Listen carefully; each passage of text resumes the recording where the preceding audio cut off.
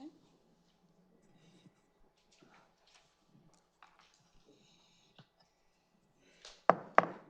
All right. I would like to call the meeting to order tonight. The time is 6:32. Stacy, can we have a roll call? Sorry about that. Ms. De Leon? I'm here. Ms. Optoff Cordero? Here. Mr. Carochi? Here. Ms. Ray? Here. Mr. Benonis? Here. Mr. Finnegan is also here, our township manager. Mr. Gadzouzian, our township solicitor. Myself, Stacy Werkheiser. And also in the audience is the Public Works Director, Roger Rossich, our Director of Finance, Patty Coronia, and our Chief of Police, Thomas Barn. Please stand for the Can we pledge. stand up for the pledge. I pledge Allegiance to the flag of the United States of America and to the republic for which it stands, one nation, under God, indivisible, with liberty and justice for all.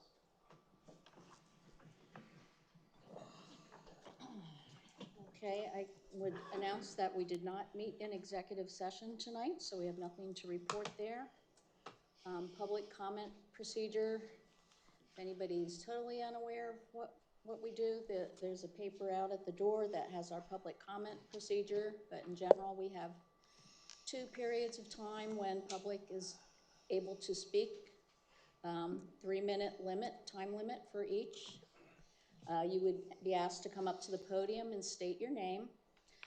The first public comment period is for agenda items only, and that comes up right after this. And then we have another time at the end of the meeting where you can speak to either agenda or non-agenda items. At this time, we don't have any junior council members present to give a report, so we'll open up with public comment. If anybody who wishes to speak.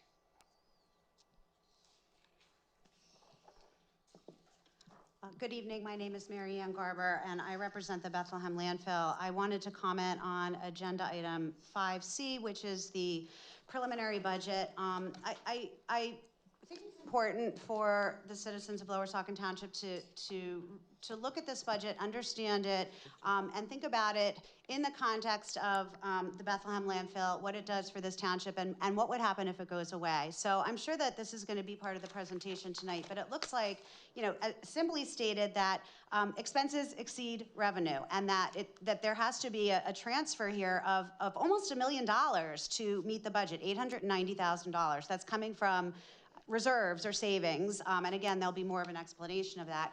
That's with the host fee that's being paid under the existing landfill.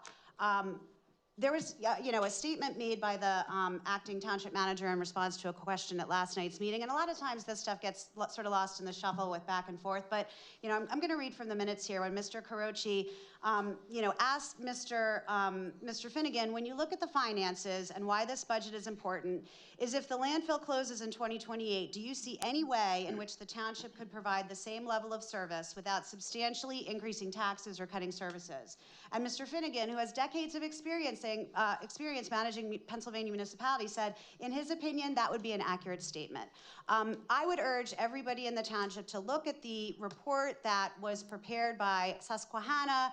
It's on the landfill's website, and that goes through a very thorough analysis of what the implications are for this township if the landfill closes, and what the implications are for the township if the expansion is permitted, because with that expansion come substantially higher host fees that were negotiated along with a bunch of other benefits by the prior majority of this council. So I think that when you're looking at this budget and you're looking at how you already have to dip into savings to cover what your expenses are, think about what that means when the landfill closes in a couple of years. Thank you very much.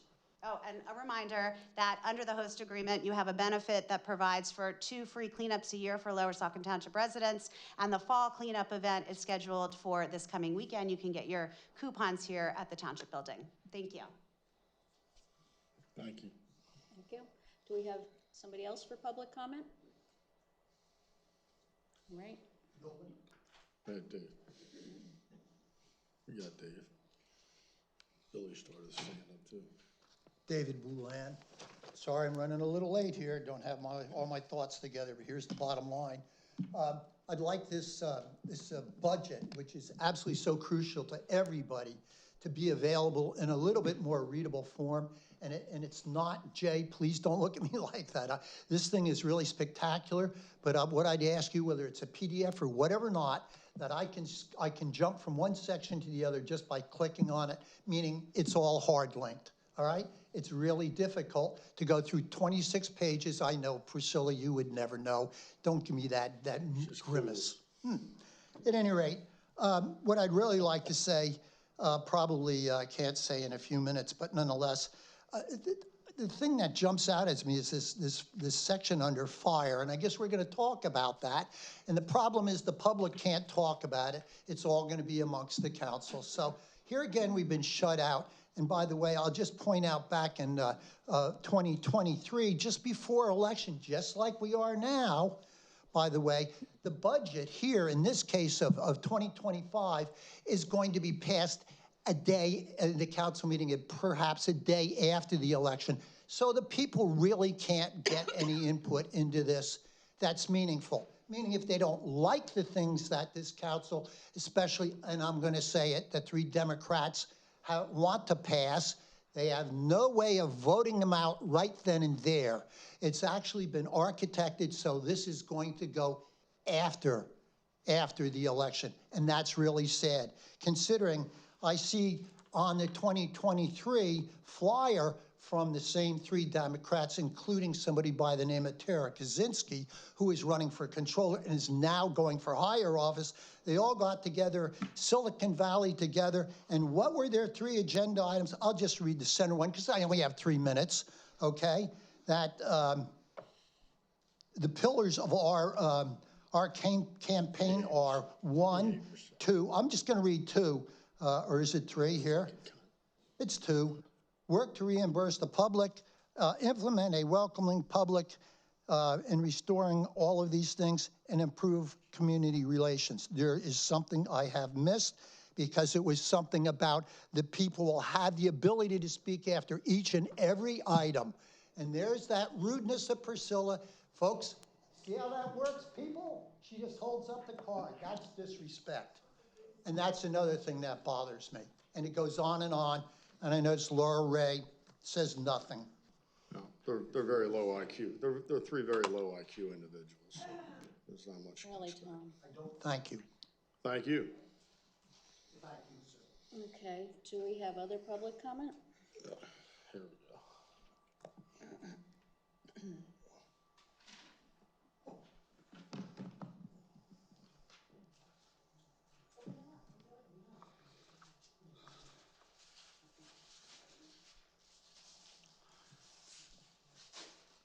Marco Izamek, Lower Saucon, and I would just like to say what I briefly went through this budget is I disagree with several things on it, and I hope it doesn't get passed tonight. It goes back for reevaluation, because some of the prices are just outrageous. If I'm not mistaken, when Mark left, I think his manager's pay was at like $40,000 or $140,000. And as far as the landfill comment, if I'm not mistaken, Priscilla, did we have this conversation before that we actually got less money now out of the landfill than we did in the last contract for host fees? This current year has been lower. It's not the new contract yet. New contract doesn't go into effect till the expansion. Know your facts. No, we don't need the expansion. Yeah, well, you're The dump needs the expansion. We don't need the expansion. That's right. Keep going. There you go, dumbass. Thanks. Do we have anybody else for public comment?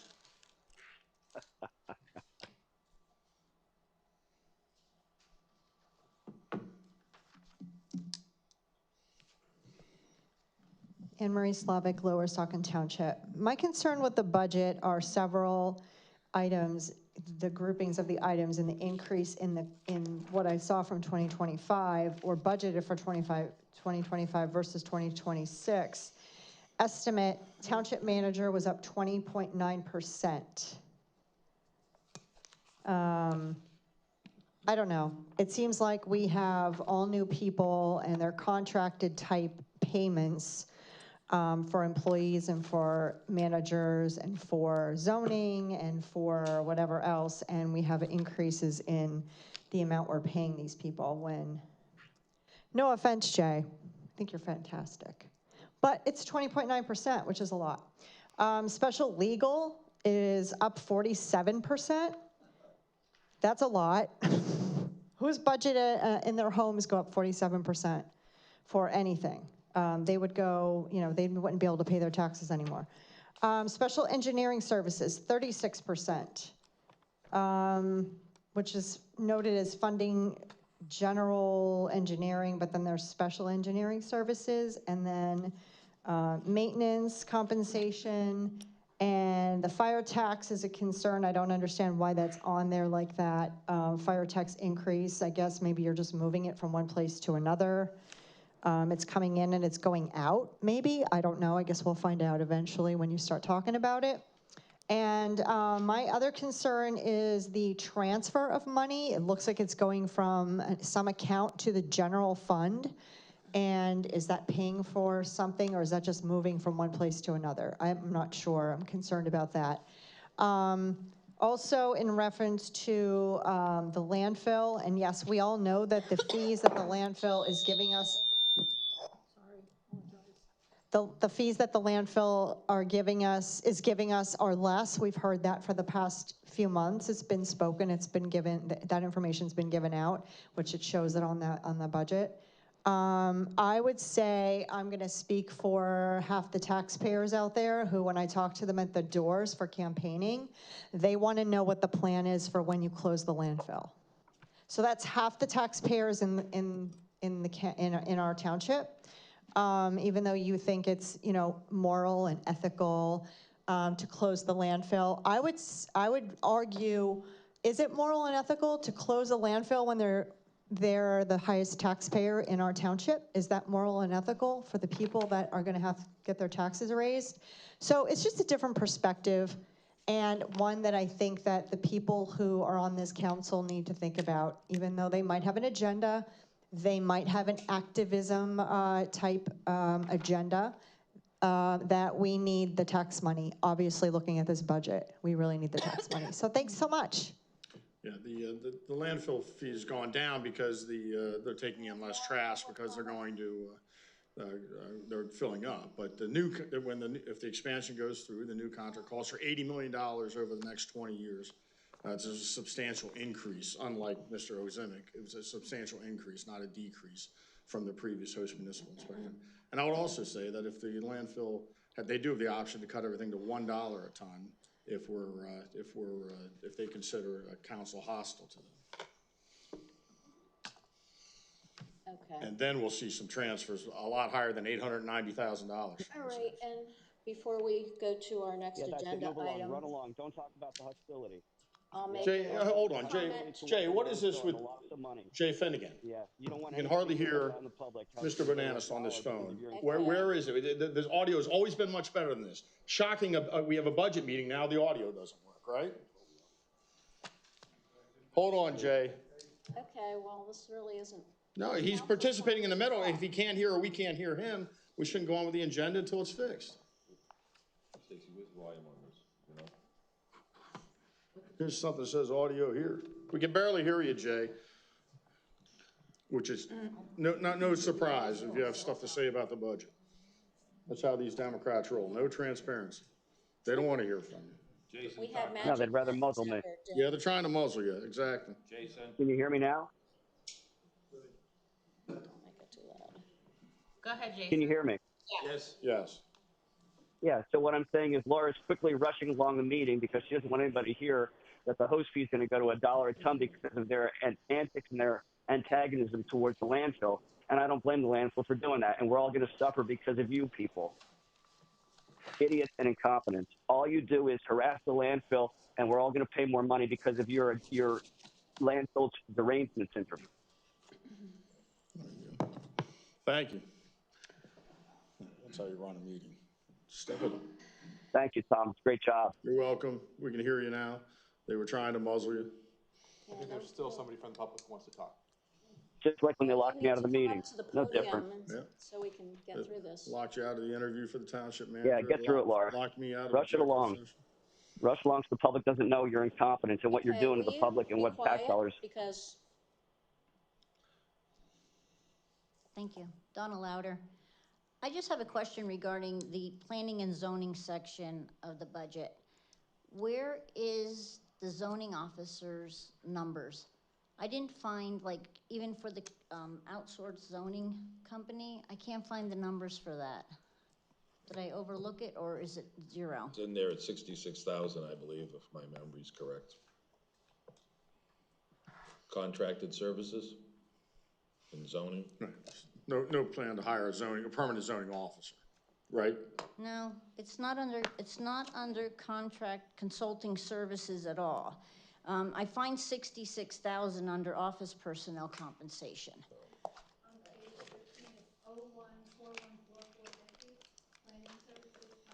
414. Hang on, I'm not finding, there it is. Oh, planning services, okay. Thank you very much, appreciate your time. But yeah, they don't plan to hire a permanent zoning officer for our township, but they don't think our township deserves a permanent. That's what I was zoning concerned officer. about, because I was looking at it, zoning officer compensation is zero, and then we're looking and it says planning service contracted. Right. But it said planning service, so I was wondering, like, it didn't say zoning That's right. officer. They have an interim township manager and no zoning officer. We always had a township manager and a zoning officer when Thank we were you in the for your majority. time. Because we thought. Yeah, it and was that's so that important. they can control those individuals, right? Instead of having that person subordinate to the manager, reporting to the manager, that person's now subject to a contract that council can cancel at any time. That's So right. now he's under the thumb of this township council to do their bidding. They want a zoning company that they can fire at any time instead of an employee with protection, employment protection, if they disagree. That's right. With them. That's what the Democrats want. Okay, you've made it very difficult to hire anybody with how you act. And No, I will make a Mr. Finnegan clarification. said- Why would anybody want to work for you? You're an incompetent. On the, You're Mr. totally Mr. incompetent. Finnegan wouldn't do it for $1 million. You On the Finnegan would budget- take Mr. Finnegan wouldn't do it for $1 million. Where's that budgeted? Right, because of you. No, man. We're leaving if we're leaving in December, it's because of you three. You have the majority. With the budget You being have the majority passed for after the 22 months and you election, can't get shit done. we are not up for election this year, Yeah. so there is You're- no. you're hiding it for voting your- against you're hiding it for the this. Democratic So candidates. you can't Hiding vote it for the off Democratic regardless. candidates, hiding it for the Democratic Democratic candidates. candidates have nothing to do with the current budget Oh, you at don't all. endorse them, okay. It's our Oh, budget. you don't endorse them, right. All right, so we're moving Right. on to the What a item fraud. 3A, the introduction of junior councilperson for the 2025-2026 school year. We've had a student who expressed interest in participating as a junior councilperson and is being recommended to us for appointment. So I would make the appointment motion to approve Andrew Young as member of the 2025-2026 junior councilperson program. I'll second. Appointment to the council. I'll second. And just to be clear, he requested to be appointed to council, Okay. not to the freak Let show me at EAC, read right? about Andrew Young. I'll give you an introduction. So he is a sophomore at Saucon Valley High School and had previous interest in joining the program and decided to submit his application this year after seeing a flyer come through his school's newsletter. He's a member of several clubs at school, including the debate team, Model UN, Student Government Association, and Future Business Leaders of America. His favorite subjects are English and social studies, and in his spare time, Andrew enjoys playing basketball and golf. So, would you like to maybe come up to the podium and say hello? Not to put you on the spot. Hello, my name's Andrew Young. I'm applying for general counsel. Yeah. For the council. Yeah, counsel. Yeah. Thank you for volunteering to do this and being part of it. I think you'll learn a lot. It's usually pretty lively and entertaining. I think they had you on EAC, but I've been on EAC and I've been on council. I think you'll learn a little bit more. It's a little broader experience because you get to see like budget and stuff like that, not just I don't know, my EAC sits around and talks about plastic bag bans for 3 hours. They want to ban plastic bags in the township. That's what they talk about for 3 hours, a bunch of mindless people. Our meetings So I are think you'll pretty- really our enjoy meetings are this. I pretty think you'll really efficient, enjoy so- this. I think you'll really enjoy this, and you'll get an experience of what municipal government is. Thank you for doing it. Thank you. Andrew, I'd like to welcome you aboard. I want to commend you for wanting to serve on council. What's that, Jason? There was clapping. Yeah, I just want to welcome Andrew aboard. I think it's great that he wants to serve on council. I think he's going to get a great experience from it, much better than an EAC. Does anybody else want to say anything? Victoria? Welcome aboard. Just thank you for applying and welcome, and we'll look forward to seeing what you have to contribute. Thank If you. you have any questions, you're more than welcome to call me. All right, thank you. Yes, welcome. And we will see you at the next meeting. I don't know if you're staying for this one or not. Thank you. Can we have a roll call? Miss Ray? Yes. Mr. Benonis? Mr. Benonis? Yes. You said yes. Miss Optoff Cordero? Yes. Mr. Carochi? Yes. Ms. De Leon? Yes. Passes 5-0. Awesome. Thanks. You're Congratulations. in. Thank you. Thank you.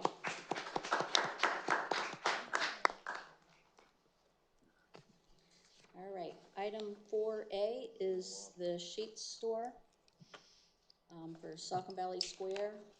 The applicant's requesting an extension of 1 year from December 31st, 2025 for the completion of their improvements. I'd make the motion to approve this 1 year extension. Do I have a section? I'll second. Okay. Just so council's aware, their legal representative is here, Attorney Miles, if you have any questions for him. What's the, I think residents would know, is there a completion date goal or, can you go to the microphone, please? Because it's being recorded and there's people listening on Zoom. Sure. Or and whatever, state- YouTube or State your whatever. name so that it's on the record then. YouTube. Blake Marles from the firm of Stevens and Lee representing Sheets. We frankly expected to be finished by now. There's a landlord issue that is a contingency for our lease that has to do with an amendment to condo documents that are out of our control. They tell us that that will be resolved imminently, so that's why we're only requesting a year. These projects go very quickly. They know what they're doing, and I actually hope that we're not only done with the improvements, that we will be done with the store in a year. But there's no, just quickly, so that, because a lot of township residents, this was discussed years ago.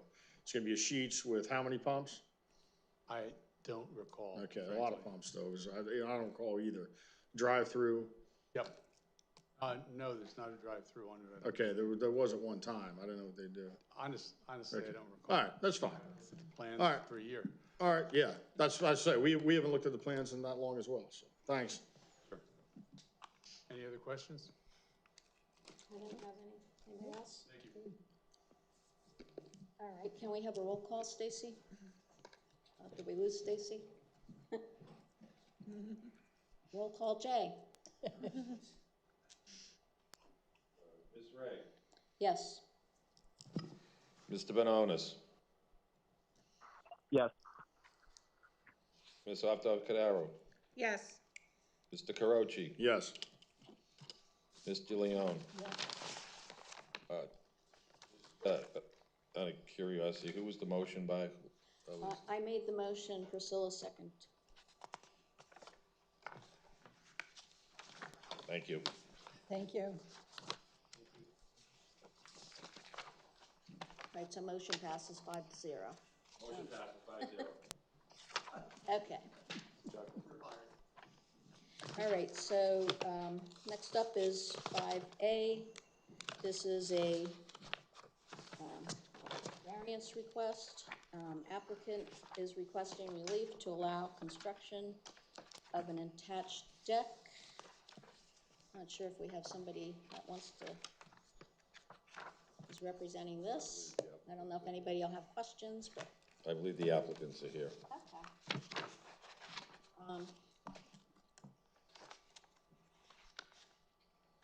Okay. Yeah, I guess if you want to give us just maybe a brief description, you don't have to go into deep detail about what you're doing. Sure. My name is Yen Lucas. Can you and speak this- in the mic, please? Sure. Good evening. My name is Yen Lucas, and with me here this evening is my husband, Gary Bonfante, and we own 2710 Imperial Crest Lane. The home was built in 2009, and we became owners of it last year. The home is on about 1.09 acres, and it's sited very deep into the lot. It has a deck that the home enters into, but the deck has no stairs, and the deck is about 8 feet off the ground. So we are hoping to renovate the deck and add stairs so that we can exit the rear of the home. So we're asking for 7 feet of the variance from the rear yard setback. Okay. And we're happy to answer any questions. I just had one question. I couldn't tell from what we were given. So the back of your house is like the high end of the hill, and you're okay. The hilly That's what I was lot, thinking. yes. And so we sit on the very top of the hill. Okay. So the backyard, what limited backyard there is very slopey and Right. difficult to use, yes. Okay. Jason, do you have any questions on this? I do not, thank you. Do you have any questions? No, I mean, make sure you get a full hearing board when you go. Some of the people they've appointed don't give variances for anything. Any type of variances. Okay. I don't have any questions, and I'm in favor of taking no action. And I don't know, does somebody want to explain to them what options we have and what that means? Would you like me to? Yes, Steve. So when you're before the zoning hearing board, the zoning hearing board is the entity that makes the decision. Before you do that, you come to council, and council can then present a position to the zoning hearing board. They can say they're in favor of it, they can say they're against it, they can send their solicitor, me, to oppose it, or for that matter, to speak in favor of it. Sure. Or to take no position. And this is council's opportunity to identify what their position is. Normally, and I don't want to speak for this council for this case, but normally in something like this, they will take no position, meaning they're not going to say they're in favor or against, and you go to the zoning hearing board and you present your case. Yes. Just so you understand what's happening today, because I suspect you don't do this on a regular basis. No, we don't. Thank you very much. Thank you. And then we don't have to pay for a solicitor to go, and you don't, I mean, you can have an attorney if you want one. Okay, so I'll make a motion that we take no position on this application. I'll second. Have any comments? Okay, Stacy, can we have a roll call? Ms. Aptoff Cordero? Yes. Mr. Carochi? Yes. Ms. De Leon? Yes. Gray? Yes. Mr. Benonis? Yes. Motion passes 5-0. Okay, good luck. Thank you very Good much. luck, Councilmembers. thanks, good luck.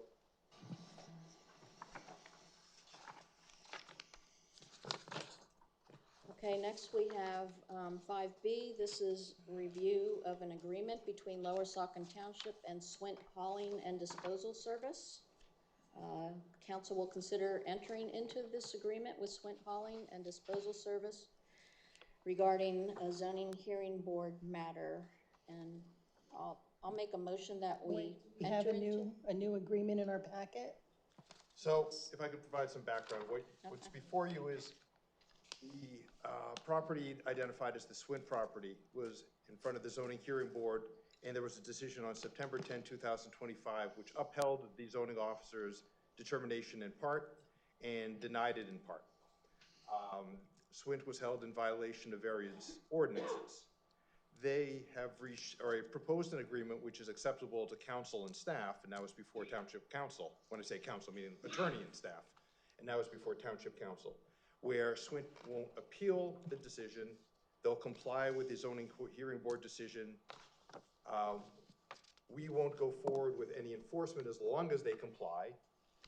Part of the compliance is that they'll park no more than 18 trucks for use of the business. There'll be no major vehicle repairs, Everything will be behind a continuous non-moving fence with screening. No vehicular parking's permitted. And the only change that's before, that's the final version, which you do not have, is 8D, where it says no other items or vehicles other than those that support the business. That's the new part. That support the business shall be permitted on the property owned by Swint. The initial version had it as no other items or vehicles shall be permitted. So the only distinction is if they have somebody there who's working and has a vehicle, that's a permitted use while they're there doing it. No other vehicles or items are permitted. And then they're allowed to have 25 roll-offs and 40 dumpsters. Each of the dumpsters have to be clean and available for rent. No storage of waste is permitted on the property. So now what is being proposed is a very firm, clean agreement and requirement of Swint, so that if there's any issues with regard to enforcement, it will be much easier to enforce on behalf of the township, because then it will be clear what they are violating or what they're not. As a matter of background, this property was subject to an old zoning ruling some time ago, which provided less than ideal clarity, which made it somewhat difficult to enforce. The idea is moving forward, this will be very straightforward to enforce if there are any future violations. Hey, Jay, I do have one question that I just saw now. Number 10, it talks about waste materials. Do we need to define that? I don't think it's, I can speak to that. I don't think it's necessary to go above and beyond that, because I think that's sufficient. Okay. Jay, May I ask you a question? Steve, I wanted to, I remember part of the issue was there were sometimes oil residue and things like that, and the DEP was involved. Does this address any of the DEP things, or is that outstanding? Anything the DEP does as a third party would be a DEP issue. Okay, have we addressed on our end the issue of the, any oil or gasoline liquids mixing with water runoff there? I'm not sure what we're looking to do is get them to comply. And they have certainly, from the time that enforcement has started to now, the property has definitely been cleaned up to an extent. I believe they're continuing to clean it up. And if there are issues, we'll have to address them. So we're holding our, any further action on the violations if this agreement is approved? Correct. Okay. Correct. They would be required to comply with this agreement. Right. Which is what we normally want to do. We want to see compliance. We want to see properties cleaned up.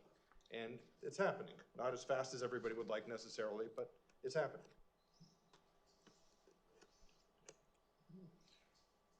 May I ask a question now? Yes, Yes. I recognize. Jay, who put this on the agenda? I did. So it's on the agenda.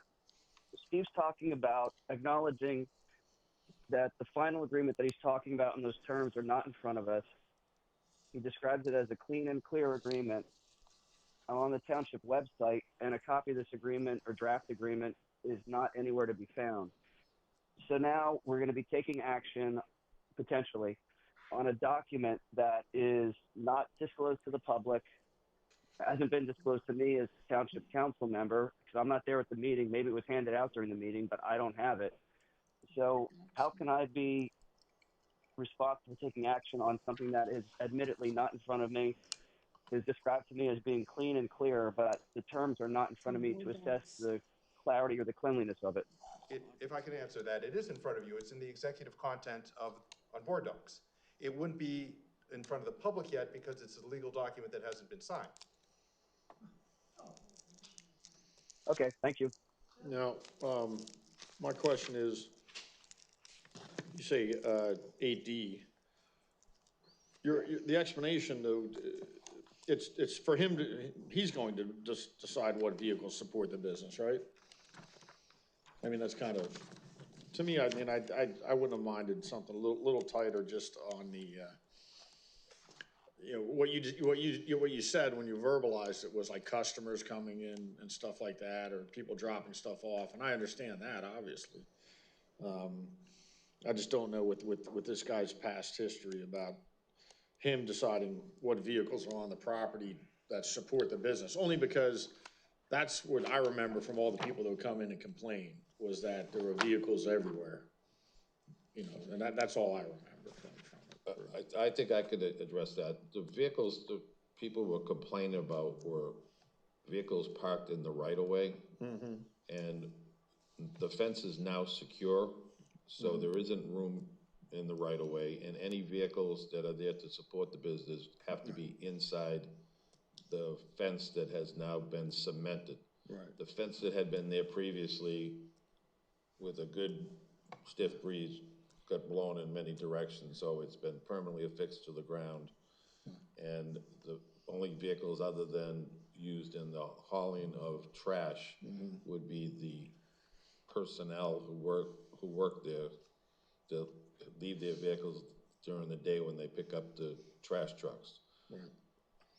Now, I've been there So numerous times and have not seen anyone. let me go back to Steve, if you don't mind me. So Steve, you're telling me that in front of me in the council meeting agenda under the executive items, now I have an email that I received from Stacy on Friday, October 10th at 2:01 p.m. When I click on the board docs attachment, it takes me to the same thing that I see on the township website. And that document is not included in what I have. Maybe I'm missing something. Maybe You you can gotta direct sign me. in. You don't have to quiet me, Priscilla. You can shut up. I'm trying to find out what Steve's talking about. Don't listen to me then, I'm only telling you how to do it. Just to sign in.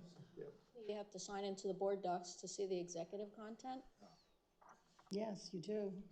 my comment. Well, if I can answer that, Mr. Bonos, I don't know what to tell you, other than I'm looking at the board docs information, and I can see the executive content. I'm not sure Well, what I your can't. search, I'm not sure how you're signed in or not signed in.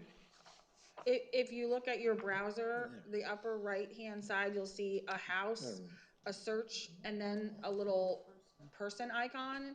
If you click the drop down there, it gives you the option to log in, and then you have your own login credentials, and then it'll re-log you in, and then you'll see everything under executive. That doesn't seem to work for me. So, I just want to make clear to the public, the zoning hearing board found this gentleman in violation in part and not in part. That's correct, Jay? I believe there was 15 items brought before the zoning hearing board.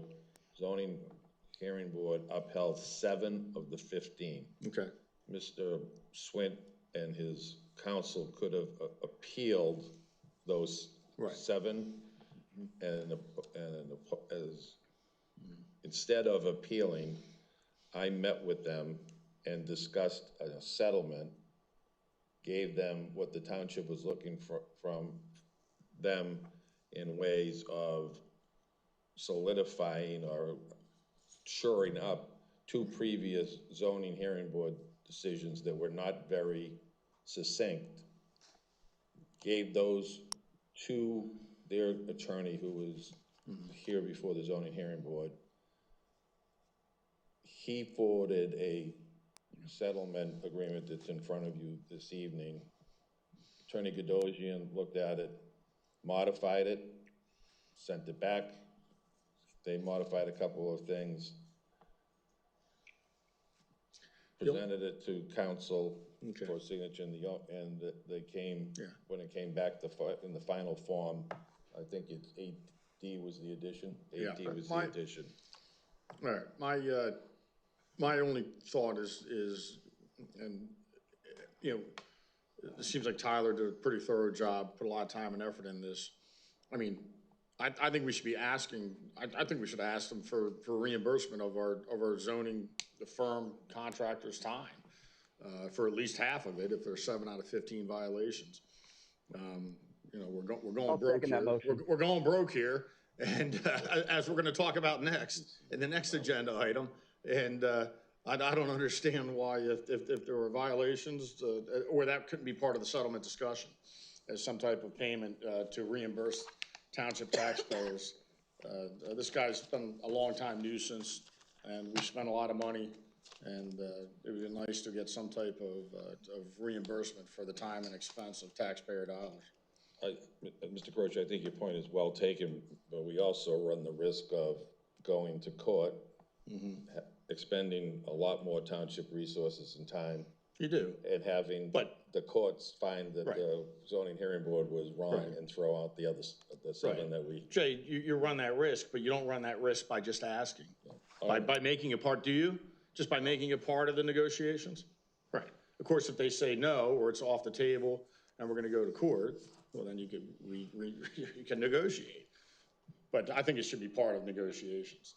If we're gonna do zoning this way. If we're gonna do zoning this way without a permanent zoning officer, if we're gonna do zoning without a permanent zoning officer, then that should be part of the negotiation, because we're paying for this. That's all my only point. Is that something that's recoverable if it was litigated? What, Jay, I don't think they heard you. They're muffling you again. Yeah, my question again is, will the solicitor answer if reimbursement of the zoning officer fees is something that could be recoverable if the matter was litigated? No, it could not. I'm not aware of something under the MPC that would allow us to recover our costs under these types of circumstances. Right, but they could agree to it in a settlement, correct? I mean, they could agree to anything in a settlement. Correct. Theoretically, anyone could agree to anything in a settlement. Absolutely. Right. Where we are, the agreement that's before you with the modified 8D has already been signed by Mr. Swint, just so you're aware of it. So it's a done deal if council approves it tonight.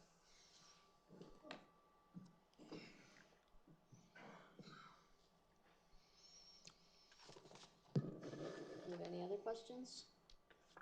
No. Okay. Did you make a motion that I second it where you wanted to pursue reimbursement? Yeah, I mean, I'd second that, but I don't know, there's nothing, you already signed it, unfortunately. Did I make a motion? I don't think I got one out. You didn't make a before we motion. started talking. Yeah, I'll second that motion, Jay.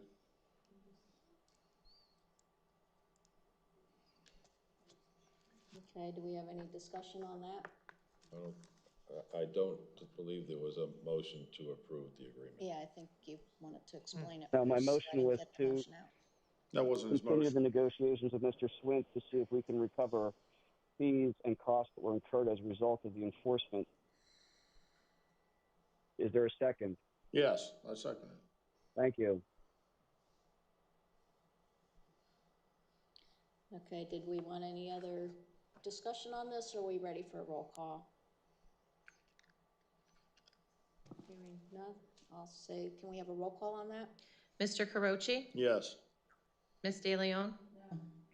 Ms. Ray? I'm gonna say no. Mr. Benonis? Yes.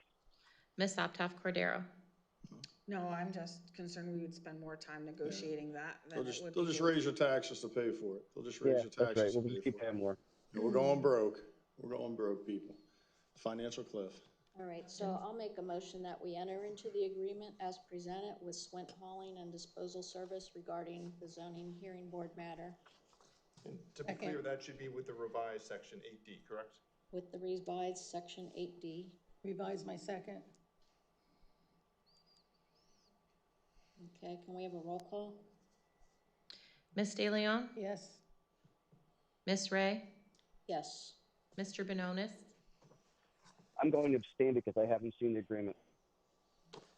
Ms. Optoff Cordero? Yes. Mr. Carochi? No, I would like to have seen reimbursement be part of it. Motion passes 3-1 and 1 abstention.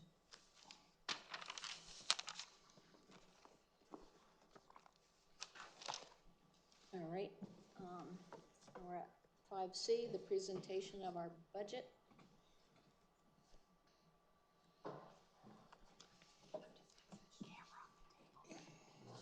Okay. Well, I think they're gonna be the ones going.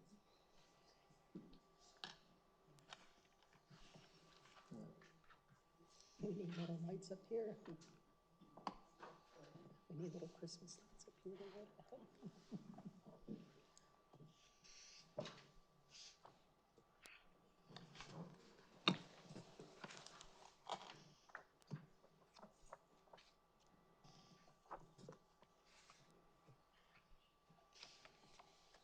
Okay, I think we're all set up with the camera. Thank you. Madam President, members of council, good evening. To keep this budget discussion concise, on track, and have the ability to, and time to answer all questions the council may have, let me try to set some expectations. Patty has spent hours upon hours getting the proposed budget before you this evening. Let her go through her presentation. Once finished, Police Chief Barnes, Chief Johnson, and President Caricio from Lower Saucon Fire Rescue, and Public Works Director Rob Rasich are here to answer questions relative to their sections of the proposed budget. Handle the budget presentation and discussion in an orderly fashion. Police, Public Works, Emergency Services. Overall budget questions, which Patty and I will handle.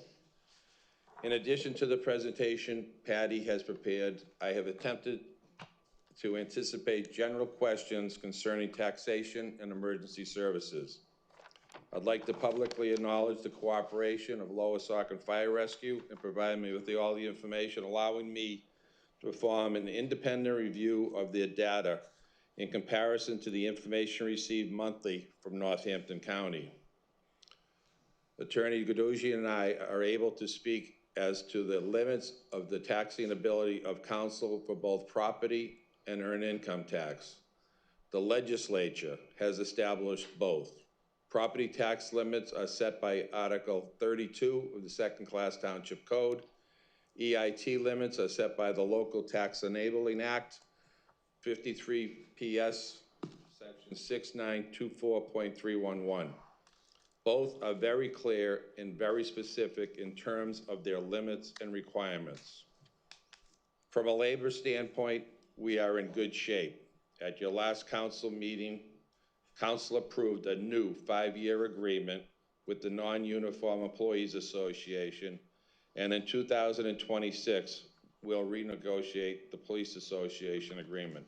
Hopefully, that will go as smooth. Customarily, positions that are not members of the Non-Uniform Association have always been treated similarly to the Non-Uniform Employees Association, and this budget has been prepared in that manner. Tonight's process is like what is occurring in 2,560 political subdivisions across the Commonwealth at this time of the year. Those are comprised of 1 town, 56 cities, 93 townships of the first class, 955 boroughs, and the largest, 1,455 townships of the second class. Lower Saucon is fortunate to have a dedicated professional staff and public works crew, a fully accredited police department, and a committed volunteer fire service. Office staff members are responsive to residents' needs. Public Works maintains public property and municipal roads. Police provide 24/7, 365 professional service. Some might say Lower Saucon doesn't have crime, so we really don't need them. I challenge that and say crime wouldn't be low if we didn't have police. Lower Saucon Fire Rescue answers the call voluntarily, 24/7, 365. Imagine if Lower Saucon Township needed to fund a paid fire department. Anyone who is willing to listen hears me say that fire services is the #1 challenge facing municipalities day in and day out. Volunteerism is down, whether it is with fire service, Girls or Boy Scouts, or youth sports. No one wants to give of their time without getting something in return. The legislature needs to address this head-on and eliminate fixing it with Band-Aids. Budget discussions are important in any municipality, and I am asking those in attendance tonight to be mindful of the seriousness and magnitude of tonight's discussion. Please, no catcalls, no swearing, or comments intended to be under your breath that can be heard by everyone. Municipalities are not like a business where they can reduce inventory, reduce raw material costs, or increase prices. Municipalities have 2 ways to balance budget, and 2 ways only: reduce services or increase revenue, i.e. through tax rates. Patty, the floor is yours, and unless council has any questions of me at this time, or comments.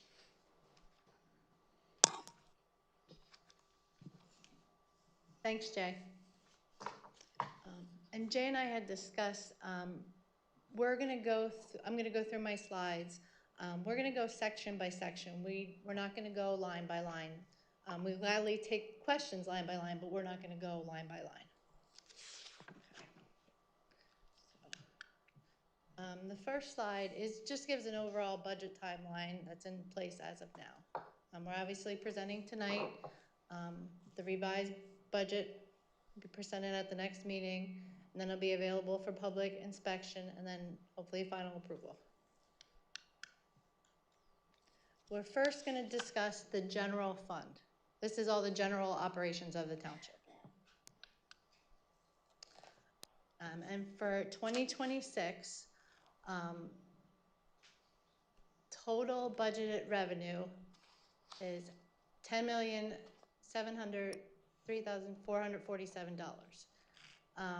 I would like to point out, you can see our highest is our EIT taxes, followed by real estate and our landfill host fees currently.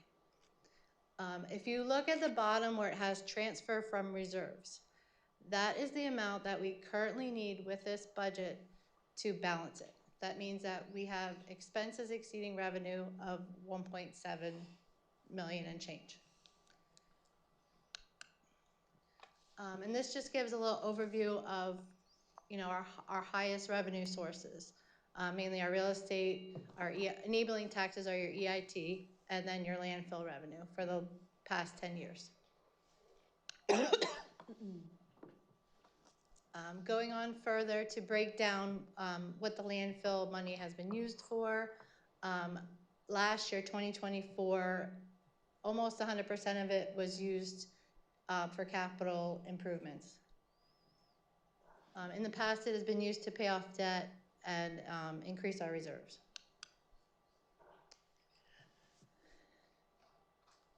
The next slide gives a comparison just upon several local municipalities that have similar populations or are similar size in square miles. As you can see, our current rate is 5.14%, which is one of the lower on the list.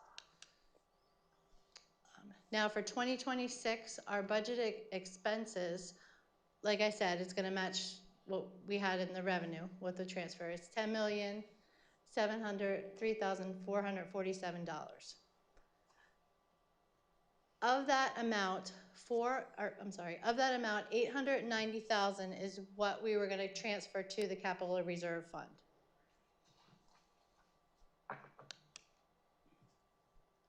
Now, of those general fund expenses, I'm going to break it down into smaller categories.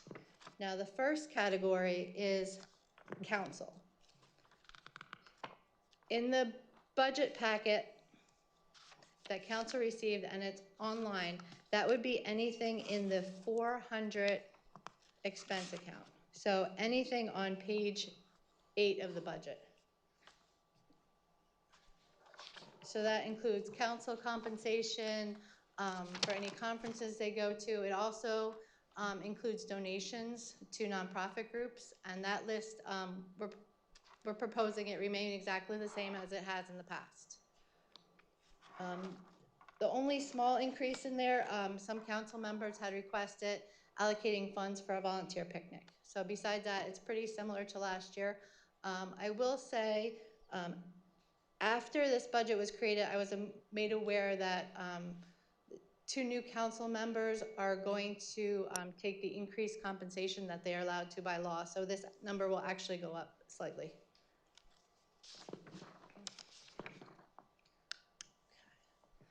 Our next category is administration. And this is anything, it would be in 401 expense, which would be on page 9. And this is the office manager, the secretary, the HR coordinator, and the receptionist are the salaries accounted for in this selection. Somebody noted earlier that we have a projected budget of $200,000 for a manager. That is not Jay's projected salary. That is, you know, when we go looking for a manager. We've just kind of been running comps and, you know, he's put feelers out. So that's just where we feel comfortable putting a projection at this time. The one thing that will get reiterated a lot in this budget is the benefit costs. We got a quote that our benefits are going up 25%. Now, since we got that quote, they did come back and say it's going to be closer to 20. But so that's going to be an increase for the reason for an increase in a lot of these sections.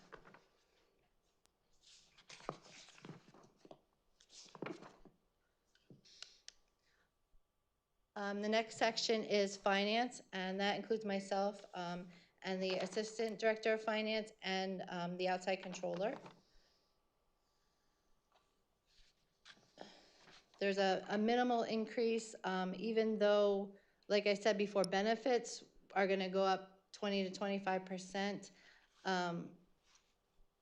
The reason it stayed low is because our the pension contribution from this section was reduced this year because of changes in personnel.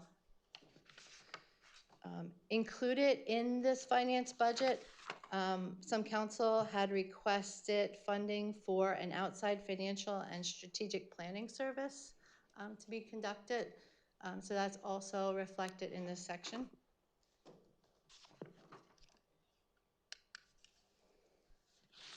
The next section is legal, and that encompasses general, business, labor, zoning, and specialized.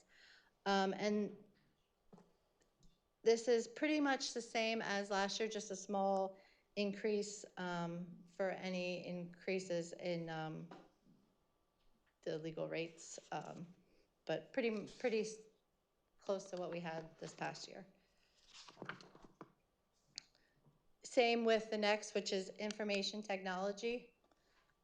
That's all our contracted services for software, hardware, security, that type of thing.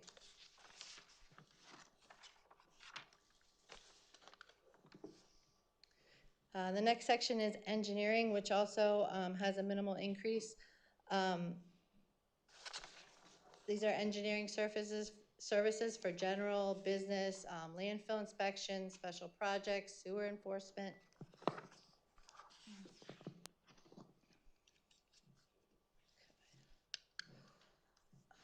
The next section is building and grounds, which pretty much is very close to the year before budget. It's maintenance of the buildings, the phones, the utilities, anything of that nature would fall into this category.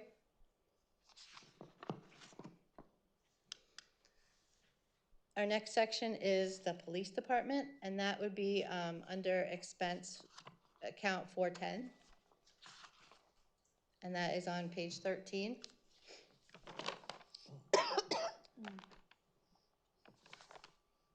And I just wanted to point out that the wages in this section reflect the fully funded police department. I know it does say including the investigator that was approved. Now, I will say one hasn't been hired yet, so that's why it's still in there. It's the same number of officers as last year's budget, it's just we haven't been able to hire one yet. The big reason for the increase from last year is, again, it's a 25% increase in benefits.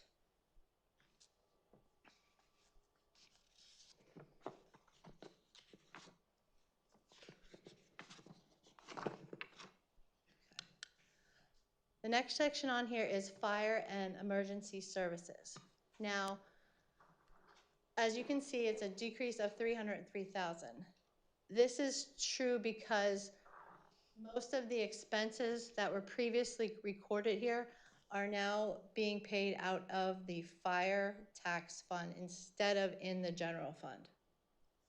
The things that are left in here is the Dewey ambulance contribution, and there's also in the fire association aid is also expensed in here. Now, we also get reimbursed that same amount, so that's pretty much an in and out.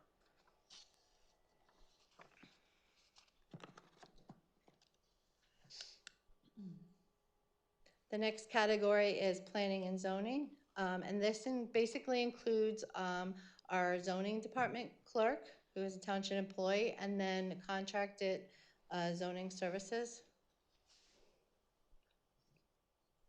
And that the budget for that actually did go down a little bit because we do contract for the zoning services. We no longer have to pay pensions for that, so it made our minimum pension contribution go down for this coming year.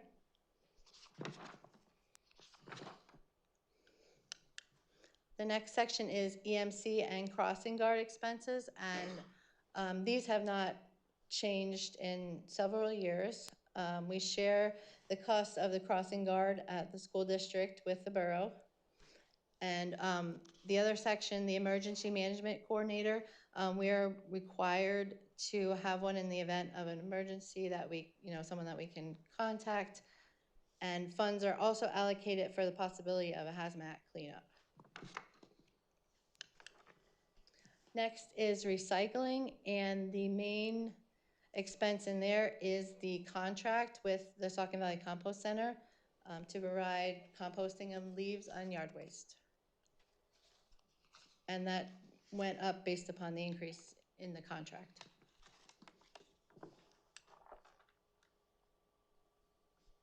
Our next section is Public Works. There was an increase of $179,074 from last year's budget.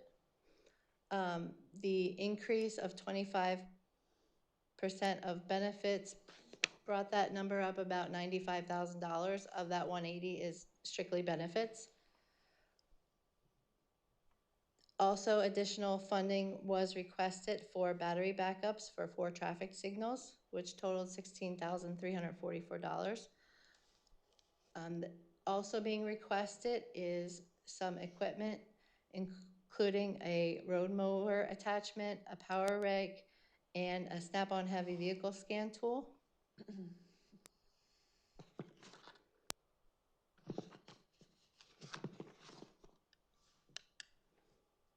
The next category is Park and Rec, which had an increase of $50,000.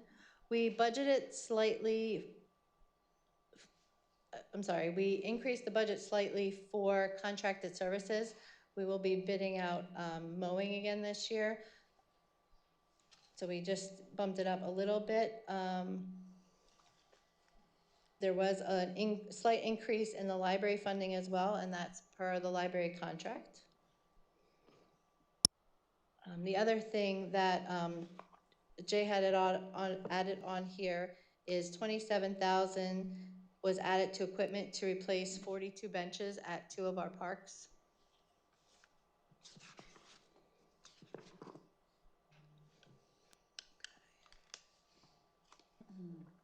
The next section is insurance. We had a significant increase in our workers' comp claims in the period that they're using to calculate our premium. So we will actually see an increase in costs over the next 2 years. We're also planning for a slight increase in property and liability insurance coverage.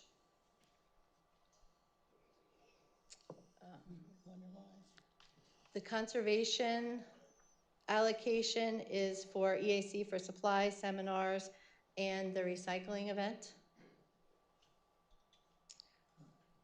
The reimbursement section, $272,352, is payment of the authority health insurance and benefits. Now, that is totally reimbursed by the authority. It's shown as an expense, and then it's also shown as a revenue.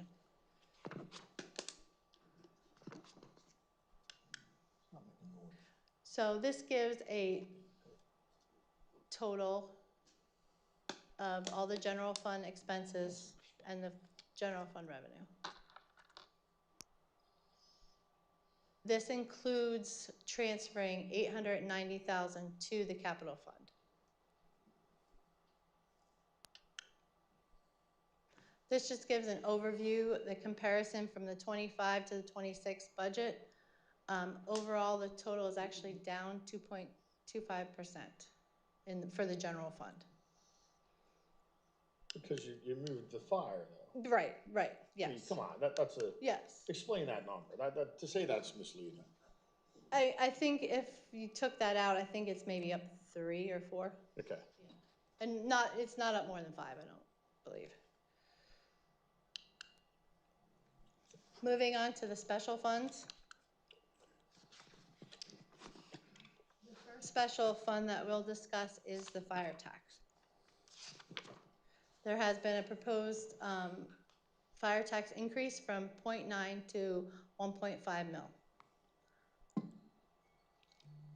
With that, we will collect, with that and interest, $714,910. Under the expense section, we will allocate to the Lower Saucon Fire and Rescue $525,000 for operations and recruiting. It includes their workers' comp insurance, a diesel fuel allocation, their pump hose and lather testing, and then a transfer to the fund balance reserve, which means we have $127,910,000 left over because our revenue is more than our expenses.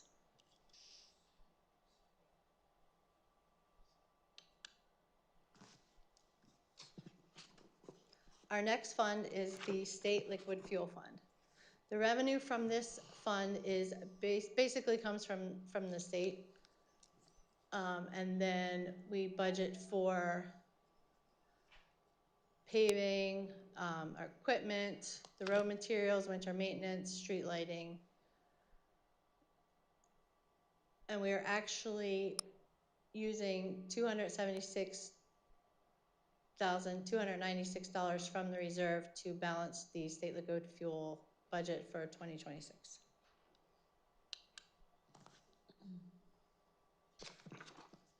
The next special fund is the Open Space Fund. Revenue from here, since we no longer collect an open space tax, revenue is mainly interest and just some remaining delinquent filings. As far as expenses, we have budgeted $1 million just for potential open space purchases if they should come about, and then also maintenance of the current open space.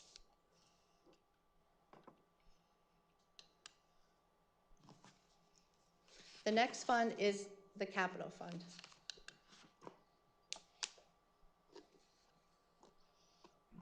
The budget amount requested is $3,327,000. The proposed capital projects include the police department purchasing 12 mobile radios and upgrading 20 portable radios to be P25 compliant. Also, replacement of 1 patrol unit and a new detective unit. Also, for the police department to upgrade their records management system to Cody. For the public works, replacing the 2015 dump truck, which will be funded with the state fund money. Convert the 2015 dump truck into a utility vehicle to extend its life, and to replace a dump truck for $145,000. We also included in here the Public Works Building Addition. It was previously approved, but currently in the design stage. It's projected at an estimate of $1.55 million. Storm water repairs of $75,000. Repairs and remodeling of Syersville Hall, $30,000. An allocation for the active transportation plan of $100,000. Peachtree stormwater replacement of $1.1 million. As far as the parks, funding for the Reading Drive Trailhead bathroom that is partially to be paid with grant funding. Town Hall Park Pavilion and paving, and engineering on potential restrooms and running water at Easton Road ball fields. An allocation of $50,000 for historical site improvements, including the Heller Homestead.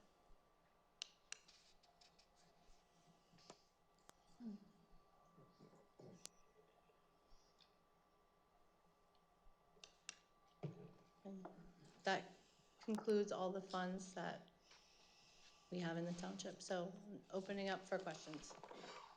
He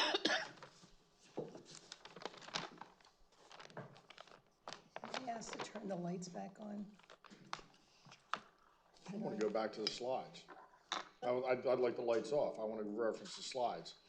I want the lights off. There's no Patty, more slides. Patty, I'd like to thank you for putting There's this no more thorough slides. presentation I'm going to together. refer to the slides. We're going back to them. Okay. Do I have the floor? Pipe down now. Yes, you got the floor. And thank you. Thank you. Patty, I want to thank you for your thorough report. Jay, can I ask you a question? How many employees do we have in the Public Works Department? 14.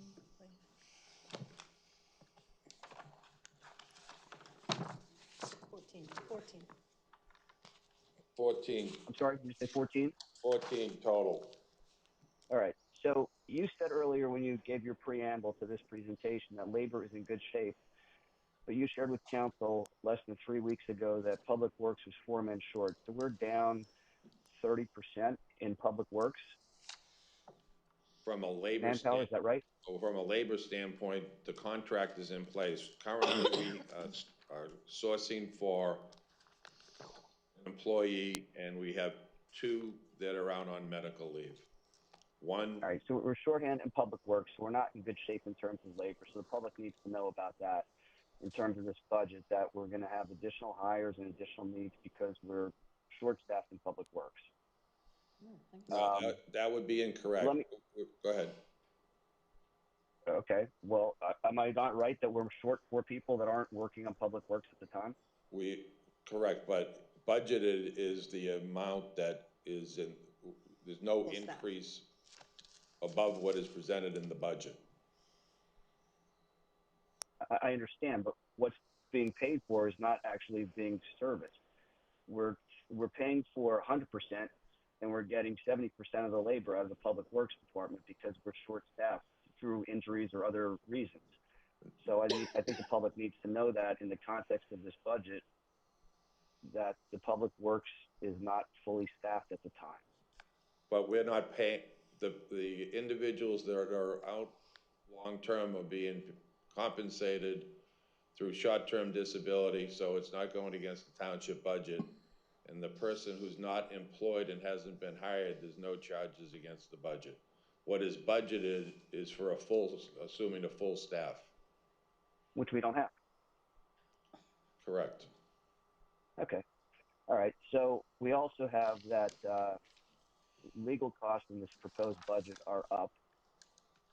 The cost of the manager and zoning, those used to be staffed individuals, but now they're outsourced on a contractual basis.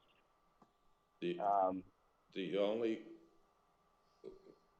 just for the correction, the only one that is on a contractual basis, not a township employee, is the zoning officer. What about you? I am an employee of the township. When I came on for the first 2 weeks, I was a contracted employee. I now have an employment agreement with the township that was approved by council as of April 18th. So I am an employee. Correct, and that agreement is on an hourly basis, not a salary. So you get paid by the hour. Correct. Right. All right. So I anticipate the taxes are going to be going up again. This will be the 3rd time in a year and a half under this new council majority. They still don't have a plan for losing $2.6 million of revenue if and when the landfill closes. The police are coming up on a new contract next year.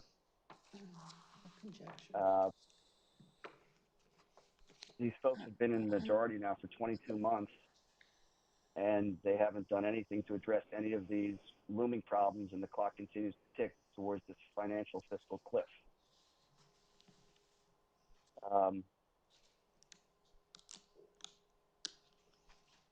They raided the fire services fund to front load payments that were owed for $1 million plus fire truck, which wasn't necessary. It could have continued to be paid on its interim schedule like it was planned from the original when it was built, when it was purchased.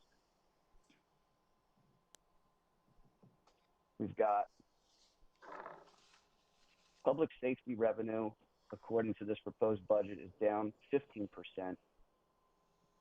The cost of the manager compared to 2024 is up 45% because these damn fools can't hire anybody to work as a full-time manager for this township.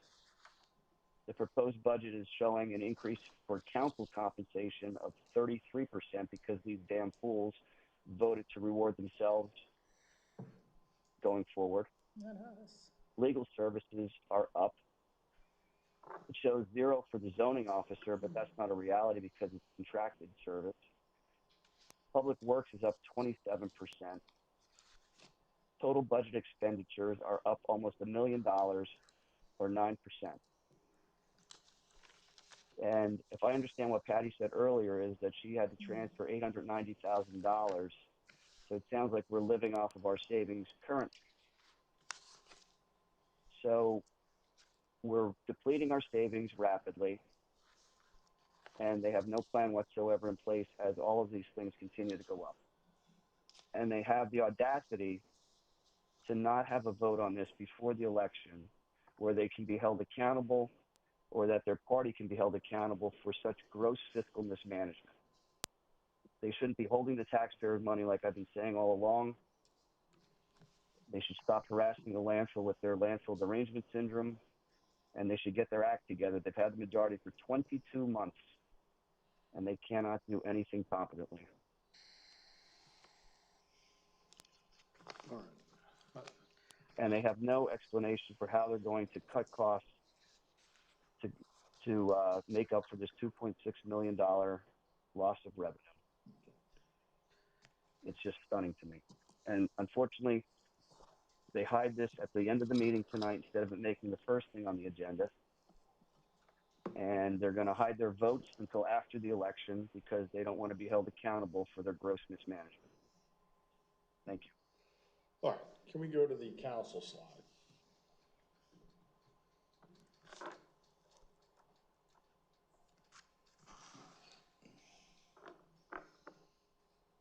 All right.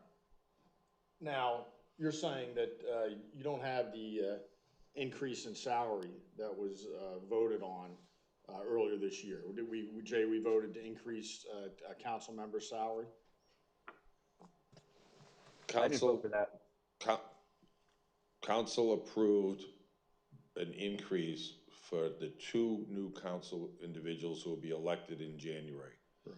The sitting members of council, or whoever is elected in 2020, whoever takes seats in 2028, would then get that proposed, the enacted increase. Right, the 3. So there's 2 members that right. would get that. Right, but the council didn't have to authorize the increase in pay. The state allowed it, but the council didn't have to, right? The 3 Democratic majority members voted for that, but it was not required. That's correct. So here we are, about 1.7 million short in the budget, would you say, Patty, is accurate? About 1.7 million short. And not only, they're not cutting anything from the buddy, they vote for a pay increase, which is, we weren't required to have or take. I mean, it's fine, you know, it's allowed to be taken, but it wasn't required. There's easily, you know, so their willingness to cut nothing is unbelievable when we're heading out for a financial cliff here. All right, can we go to the slide, workers' comp? Sorry, took a second. Right, and this is an increase of $60,900? Yes. Yeah, All insurances together, yes. Right, Yes. right. See, Priscilla, there is a cost to people who take workers' comp or receive disability benefits. It's paid for, in this case, by taxpayers. And when you don't work for 40 years and you take stuff like that, it's not a free lunch. Remarks. I'm keeping on. I'm talking about the budget, and I'm just pointing out to taxpayers and residents, there is a cost. There is a cost to workers' comp and benefits of that nature. All right, can we go to the compost slide? Oops, sorry. There you go. Right. Now, there's an increase here of $1,800, right? Approximately, almost 20%, a little less than 20%, right? It was in the contract. In the contract, right. Mm-hmm. And we share this with Hellertown. Hellertown owns it, we use this, right? And then there's also an increase in the library, right? Mm-hmm. Yes, with the contract, yes. Yeah, right. Now, Jay, we pay $20,000 for Dewey EMS service. That's correct. Mm-hmm. How much does Hellertown pay? How much did they pay last year? $10,000. So we pay twice as much as them for EMS services. correct. We have almost twice as many residents, if you want to look Right, at it that way. but what about the calls? Did you look at the calls? I didn't look at calls, Tom. I don't have their calls. Well, I've looked at it in the past, and they have many more calls than us, partially because they have a nursing home and, right there in the borough, but they have many more calls than us and use it. And you don't know what they budgeted this year for EMS. Their budget is not being presented until next week, I believe. Right. Wait until after the election before they advertise it, right? Another group of Democrats doing that. So you also then don't know what their library contribution will be next year, whether it would be an increase or decrease. I would assume they're on the same contracted rate. Why would you assume that? You would assume both municipalities are on a contracted rate with the library. I would assume that, but maybe I'm incorrect. And you don't know whether their EMS rate is going to go down or up Okay, either. we need to know about Lower Saucon Okay. budget, not I am, Hellertown. well, these are, but that compost center is something that we contract with Hellertown for. Correct, and we're under the contract. Okay, let's That's that. go to, listen, I have a lot of questions. And you can see here, a loss is trying to rush me, right? She's trying to move things along. you're getting Because not only off did they topic. not want to have another meeting on October 29th to discuss the budget or vote to advertise the budget before Election Day, she doesn't even want me to discuss it now. That's why she keeps interrupting me, because they know this budget shows increases in everything because the price, things have increased in value and you have to pay people more and benefits cost more. And they know the revenue's not there with what they're trying to do to the landfill. Have you done any projections if the landfill were to give us notice in the next week or two that they're exercising the clause in the host municipal agreement where they're only going to pay $1 a ton for while they're in conflict and in lawsuits with the township? Not that specific calculation. No, okay. But to say you'd have to transfer a lot more than 1.7. Yeah, we'd have to take from our reserves. More, right, okay. All right, on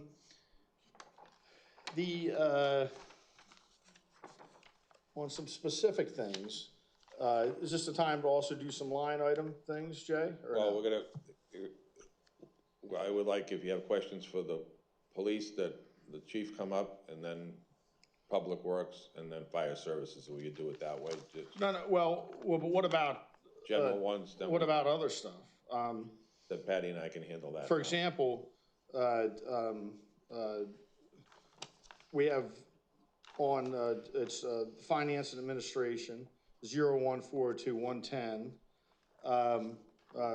Ms. Hill is sitting in the audience. Her salary's going up, right? She's the one who thinks we should cut police and do all this, but yet she's gonna take her increase in salary. Is that correct? No. There's no increase. There is, it's budgeted at $2,025, and now it's $2,700 is the proposed budget for that.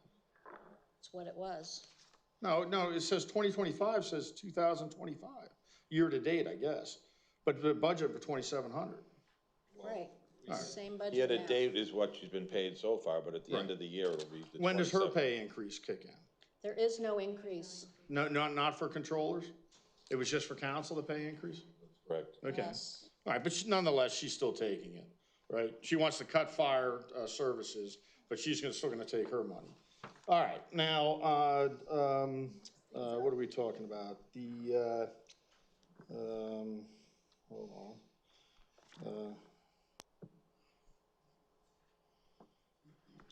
All right. Garbage removal from the municipal complex is up $800. Did we get some type of new contract on that? That would be 01409367, refuse removal.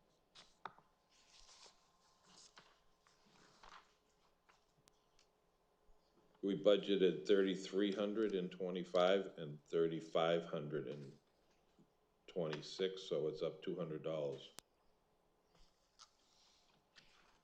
Okay. Projected through the end of this year is 3,474, so we budgeted $26 more next year than. Right. How'd that number come about? How come what? How'd that number come about? $26. $26? Yeah, how, we're just making numbers up here or what? Because you take the 3474 and you round it to the next number, because all the budget numbers are presented in whole numbers, not So that's gonna stay the same? basically. Okay. Now, I would just like to point out also, we have police compensation, and this is just our officers, not an administrative, not the administrative salary.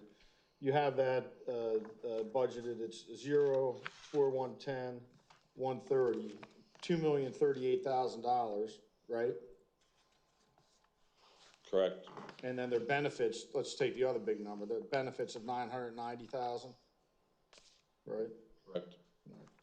So the whole police budget here, it looks like, what, is proposed at 4.2 million, 4.253 million? Correct. So what percentage is that of our overall budget? Well, if the whole budget is 11 and that's 4, that would be It's 42, 4.2. 45%, close to 42, 43%. So how would we pay for that if we didn't have a host fee from the landfill? 5 years from now, 3 years from now, 2 years from now? Well, as I said in my opening remarks, there is 2 ways to balance a budget. One is to increase revenue through taxes or to cut services. Okay. Let's see. There's a couple other things. So you want me to wait for the fire tax stuff until fire services come up, is that correct? Appreciate that. And same with police and patrol. Let me just see.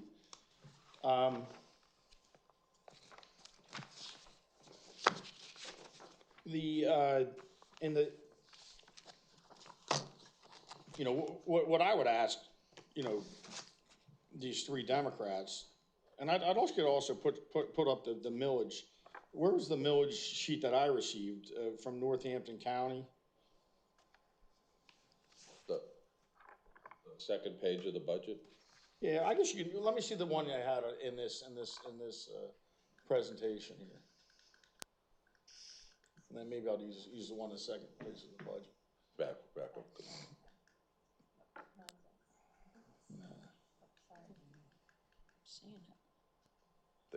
There, okay. So we're at 5.14, but this does not include the 0.6% proposed rate. Yeah, I have it the line above, the proposed. Right, so it's 5.74 if that goes through. Yes. And then higher if any other taxes increased. So let's, and then Jay, I asked for a slide on the tax increases for the past 10 years. We have that slide. That would be the one. So we're not even broke yet, folks. And so let's look at this. We're not even broke yet. We're taking monies from reserves, though, at a pretty good clip. Tax rate information.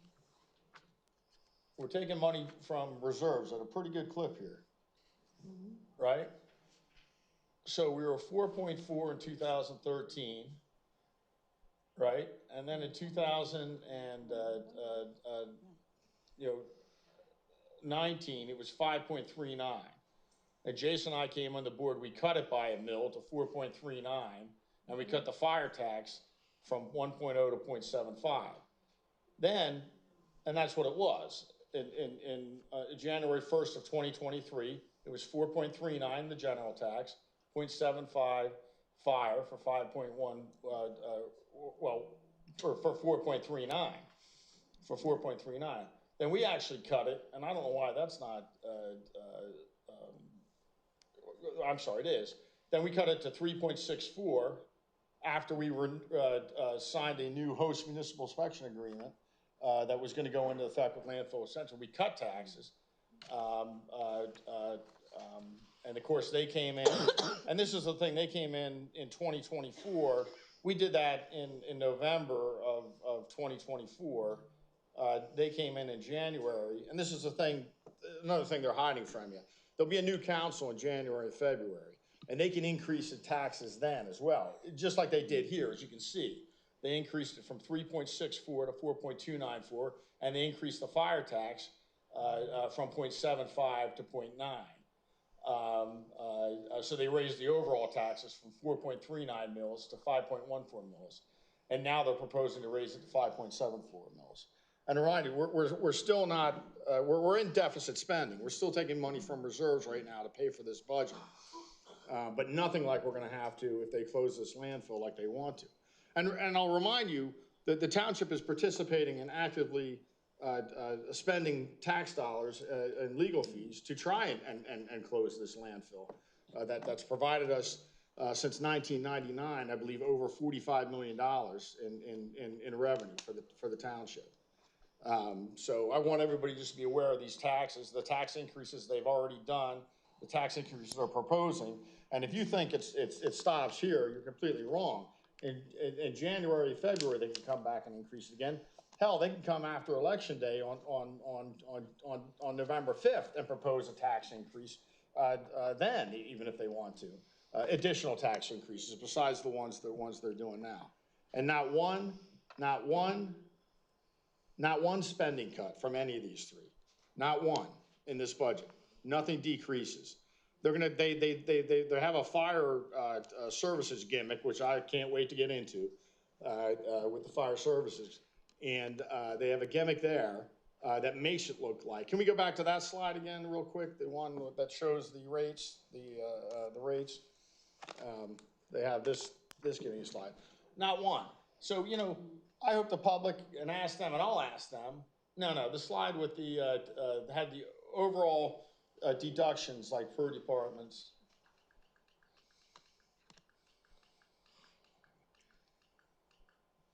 Right, here. Okay. So the transfer is the money coming in. That's not really a deduction. No, that's the money going out to the capital reserve. Right.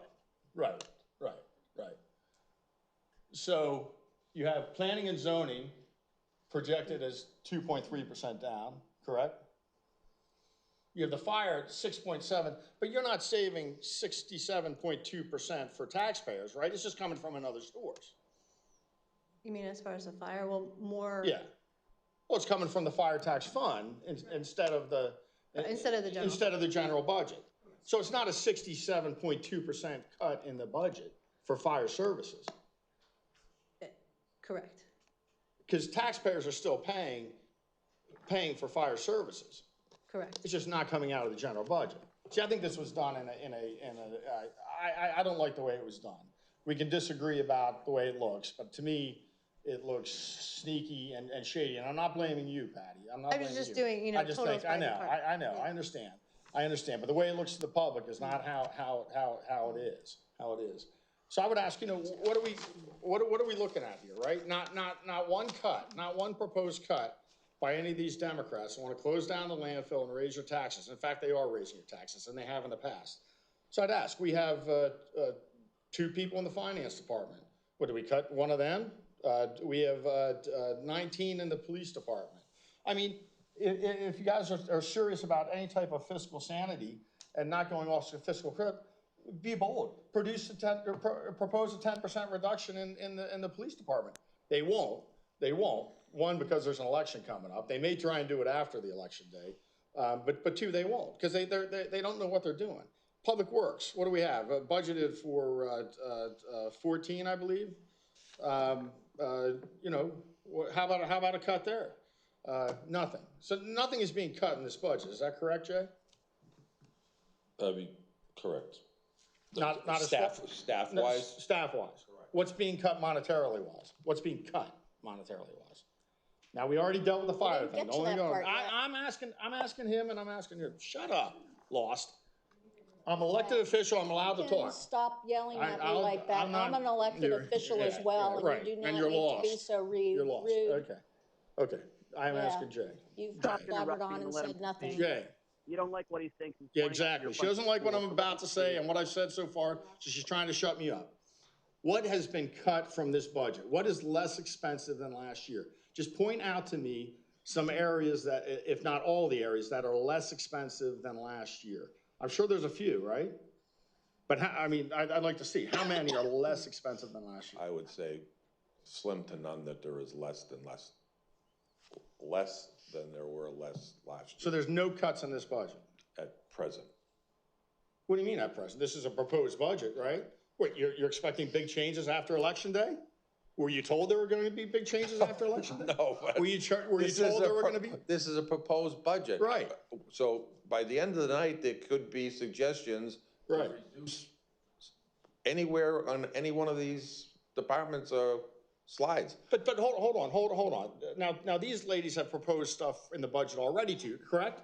Now, that's a very simple question, Jay. Have you had conversations where they propose things, and Patty, you've had conversations where they propose things for this proposed budget that we're looking at right now? I would consider their suggestions so far as insignificant. There has been very little conversation. Were any of them cuts? No. Were any of them tax increases? The only tax increase is support fire services. And what is that tax increase? 0.9 to 1.5. So 0.60. Correct. Okay. So they proposed tax increases, no cuts, correct? That would be an accurate statement. Thank you. Now, we have no cuts.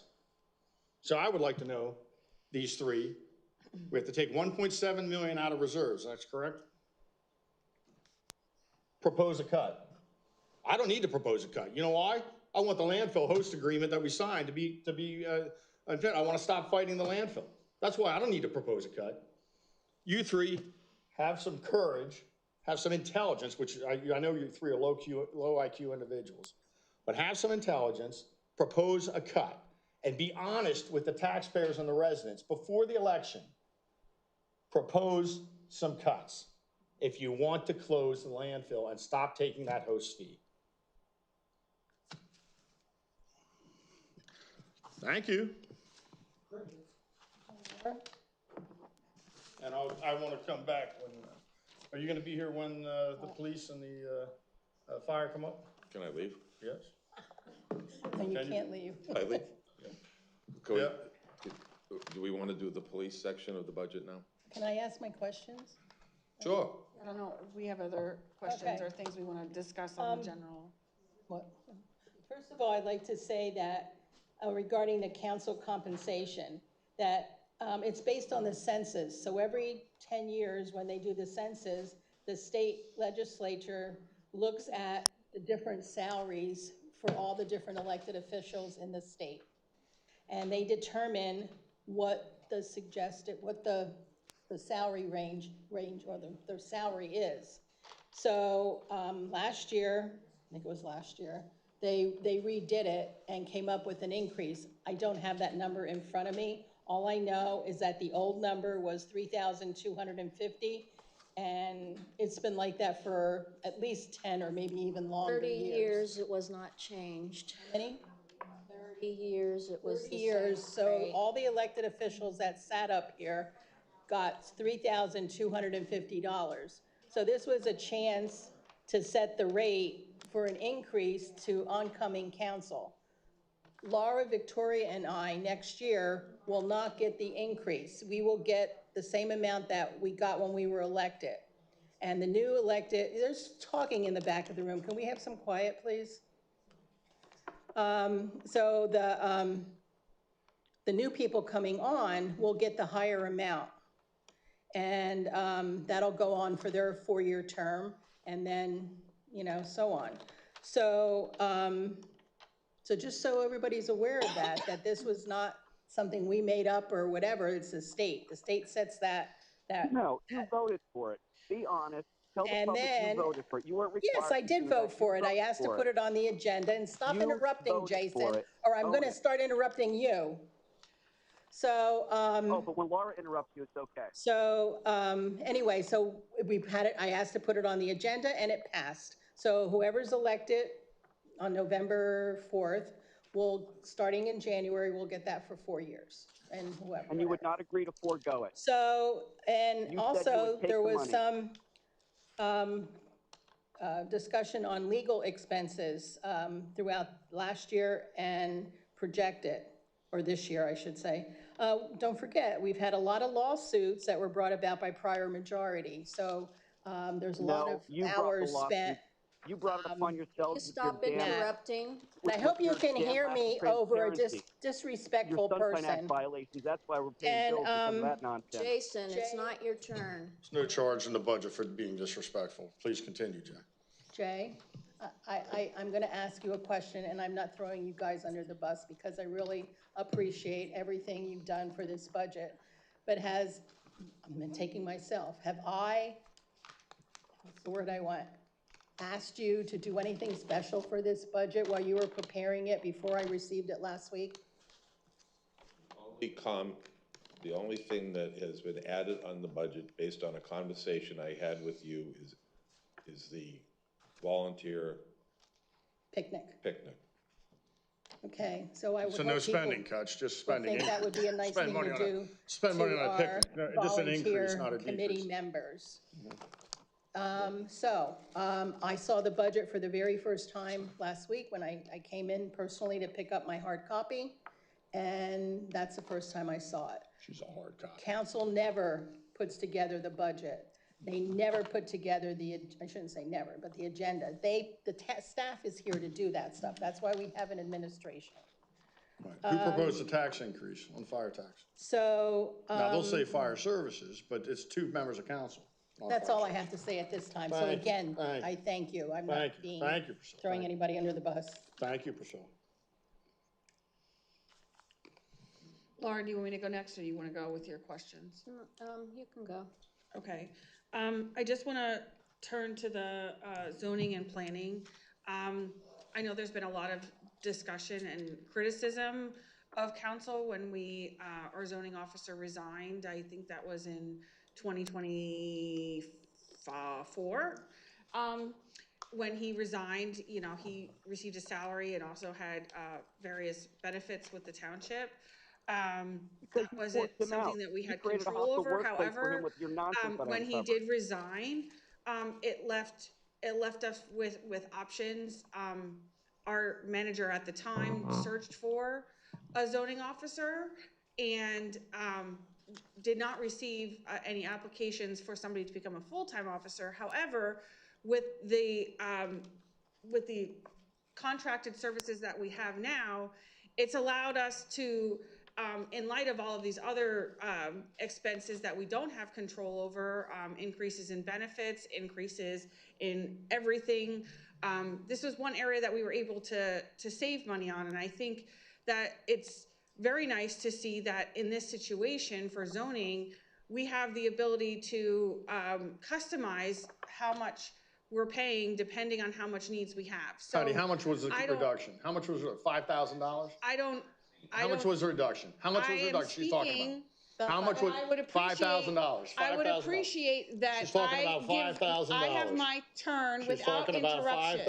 $5,000. I am speaking, $5,000. and I Go would ahead. appreciate if I have questions and if I'm directing them to the staff members, I'm not interrupted. No, thank you. And $5,000. if you want to interrupt and ask your questions, you already had that opportunity when you asked your questions. Yep. So back to my point, I want to highlight that we've had a number of zoning violations that have been issued in which our zoning clerk has been investigating, going before the zoning hearing board.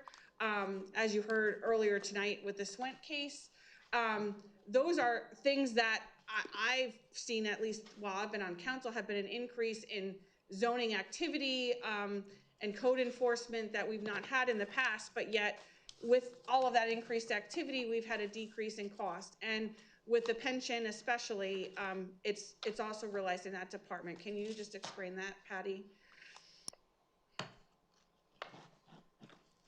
As far as the decrease in the zoning? Yes. Yeah, I will agree that because we no longer have that person as an employee, we don't have to pay the benefits, and our pension contribution will also go down. And how much?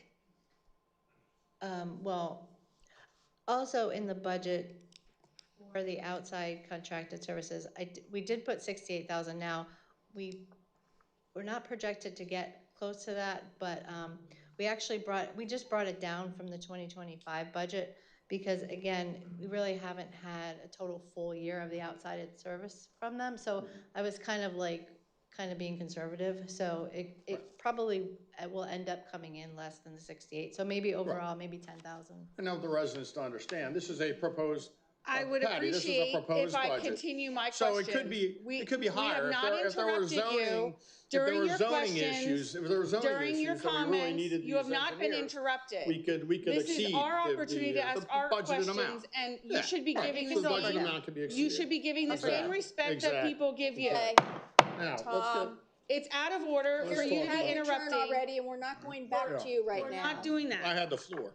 You No, don't you do have not the have the floor. You floor. finished your floor. You said thank you, you were finished. So this is my opportunity to ask questions, and I do not want to be interrupted. Okay. Thank you. Earlier in the week when I got the budget, I had spoken with you about just looking at the deficit that we have. And I had asked you, could you please just summarize that 1.7 deficit, the categories that they are from, like why we're looking at that deficit? Can you just give us a brief summary of that? As far as compared to the prior year, No, just in general, what makes up the deficit? as far as our expenses being over our revenue. Yes. Well, we're transferring 900,000 to the capital fund For some capital projects, for capital projects, correct? and Yes. those capital projects are? Well, it's 500,000, believe it's being allocated for the Peachtree stormwater, and then other various paving, MS4 requirements, historical, and the parks. Okay. So that's part of that, that's part of that 1.7. So that was like 800 and something thousand that you just referenced. Can you identify the other changes? The other changes, the landfill fees have gone down Okay, before, okay. so that's another big chunk. Our EIT revenue is down from last year. Our earned income tax. Or, sorry, yes, our earned income tax. Sorry, I just was for everybody to. Yes. Okay.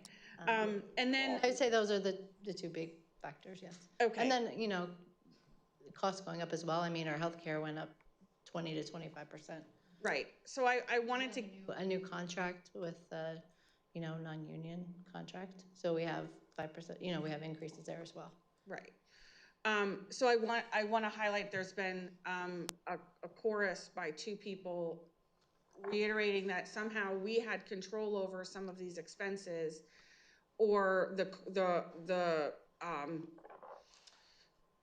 reason in which these increased expenses came about. That somehow I voted for things, or I implemented certain things.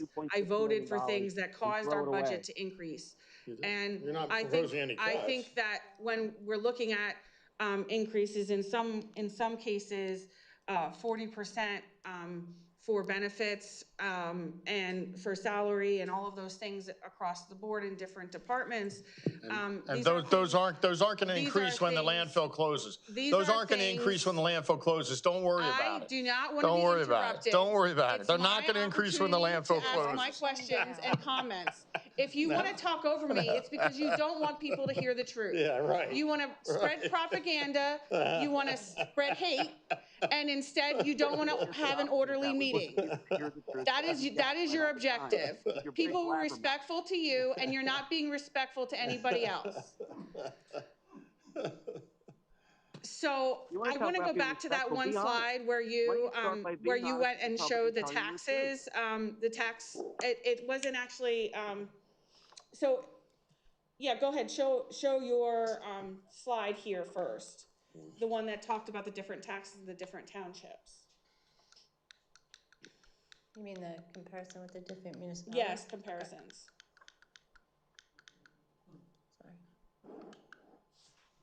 Okay. So as I see it, even when we as a township, if we were to implement everything here as proposed, we would be at 5.74, which is still significantly lower than all of the other townships and municipalities that have similarly sized populations. Is that right, Jay? I think. Who cares? Put that If together. everybody was obese, would we all be obese? No. Jay, Like, what can you answer my question and ignore people interrupting because it's not appropriate? That is the stupidest So analogy I've ever heard. if somebody's babbling on the phone and making harassing comments, that's the best they can forget come up Hanover. with, then you know they're trying to hide Don't forget that something. school tax thing, with the So, school tax from the county. Jay, can you Don't just bring that up. can you just Bring that up. highlight how you came about with this figure? And responsible. Came up with what figure? The numbers Not the that are, figure, but the slide itself, That is- the illustration. that is information that's readily available on the ncpub.org, mill rates in municipalities in Northampton County. But it's not Okay. all of them. So, Where's but the one- and where's I the think that you said that you picked these because they had similarly situated about that one? populations? Is that, Hold on. that's how you picked That's out a these? disgraceful, misleading answer. Can you put up page 2 of the budget?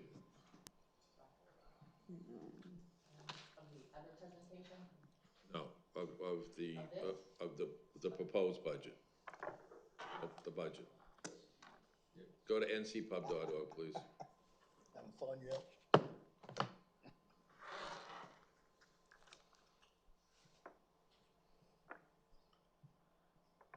Go over to home, mill rate, as of July 3rd. This one? Yep. Push that. And there's, Now, this is all of them, and it includes the school taxes and the county tax. so, It's not cherry picked like the slide that they had. so, the cherry picking was not done by any member of council. That was done by staff, and it's the same slide with updated figures that have been used in the budget presentation in Lower Saucon Township for 5 years. Looking at the screen on the left-hand side are municipalities, townships. On the right-hand side is the boroughs. If you look where Lower Saucon's mill rate is 5.14, I would say it is probably right in the middle of, closer to the bottom end of the pack, with the exception of probably 3 municipalities under it. Williams Township at 2.25. Well, how many when it increases, though? Huh? How many when it increases? When it increases, if we do this increase? Well, okay, so you would still be, You'd be 5.74, right? which will still put you in 4th place from the bottom. Okay. It's still your turn. And And if we got $80 Jay, million your slide that you said that's been part of Lower Saucon Township's historical references for the last 5 years, is that those municipalities that were pulled, are those municipalities that have similarly situated population size? Is that why they're being illustrated in that slide? Go back to the slide that was there from And do Patty's I- presentation. And do any of them have landfills? Oh, I'll go. Patty's. I'll go, sorry. Do any of them have The better landfills? question Yes, is, they do any of them get the Plainfield same Town. rate that we get? Nobody else gets the same rate that we get under the new agreement. It's the highest in the state. Can we just negotiated the answer the best questions deal that I for the have, since state for our I'm the taxpayers. one that's being recognized and we just have people trying to interrupt and distract? I didn't recognize. That would be appreciated. Yes, I did. The population is on the middle column on the right-hand side. So you will see that the population of Lower Saucon is right in the middle of Lehigh and Fox Township. The lower end, the populations are at the top of it. Okay. So as we sit here at 5.14, we're still very low comparative to our similarly situated municipalities. And then I want to go to I think it must have been something that Mr. Croce had requested about the tax history. It was not a part of your presentation, it was a different. That was, what the anticipation slide you put up. It would be, They've raised taxes It was in your folder. This shows they've raised taxes 3 times since they've been in the majority, 3 times great already. information. Yes, the tax rate information. They've raised taxes 3 times since they've been in the Okay. majority, and we still have to transfer So- 1.7 million from our reserve. So what I wanna highlight here is to show what's happened historically that we have to contend with. So, starting from 2013, it looks like the township was periodically doing small incremented tax increases to adjust for whatever expenses and costs they had. That was with That's incorrect. landfill They were revenue. doing it to create a It didn't, slush fund. there was They no were doing it to issue create at a those slush fund. times Ask with Priscilla, she landfill voted for it revenue. times. She voted And for it. so when you They look wanted at to load that, up and take from what taxpayer money, put on a I've large seen fund, between pool of money to soften the 2013 blow and of anything that would happen in the future. 2020 Tell us the truth. is a municipality that's being responsible and trying to prepare its residents for what everybody can anticipate is over time, you have increases in all of your expenses. But what we saw after that was a course of conduct to put the township in a situation where we're reducing taxes at the same time that our costs are going up and we're increasing our staff.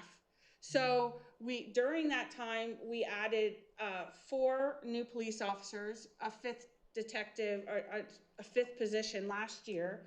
Last year, there were also 2 additions to Public Works.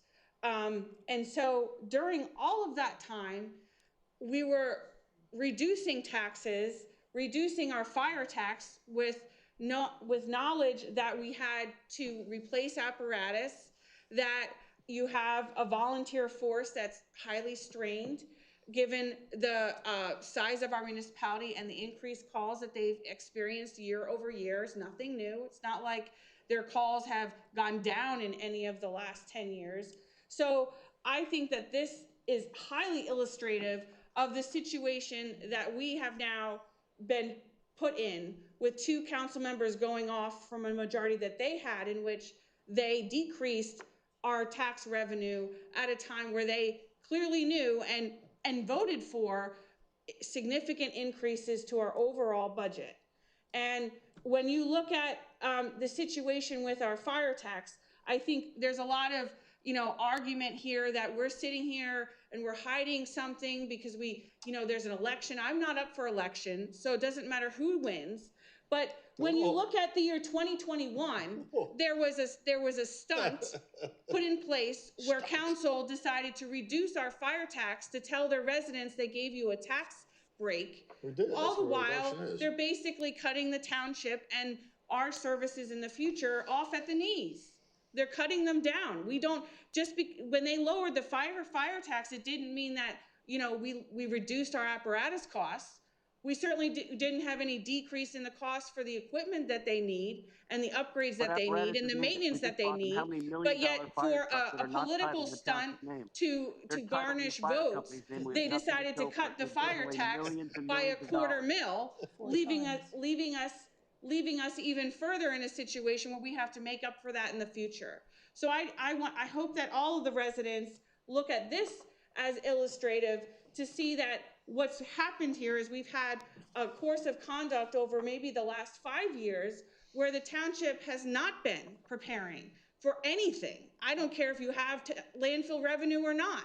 They're just not preparing for increase of all expenses. All of us has felt that after COVID. If you've done anything, everything is double in cost from what it used to be, but we're not budgeting for that.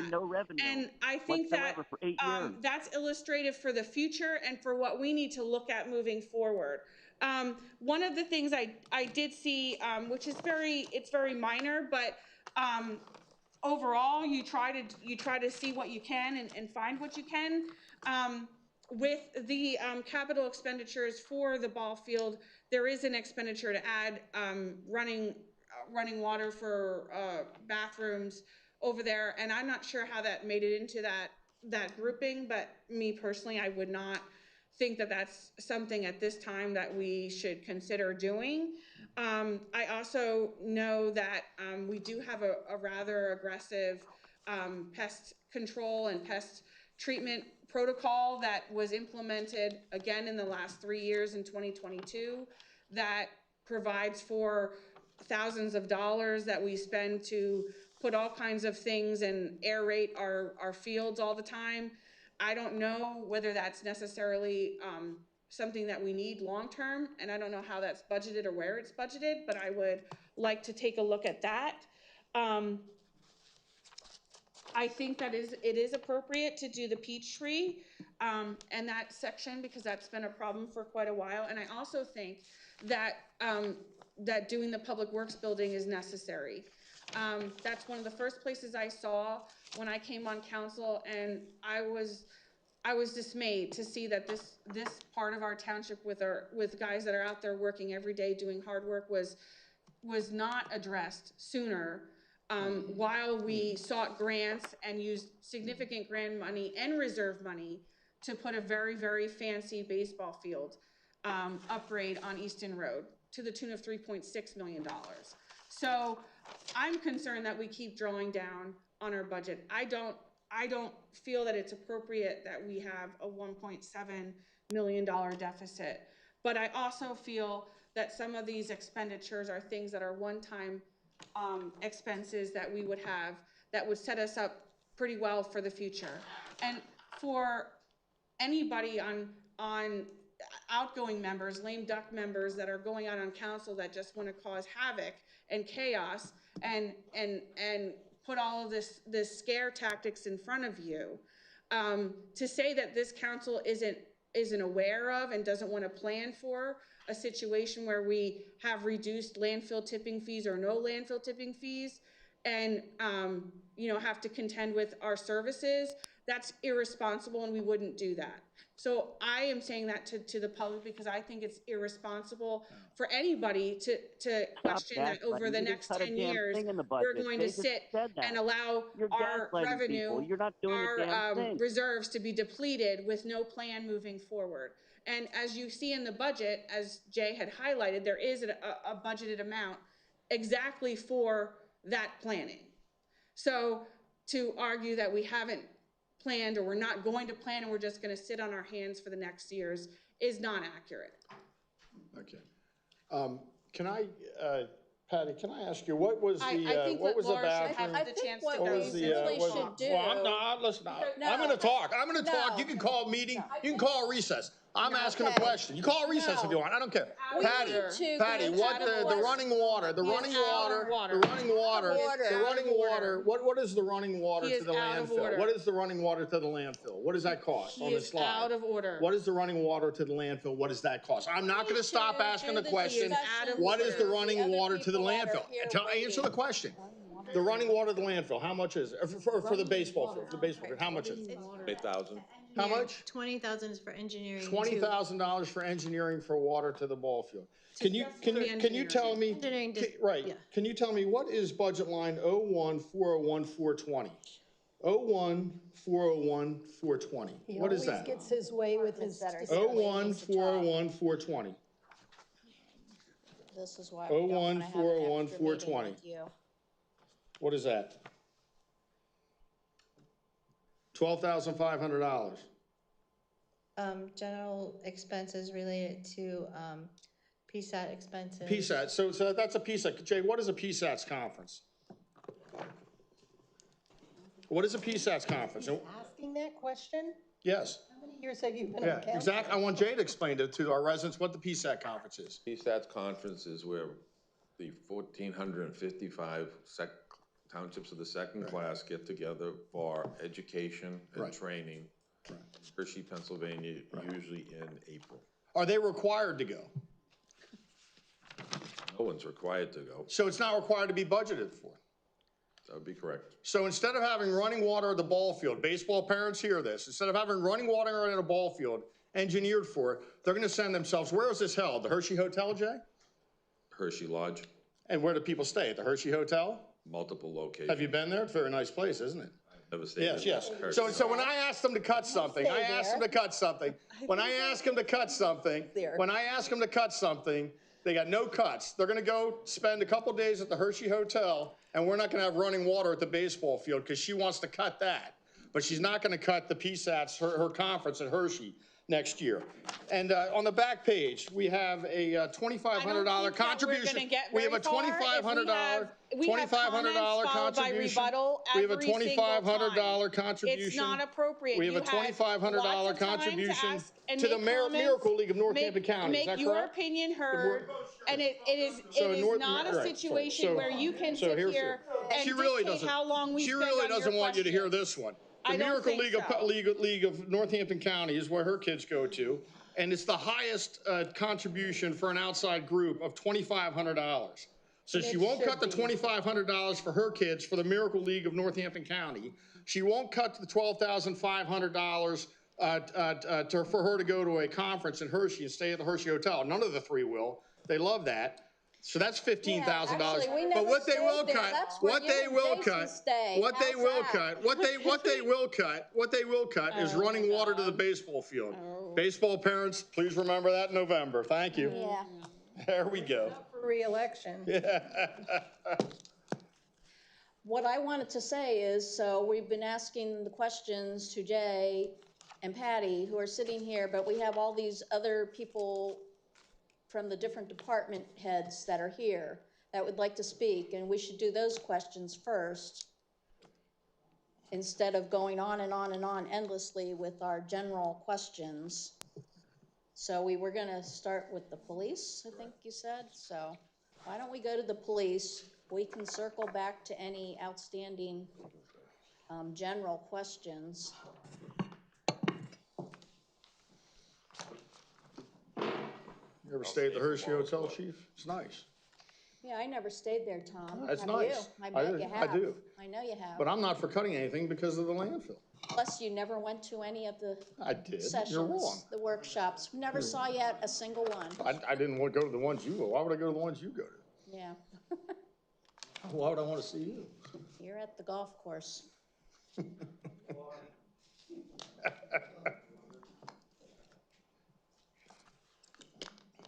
Do we have different pages that we're showing for this, or what are we doing? Slides?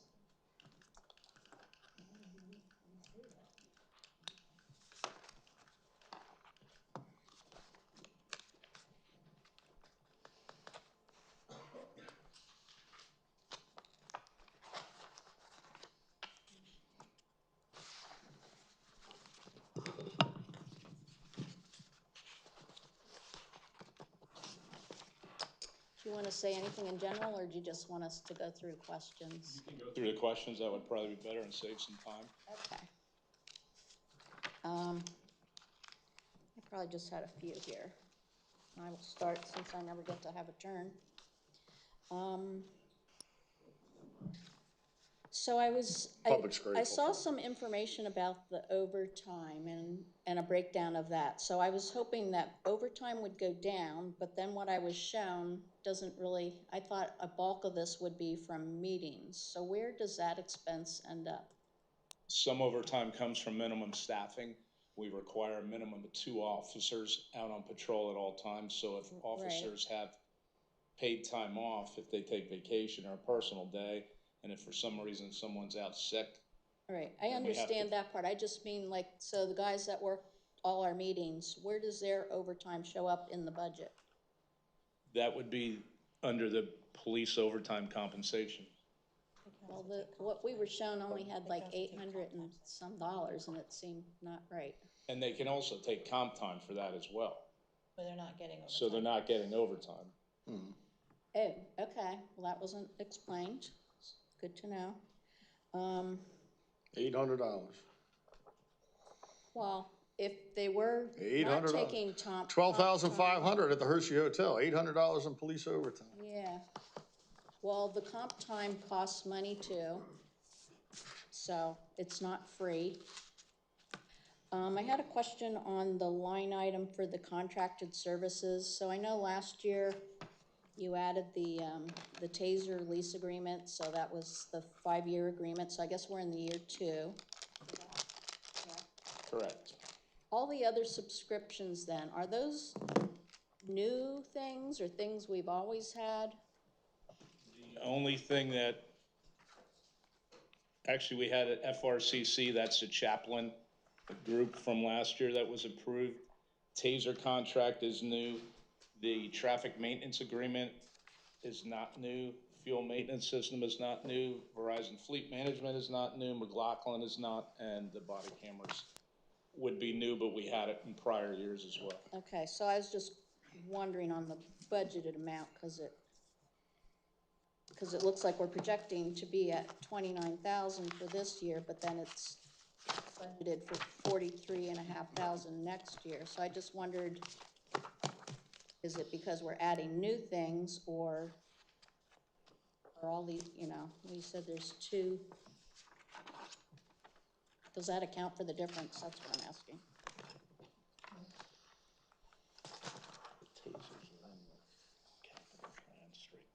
She's unprepared and lost. No, the tasers are in the contract. Not you, Patty. Yeah. Lost. 22,000. Lost is lost. I asked my question. The TASERs every year are 22,000. Yeah, I know that one.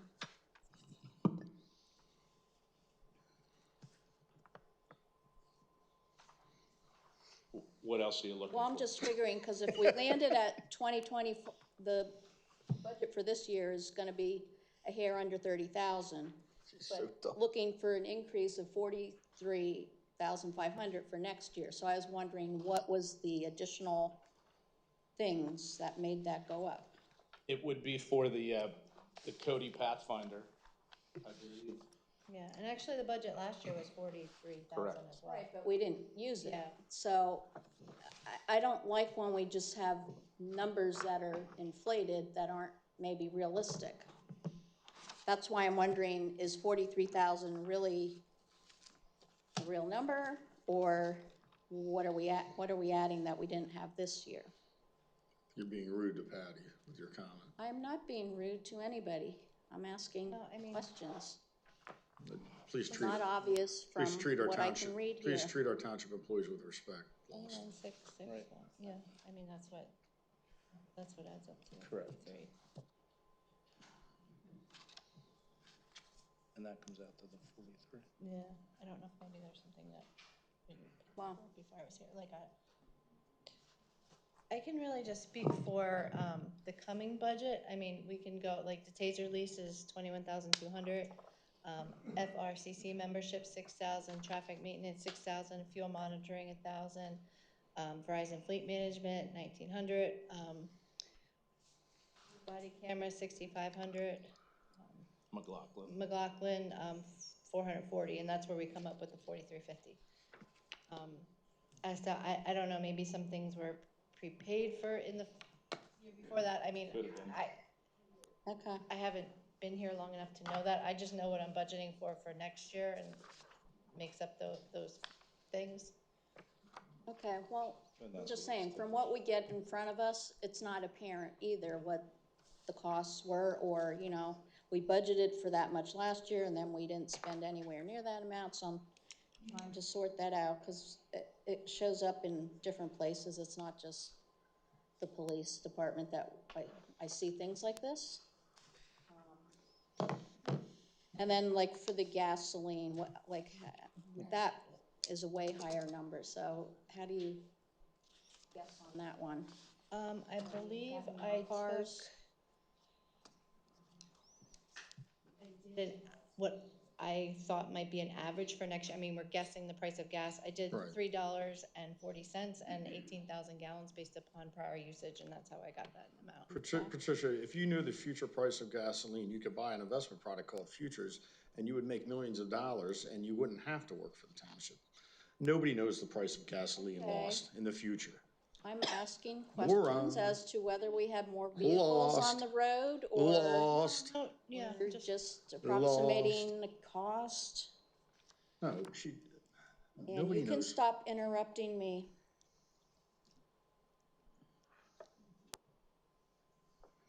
And then let's see, for IT. I think this is the line here, the IT line. What type of things do we have for that? Are subscriptions going up, or are we adding new things? Kind of the same question as the other category. The Crime Watch did go up a little bit, and that's our media outlet that we use for press releases, media releases to notify the community and engage with the community. That did go up a little bit. And part of that, again, the IT services, it is again an estimate, you know, if things just go wrong, you know, you need to call IT. So part of that is, it's just a budget amount. You can't really predict as far as exactly what IT services you might need. I don't know if is it allowed to the public to read what's all in there, is that? Yeah, that's Okay. It includes Power DMS, there's All Traffic, there's LexisNexis, there's Motorola, Adobe, Metro Alert, When to Work, there's the Crime Watch, and then there's an amount in there for any software needs, computer needs that they might have. Okay, well, I said, I see a lot of numbers go up like by decent percentages, which just wondering if we know that we have increased. Well, the Metro Alert part of that did go up because we added additional officers, so we had to get more users onto the computer system because we were limited, but that's very minimal. Okay. I think those were all my general questions for police section. I have a 12-year-old son that could have asked more insightful questions. Chief, is it my turn? Is it my turn? No, it's not your turn. I thought you were done. Why don't we go to Jason? Okay. Jason? Would you cut him off, lock him out? I didn't do anything. Did you say Jay or Jason? Jason. Do you want to go, we're with the police? Sure. Chief, just to be clear, there's a new contract that's going to be needed next year, right? The police contract ends? That is correct. They'll start negotiation next year. Have any of the council members approached you about cutting the police force yet? No. If there was a cut to the police force, what would be the effect of the township public safety? And I know that's a broad question. If there was a cut, it would definitely decrease public safety to the township. Okay, thank you. Wow. Yeah, wow, Priscilla, you who stand with the Black Lives Matter anti-police group in Hellertown, right? Wow. Your insightful comments. You know me better Yeah, than that.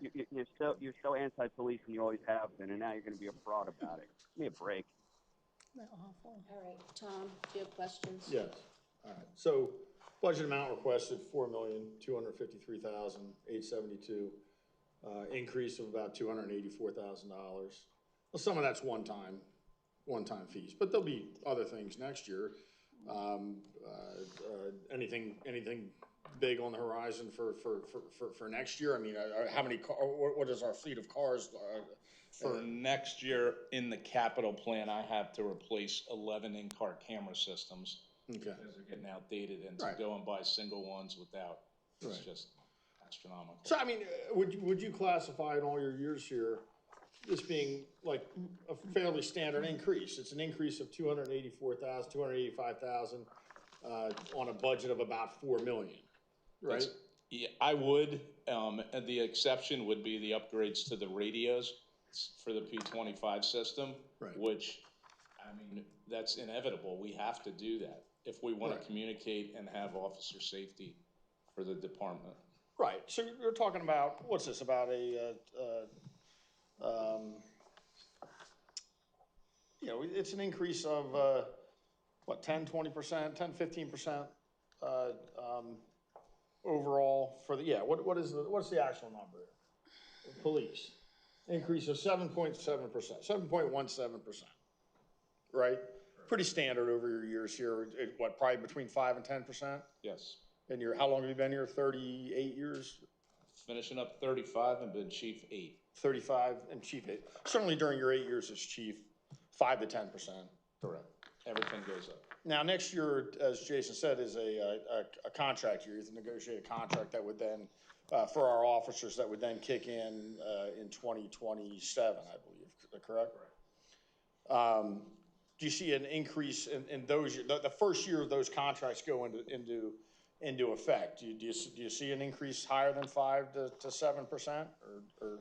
I would say so, because I think the township, the council, everybody's gonna have to seriously look at our starting salary for an officer to come on board in Lower Saucon.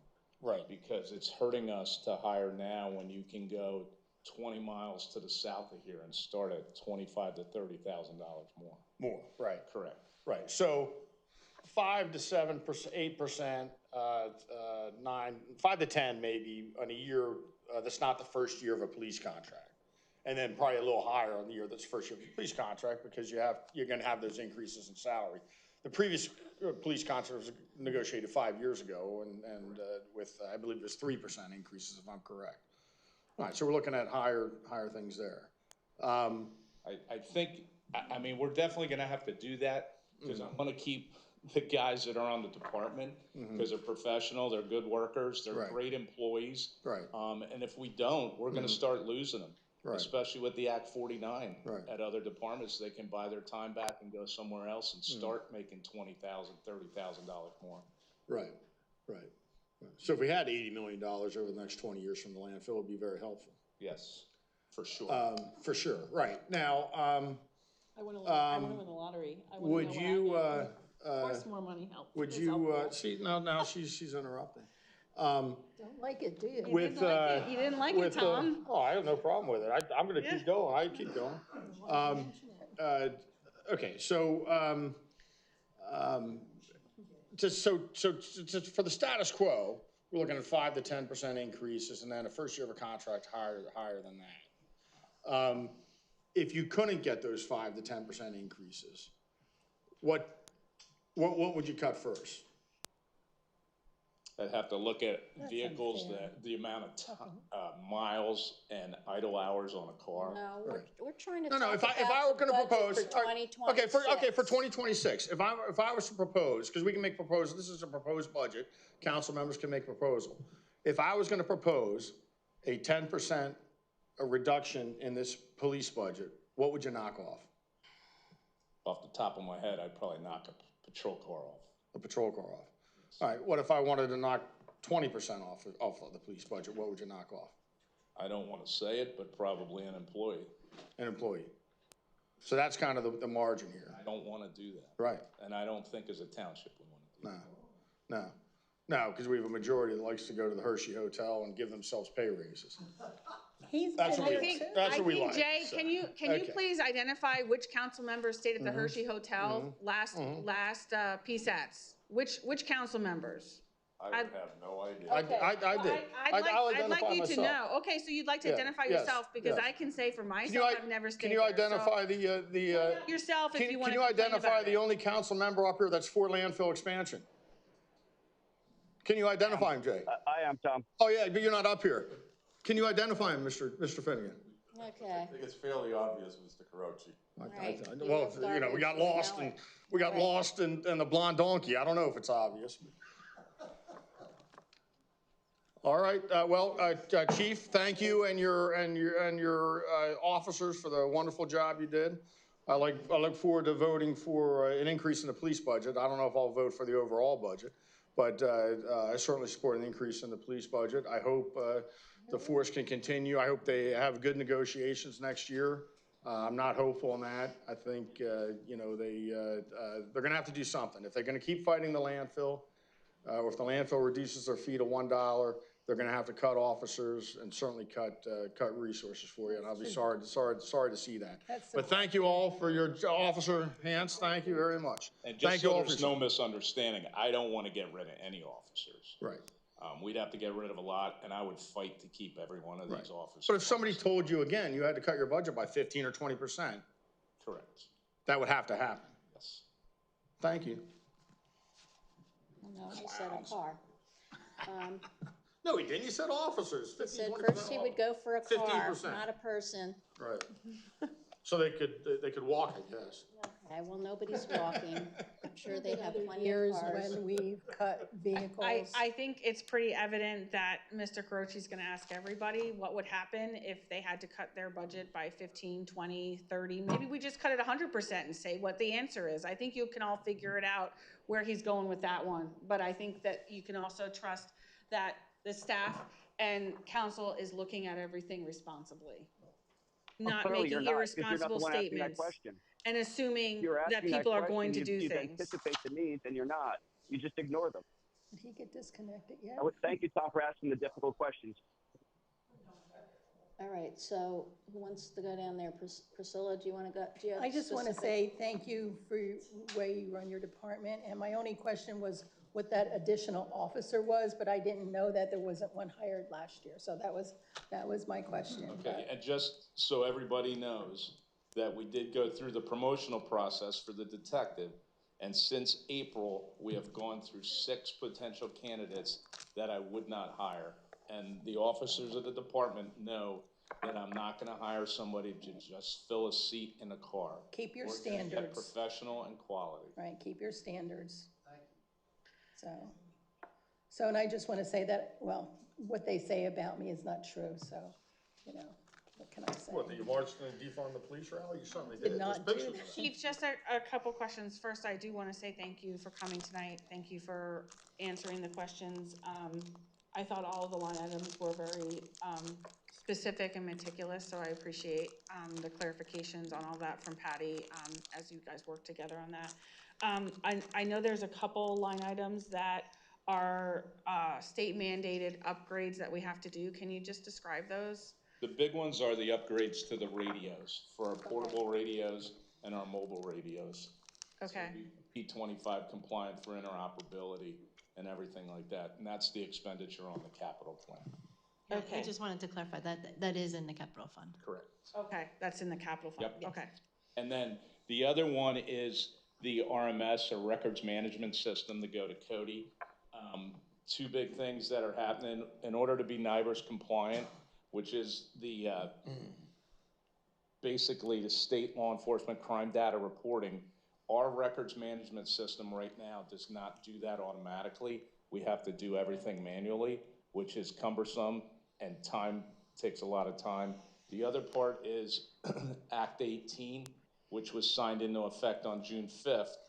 And it mandates police departments serving populations of 5,000 to collect and report specific data reporting regarding self-initiated traffic stops, race, ethnicity, consent searches, and everything like that. And that's going into law December 5th. Our current records management system does not do that. So with moving to Cody, it will do all of that for us.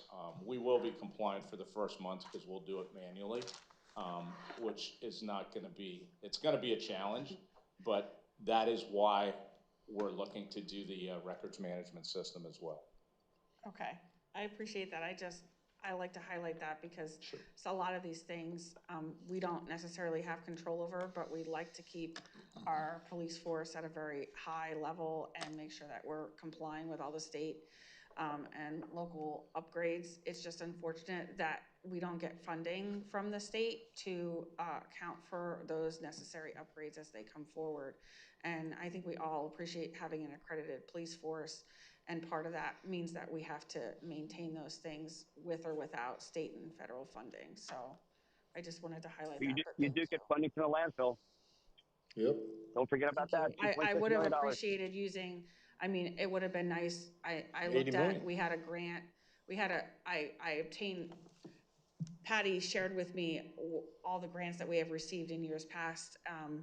And when I looked through it, it was unfortunate to see that our largest grant that we've ever gotten was for the ball field. Yep. And I would have liked to have allocated that to our public works building or to assist with our police, because to me, those are the most important things that we have at our township. Or the Hershey Hotel or the Miracle League, so where your kids are. with those things, You when you look at those grant grants money. When and you the apply for a choices grant, that it's for a our specific township purpose. officials are You can't making as just to where they reallocate it. allocate their grant funding and where it goes to, this is where it impacts us. because I think everybody can agree when you want to fund your Go out and get police, more when grants. you want to fund your fire, and when you want to fund your public works. Go Those get grants. these three things would come priority over a Don't talk about it, $3.6 do it. million You ball people like to field. talk about stuff. You gotta cut, Thank you you. gotta cut, And but we you're have not cutting. interruptions because they don't want you to hear the truth. Because you're lying. You're gaslighting. That's why you lock them out of interviews with township managers and lock me out of executive session. Okay, will you stop with your Laura, Madam President, nonsense? may I ask for a recess when we're finished with the police Yeah, officer? I was gonna suggest that. We could use a stretch. Just We could use more than a stretch. Just one, and I forget who asked Isn't that me funny? in the last couple of days, what I would call agency assist to other jurisdictions for the police. As everyone's aware, the Commonwealth of Pennsylvania requires mutual aid, whether it be fire, EMS, or police. So in 2024, Lower Saucon Police had 48 assists outside their jurisdiction. And so far, year-to-date, there's been 57.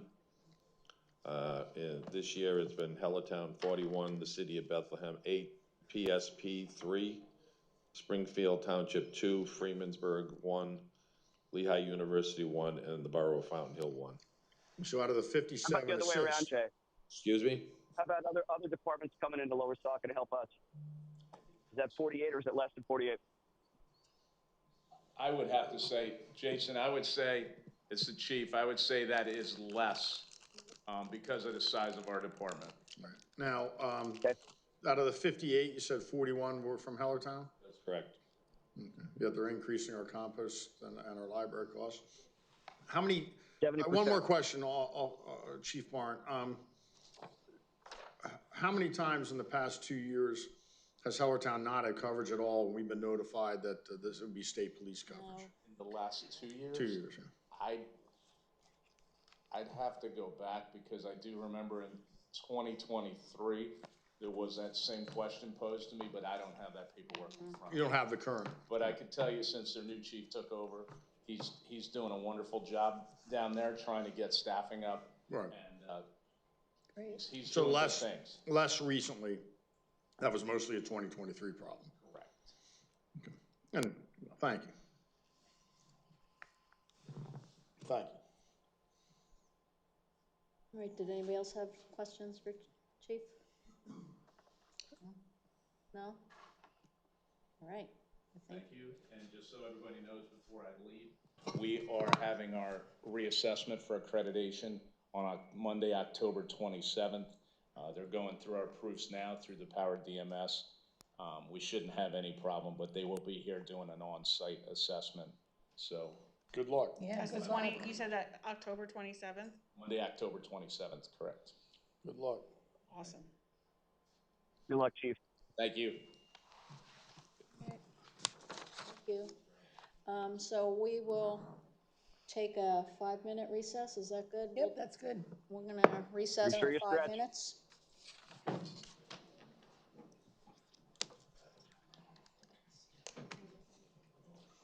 Times, good times.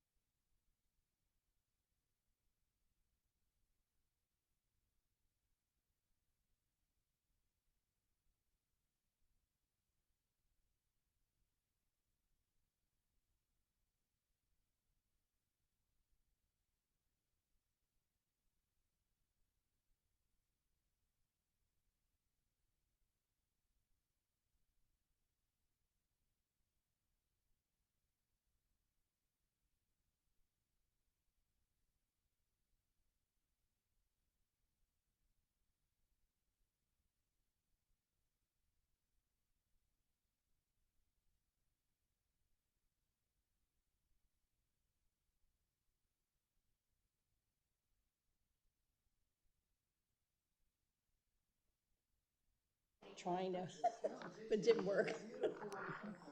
I'm not the inventor. Okay, I'm gonna call the meeting back to order. The time is 9:16. Before we get started with our next department, Steve's gonna review tax information, limits on different types of taxes. Thank you. I was asked by at least one member of council to provide some information with regard to what the actual limits are for various taxes. It gets a little complicated because there's a series of limits for a series of different taxes. But I want to at least outline for the public standpoint as well as council standpoint what they are.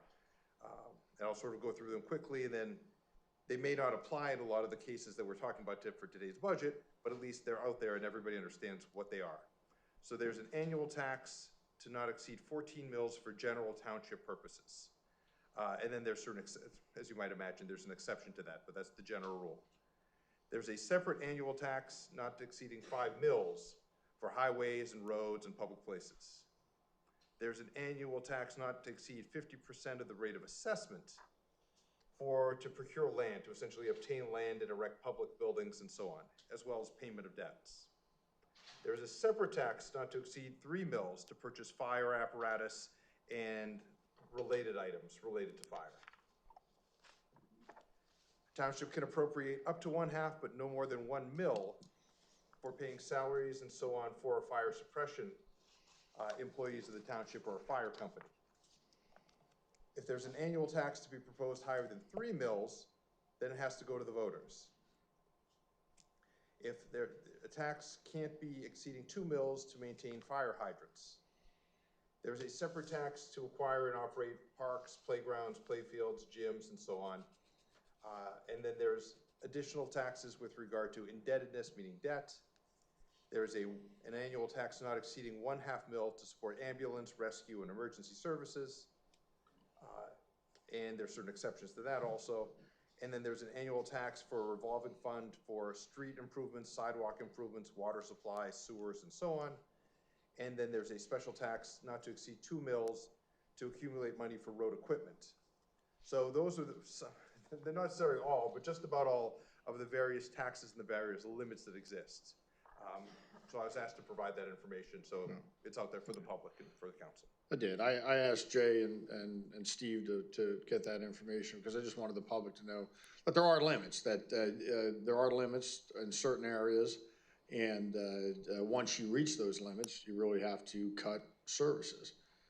So thank you, Steve. That was very thorough and very helpful. Thank you. All right, so are we doing public works next? Maybe, could we do fire, just because I know that they are volunteering, and I don't want them to, Mine, I don't know. Yeah, we have a whole lot more firemen here. Yep. All right, Roger. Like Thank you for the coming, Roger. Sorry. Okay. Do we have that slide? You want to go first again, Hollister? Or am I going first? You want to go first, Hollister? I'm not gonna go first on this one.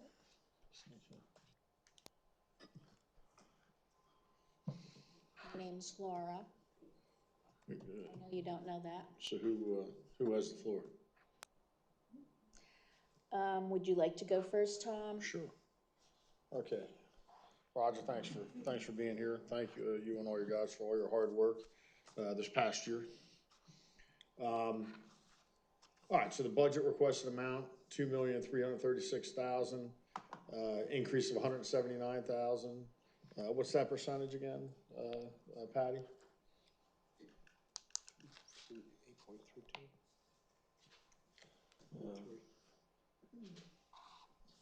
What is it? Where is it? I can't see it. 8.3. 8.3. Okay, so a little higher than the police as on a percentage basis, but not on a raw dollar amount. Kind of the same questions. You've been here for a long time, done a great job. 8% increase. Would you say standard, higher than standard in most of your years here, past 5? Pretty level, pretty close to what it normally is. Right. New year for the contract as well. Right, right, so it's the first year for the contract, which I assume is same with the police, it's a little higher that first year. But most years it goes up. Have you ever known any of your equipment to get less expensive? No. Right, okay. Even stuff like salt and gasoline, it may fluctuate a little bit, but not substantially. Right. Generally, it increases, right? And then depending on how bad the winter is, you might have a lot more overtime and stuff like that. And you know, no one can predict that, obviously, not even the weatherman. But all right, so 8% increase is pretty standard, maybe a little less. This is a contract year, say 5 to 8%, pretty standard. All right, same questions. If you had to cut 10%, what would be the first thing you cut? If I made a proposal tonight to cut 10% of your budget, just 10%, and let you pick what that's going to come out of, what would be your choices? It would have to be equipment. Equipment? At what percentage do you think, at 15 or 20 would we get to employees, or do you think you could go higher than that with equipment? I think equipment could get to that number. Mm-hmm. Although what will happen at some point in time is going to cost you double that to replace it. Why is that? The cost of a truck just 5 years ago was under 200,000. Now they're 300,000. Right. So if we don't rotate the trucks and replace them, they're going to eventually wear out. When they wear out to the point that we can't Band-Aid them together, we're going to have to replace more than one. We're going to replace 2, 3, 4 a year at a higher rate than what we're replacing them now. Right. So in the long run, it's going to cost you more money. Right. And you've been here like 40 years, and again, you've never seen the trucks get less expensive. No, they have not gotten less. Right, okay. So you would have to, 15, 20%, you probably have to look at staffing levels, stuff like that. Certainly projects like paving. Staff as with this, same with the chief, that would be last resort. Right. It has taken us 40 years to get where we are. Mm-hmm. You know, reduction in staff would be a reduction in services for sure. Right, right. You can't have both. Right, right. And now the new building we're going to build over there. The building that we're going to build, right? We're going to do a new building there. It's an addition. Right. Well, but it's a large addition, correct? I mean, I think it is. It's 2 ball fields worth. Yeah. I mean, it's not a huge addition. Yeah. It's reutilization of existing space, and the addition is 20 by 80 and 2 floors, well, Okay. 4.5. All right, 2 floors. I don't know. To me, it seems big. Good. Well, I hope we can afford it. I don't know how we will if we keep using our reserves like this, but I think you and your men deserve it. But I just hope we can afford it if we're going to put the landfill out of business. We could have gotten 2 of those. We could have gotten 2 buildings. Yeah. For the price of No, our we got a field. big. I love that you bashed it, but we got a big, beautiful ball field. The parents love it. So if I could offer a comment on Yeah. staffing, and I think Roger, a month or so ago, maybe a month and a half ago, 2 months ago, put together a document that was presented to council of the significant large projects that the Public Works Department has done over the last 4 or 5 years. Right. If you had to have that work done by non-township staff, it would have been bid, and it would have been probably a significant cost to the township. Right. The Public Works Department in Lower Saucon does work that most municipalities don't do. Mm-hmm. The majority subcontract that, and then you're into prevailing wage. You know, now there are some projects they can't do, like the Robin Court that was just done, the paving on Frederick Street, and well, I think it goes to Roger's point of, we're at about an 8% increase normal year, And if you don't do that and you let trucks get old, or you don't have the equipment to do those projects, if you lay off staff, you don't have the staff to do those projects, and then you're really in a bind, because then the ones that absolutely have to be done, let's say you got a road washout or a bridge or something like that, then you're really behind the eight ball, having to do that quickly. One, or two, having to bid it out quickly and paying top dollar at prevailing wage, like I said. So yeah, I think it even makes it more important that we have revenue coming into the township to cover these things. But thank you again for all your hard work. All right, Jason, do you want to go next? Do you have questions for Roger? Do we know if he's on? Would you lock him out again?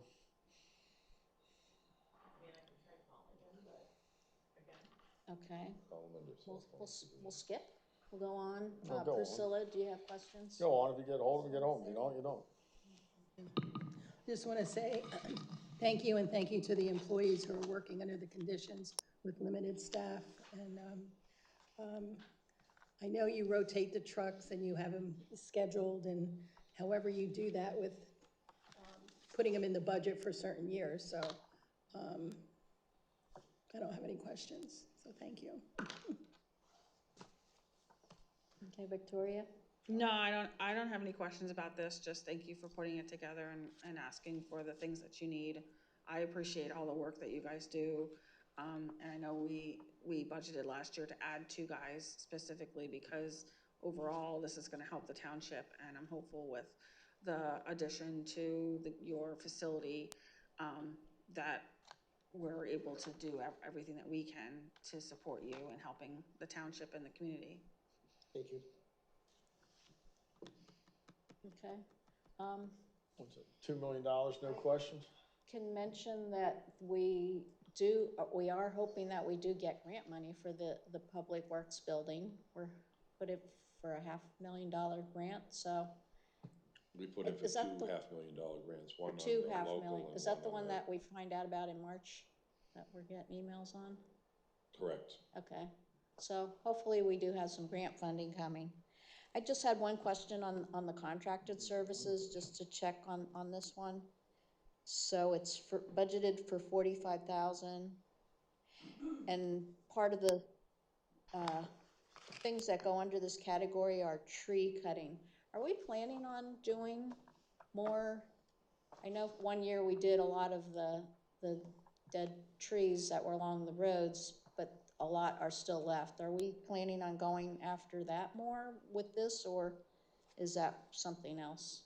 The vast majority of that is for the dead ash trees. Okay. And we bid that out though or is this a We bid separate? out the tree service to take care of the trees that we are not capable of doing.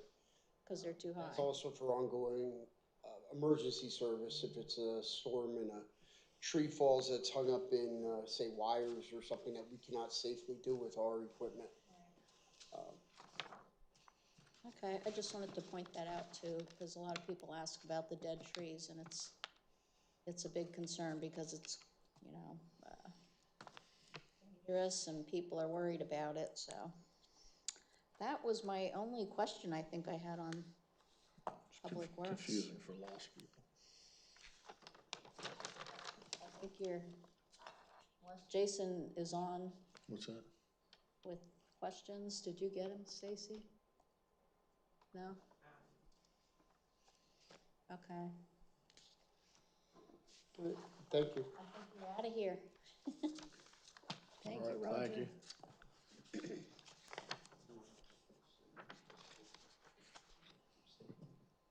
So next we'll do the fire services. Good night. Good night. Good night. Thank you. Thank you, Roger.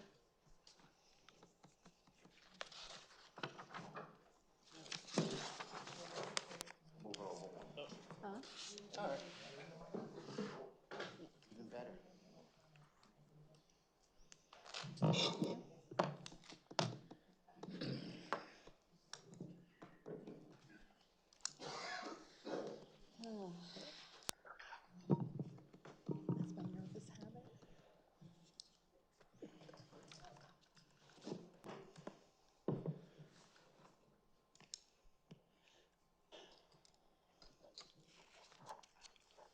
So, I mean, I guess I'll just start off with a quick opening here where the 1.5 mil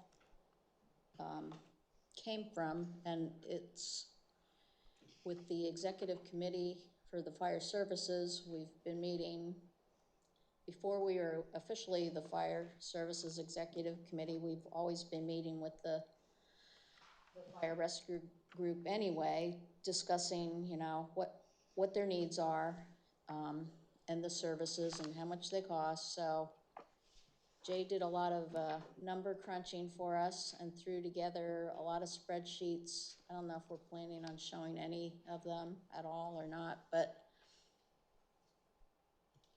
we landed on the 1.5 mil to account for ongoing things. It's more than one fire truck, obviously, that we're ever going to need in our future. And, you know, we need to start thinking long range down the line. So that's what we did, and that's how we came up with this amount. And I had also suggested to put all the amounts that we plan to spend under the fire tax in the fire tax budget, so it's more clear, because before, the allocation amount that we used to give to them would come from general fund, and then there was another amount for the fuel that came from another part in the budget, and then there was the, what else do we keep separate? The workers' comp. So there were things that were spread in all different parts in the budget that were all related to the fire company, and I thought it made it confusing, and here it makes it more clear on some of the expenses that we should be looking at and taking care of. So if we want to go to questions. Before, if I could just offer a comment before we start. One of the things, and Councilmember Carochi had asked me to look into during the course of the last couple of months, is do an analysis of the calls from Lower Saucon Fire Rescue. If you could put up the Lower Saucon Fire Rescue analysis one. So what I did, it's the bottom one. What I did is took all the CAD calls from Northampton County that were through the end of August, which they dispatched 676 calls. Then I asked Lower Saucon Fire Rescue to give me the data on the calls that they responded to, because a lot of the calls that they dispatched, they don't take credit for, they don't have to use resources for. So they, in their records through the end of August, have 550. My many hours of digging through CAD records came up with 543, which is a delta of 3. And at that point, I threw my arms up and said, I am not going back through 8 months of records. I do have September's, but when I was doing the digging, Fire Rescue has not, what I'll call it, cleansed the data for September, so I haven't been able to do September's yet. But a discrepancy of 7 calls over 8 months to me is minuscule and not even worth worrying about. So, and I know historically it's been a concern that they were counting calls that weren't calls, and I think this analysis proves that the information that they've, to the best of my knowledge, represented to council has been pretty accurate. Okay. Jay, how many hours did you spend doing that analysis? Well, there's, I would say at least 7 or 8 that were done on work time, and then, as certain members of staff know, the file got corrupted, so I did it watching the baseball game the other night. I recreated the whole thing. Why does it happen to the things that you like, you know? What's your hourly rate, Jay? I only asked that question because we must have been going around and around about this for a year, and there were all these, innuendos and allegations that, things were not transparent and that people were hiding things. Volunteers were trying to make things out to be something it wasn't, and I think it was extremely disrespectful, and it caused, again, to continue to try and wedge the township against volunteers who save us millions of dollars yearly. And now we've spent money to disprove the conspiracy theories that come out just for I don't know what reason. Maybe it's to create an atmosphere where these people are disgruntled and decide they're not going to volunteer anymore, and then they're going to drive our expenses up even more. I think that's a real objective for them, is to create such a hostile environment for everybody that all of our costs go up, and they're a lame duck. They don't care. But I think this is just proving that we just spent time and effort for what? To badger volunteers, to badger them, to create a hostile environment when they come and do however many calls. So when I as part of I serve with Laura as a liaison to fire services, and it became clear to me, knowing the history of our fire tax being at 1 mil and it being reduced to 0.75 as a political stunt at the expense of our volunteers and our payment for our apparatus, and not accounting for the operational expenses that we pay out of our general fund. So looking at what we've done with the executive committee thus far, I think we're on track to try and bring us to a place where we're appropriately allocating funding for just our apparatus replacement moving forward, but also a very significant increase in recruitment and retention, which as something you've heard all throughout the state is a huge problem.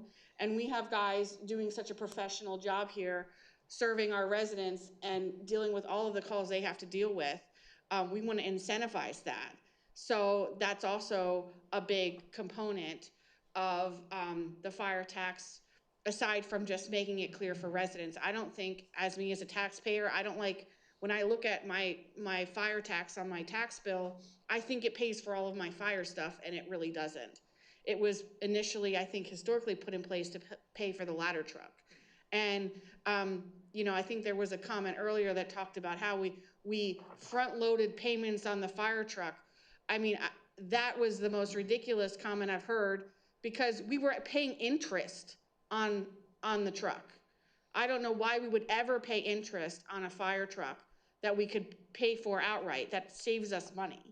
So when I'm looking at the proposal that was put forth by the executive committee that has two very well-informed, very knowledgeable individuals from the general public, as well as our manager with the fire services, I think they have done an excellent job in trying to prepare us, at least proposing a future and looking forward and saying, what is it going to cost us moving forward? But first and foremost, I just want to thank the fire department for saving us millions of dollars every year for their hard work. So that's number one. So I don't know if there's a presentation that maybe Scott can talk about some of the stuff that we went through at the fire services. I'm talking that kind of went through what the cost was, and how we arrived at like picking 1.5 mil as an appropriate thing. And then after that, I was hopeful that Jay can just give residents an idea of what is that going to cost the average person. I think I did some math, but he's better at it than he's done more. He's looked at it more, so.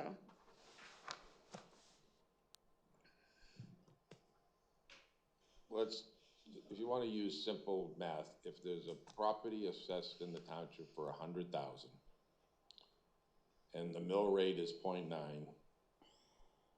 they're going to be paying $90 towards their fire tax. Currently. Currently. For every 100,000. for every 100,000. Assessed. Assessed value, not what the house is worth, Right. but the assessed value. Assessed. That same house, under this proposal, would pay $150. So it's $60 or $12 more, I guess $12 more a month. So I ask anybody in the public to go out and find a professional fire service that costs their residents $150 a month. Or a year, sorry, year. A year, $150 a year you get fire service. But, sorry, and then maybe Scott and Ty, you could just explain. I have some how questions we for get Jay to the, first. You how we get to spoke, the and one. you I wasn't spoke now. finished, it was my turn.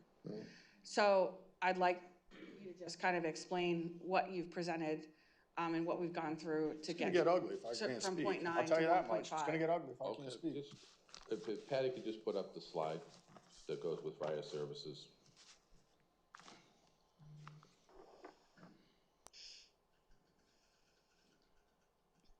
We had a deal. All right.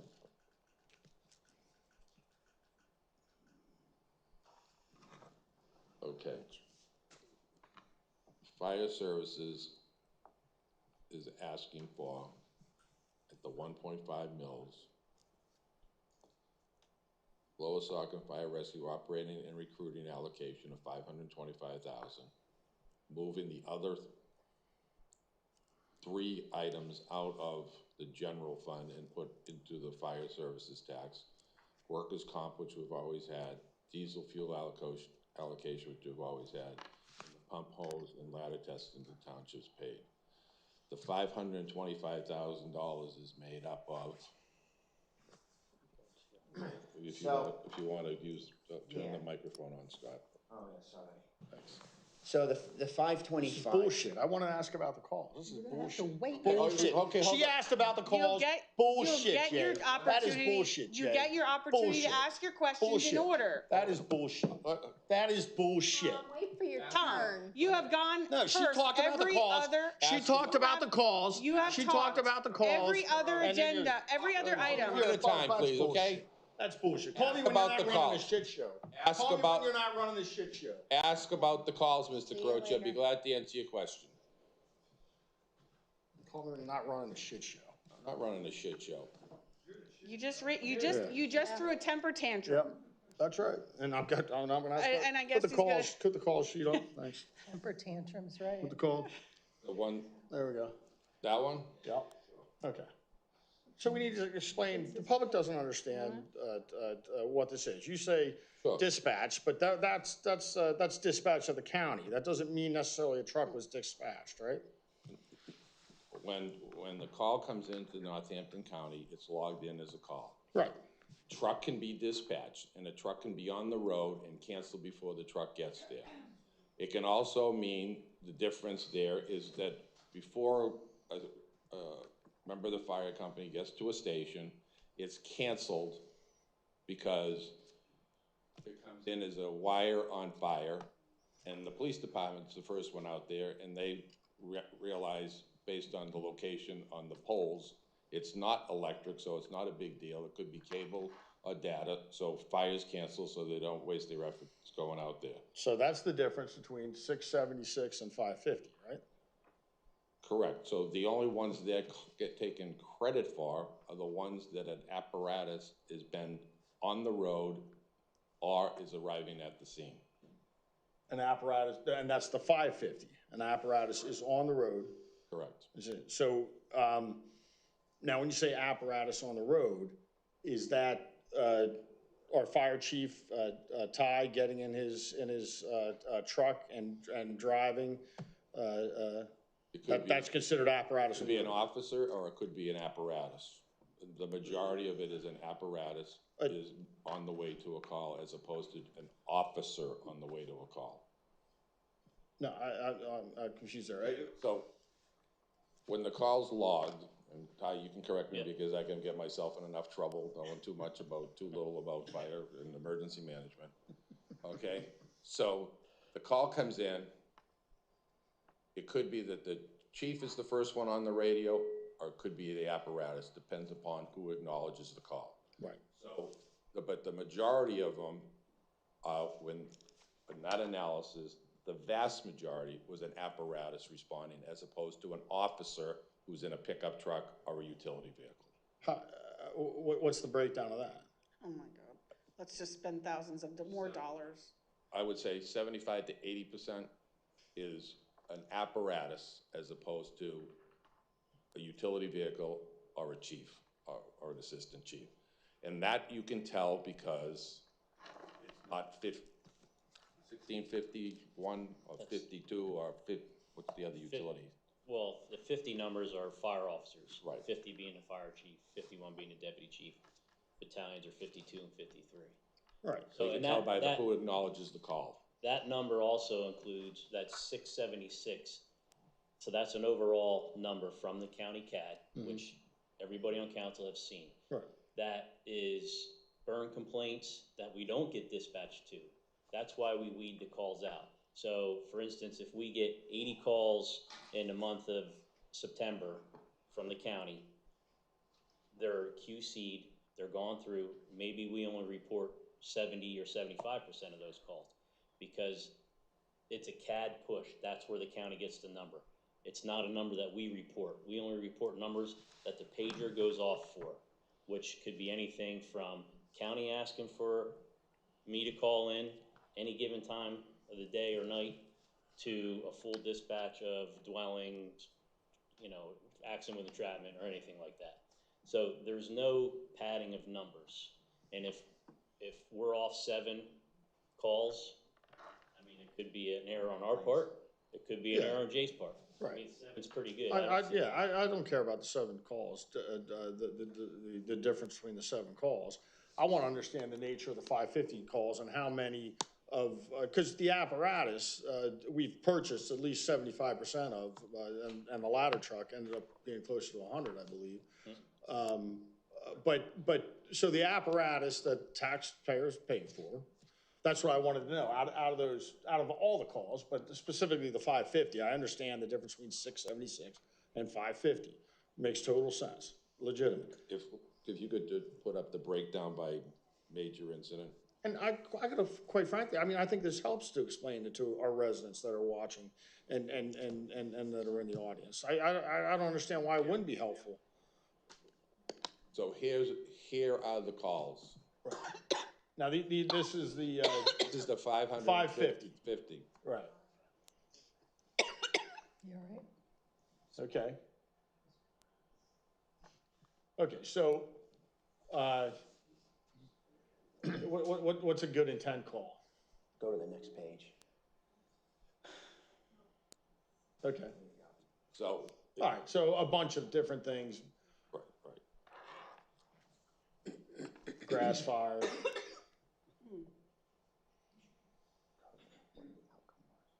Good intent, call other, okay. So if you go back to the top stage, I don't want to make you dizzy. Right, but, yeah. So if you go fire 10.18%.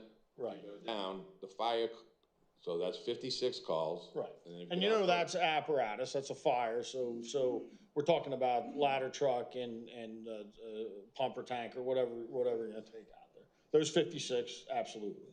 So, and that would be on the next page where you have call type 111, 113, 116, 118, 131. All right, we can stay with the pie chart. I'm fine with that for now. Okay, and then, so that's fire, false alarm, false calls, but we're saying that either you or somebody drove a vehicle or an apparatus was taken out, even for the false alarm. Right, okay. Because every call we get is an emergency until it's proven it's not an emergency. Right, okay. And then the rescue emergency medical, that means also the Dewey's responding to that, or another. The ambulance responds to almost probably 95% of our calls. Okay.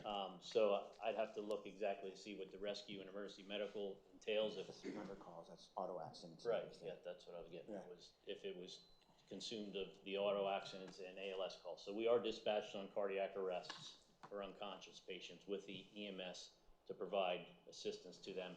many a times we're first on scene depending on where it's at, you know, if it's close to our homes or whatnot. And just what's a service call, real quick? That's the last one on this chart that I. It could be. Gas. What's that? Is it like a gas smell or no? Or just No, a- it would be for like a fire officer to call in. I mean, when county has a question on something, or if PD asks for a fire officer, so they're asking for somebody to call in to get some type of information. But, would you take the apparatus out for that? Depends what they're asking, but a lot of the times it's like if they call me about a control burn or something, and it's the same one, like Apple Tree Lane is a constant one for us. I'll just have PD go check it, and they know if they need us that they'll call us. But the pager goes off, so we're disturbed with it. So that's why it's in there. Okay. All right, so I mean, because you know, so you're basically saying out of the 550 calls, 75 for 80%, we take actual apparatus out there, meaning like a ladder truck or some type of truck that the township residents paid at least some large amount for, and some large percentage of, and all that. And those trucks for the most part, not the ladder truck, but some of the others are titled in, or is the ladder truck titled in Lower Saucon Fire and Rescue? There's one rescue engine that's titled to the township. And the rest of it is titled to you, Saucon guys, which is a separate private entity. Even though township residents paid for about a lot of cases, 75% of those trucks. Okay. Now with the new truck we ordered, that's going to be different, right? The township's going to be, it's going to be titled in the township names, and that's what I prefer as well. It's one of the reasons why we did it. Well, thank you, Jay, for putting these numbers together. I think they're very helpful. And so 75 to 80% of the 550, you know, we're looking at 425 calls that needed apparatus. And that might be lowballing it.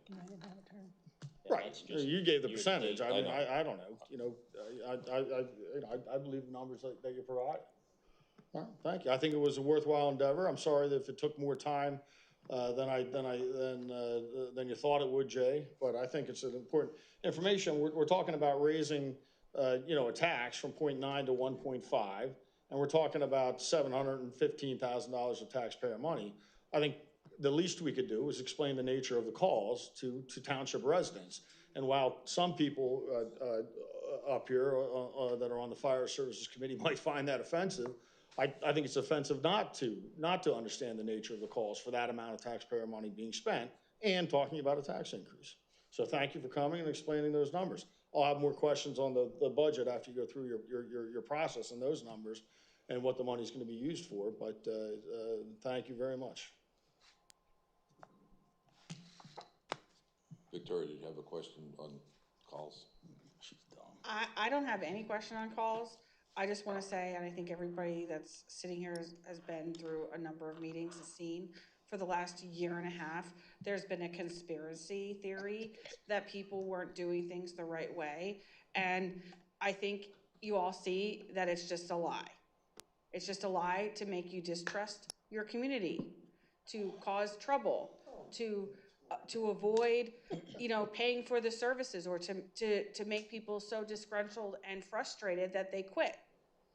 That's their modus operandi.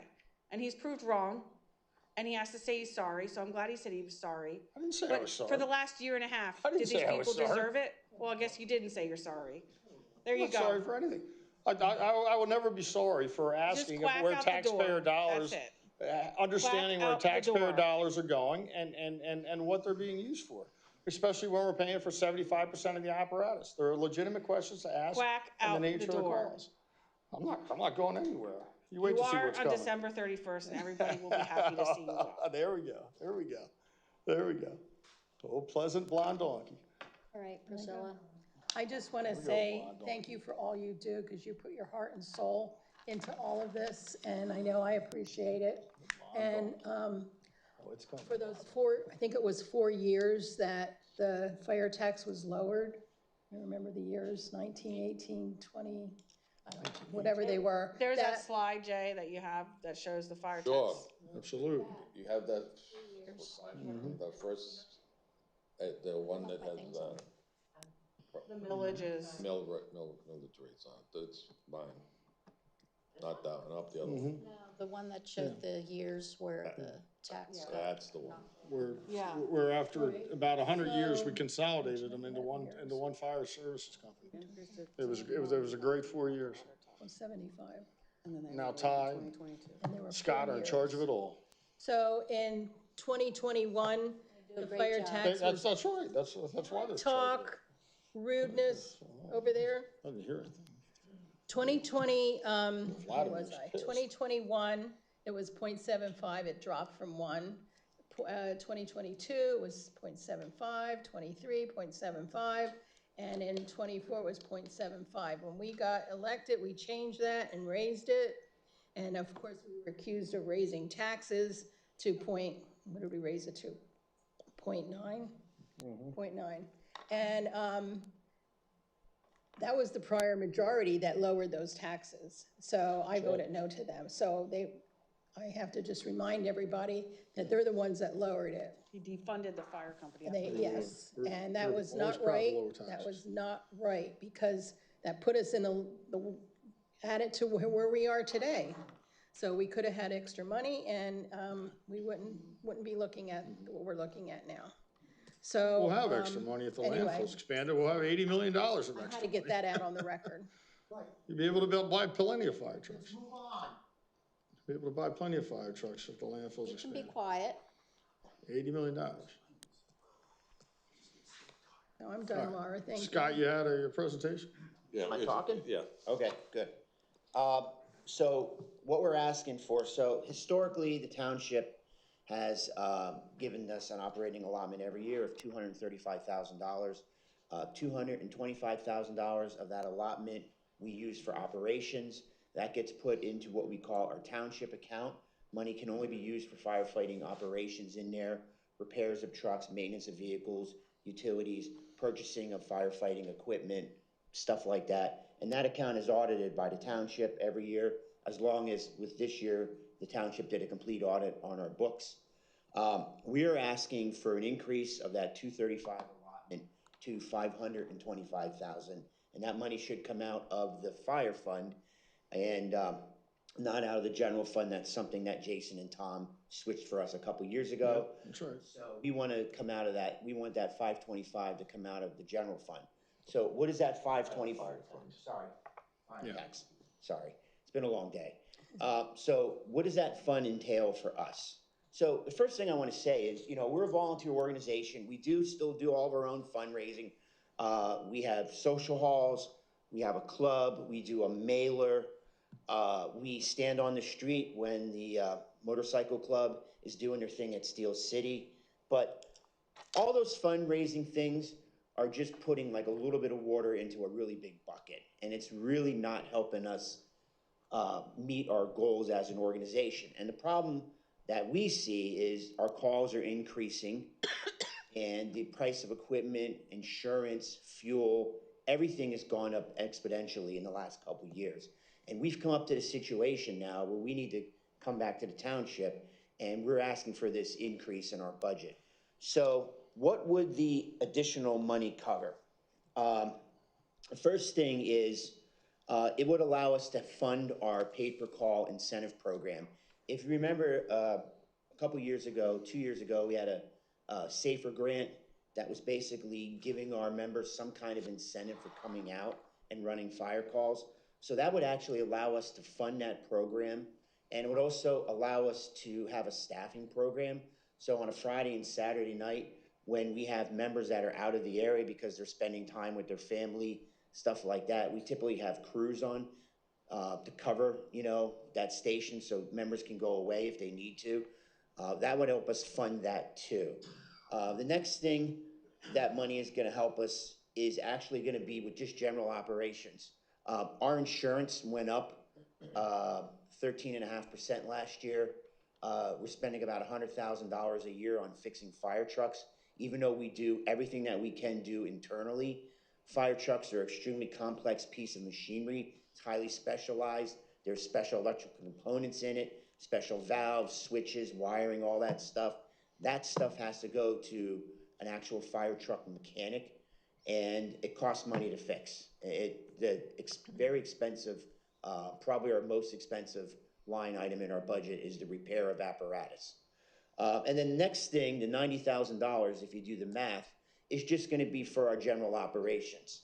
So I just wanna stress to the township, and I wanna stress to the community, that we're not saying that the township is fully funding the fire company, because we're gonna continue to do our fundraising.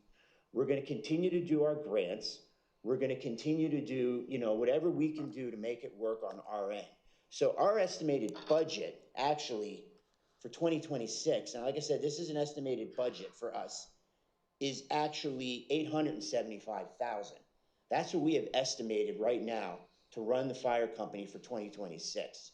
So we're gonna be putting in our end of it to make it up to that 875. So that's gonna be through, like I said, grant writing, fundraising, our cell tower, the billboard that we have now, and, any other, hall rentals, any other way that we can, make money to make it meet our goals. So that's basically the gist of it. I don't know, I'm sure Tom has questions, Yeah. so you guys have questions, let's fire it away, because I know it's late. Go for it. All right. Can we go back to the page with the fire, the slide? What's this one?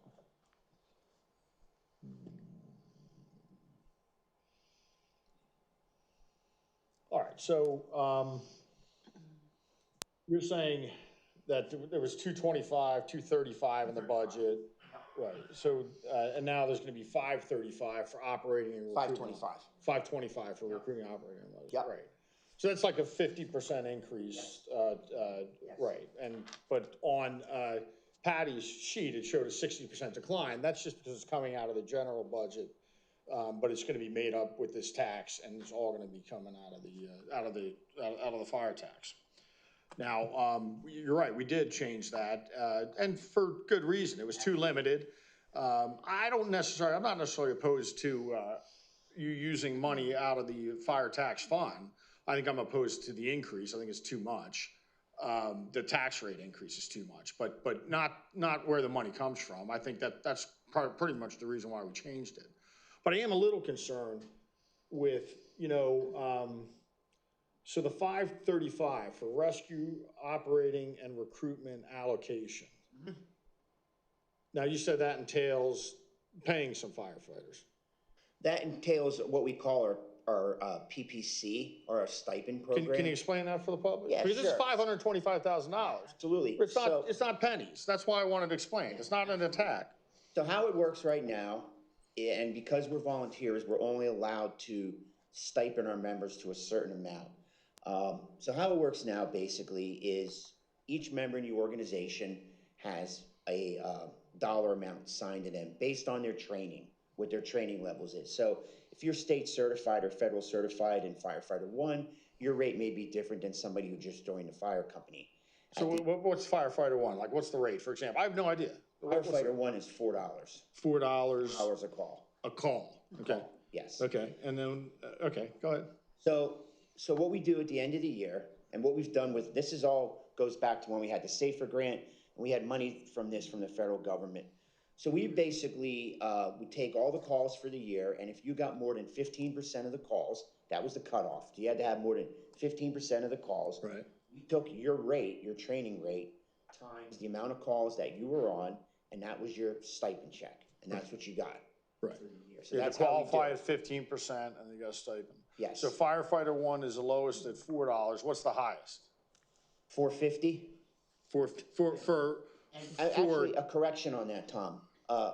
Firefighter 1 is $2. Right. Firefighter 2 is $4. Okay. And if you're an officer, you get $4.50. Okay, so you're talking 2, 4, 450. Yes. Okay. All right. I mean, there's another model in there too. Fire police get $3.50. Right. That's part of that program too. Now, is this what you guys decided, or is it mandated? No, it's what we decide. Okay. And so typically what has happened, especially when we had the money from the federal government, is we would run the numbers, and we would always, like we were doing 25,000 at the time. Mhm. It would always come out at like 32 or 33,000. Fire company didn't have the money, so we would just put it on a curve, curve it down to 25,000, and then that's what we would write the checks out to. Right. Okay, so what we're looking to do is actually expand the program to give our guys more incentive to come out on the bigger calls, the longer calls, and in more calls in general, but then also give our guys a small stipend if they want to, do a Friday night crew or a Saturday night crew at the station. Right. So under your like bylaws, how do you set those rates? Like, is it member vote or does the captain decide, the chief decide? It's a policy that was set by the board of the fire company. So the board, myself, the vice president, the chief, everybody else, the officers had input on it, and that was the policy that we came up with. And that policy is a carryover from when we had the safer money from the federal government. So that policy had to go to the feds. They had to approve it and everything like that before we can actually implement all this. Yeah. So right now, it's just a carryover policy that we've been using. Right. And I think that's fine. I think obviously the rates are too low. Yeah. But also as a, as an elected council person, this is a $525,000 disbursement. You can also understand, I'm worried that in the future, the rates could get too high. Yep. What guardrails are there to prevent that? So we're only allowed to stipend our members up to a certain percent, not a certain percent, a certain number. So I don't know off the top of my head what it is, but I think it's like 13,000. So that's the max that anybody could make. Any one individual member? One individual, Member correct. can make, is 13,000 in one calendar year. We never even get close to that. Right. No. That's the max. So, and that's the max because of what? It's something to do with you should know that. I think it's something to do with then you have to be an employee. Is that what you're talking about? exactly. Okay, right. Correct.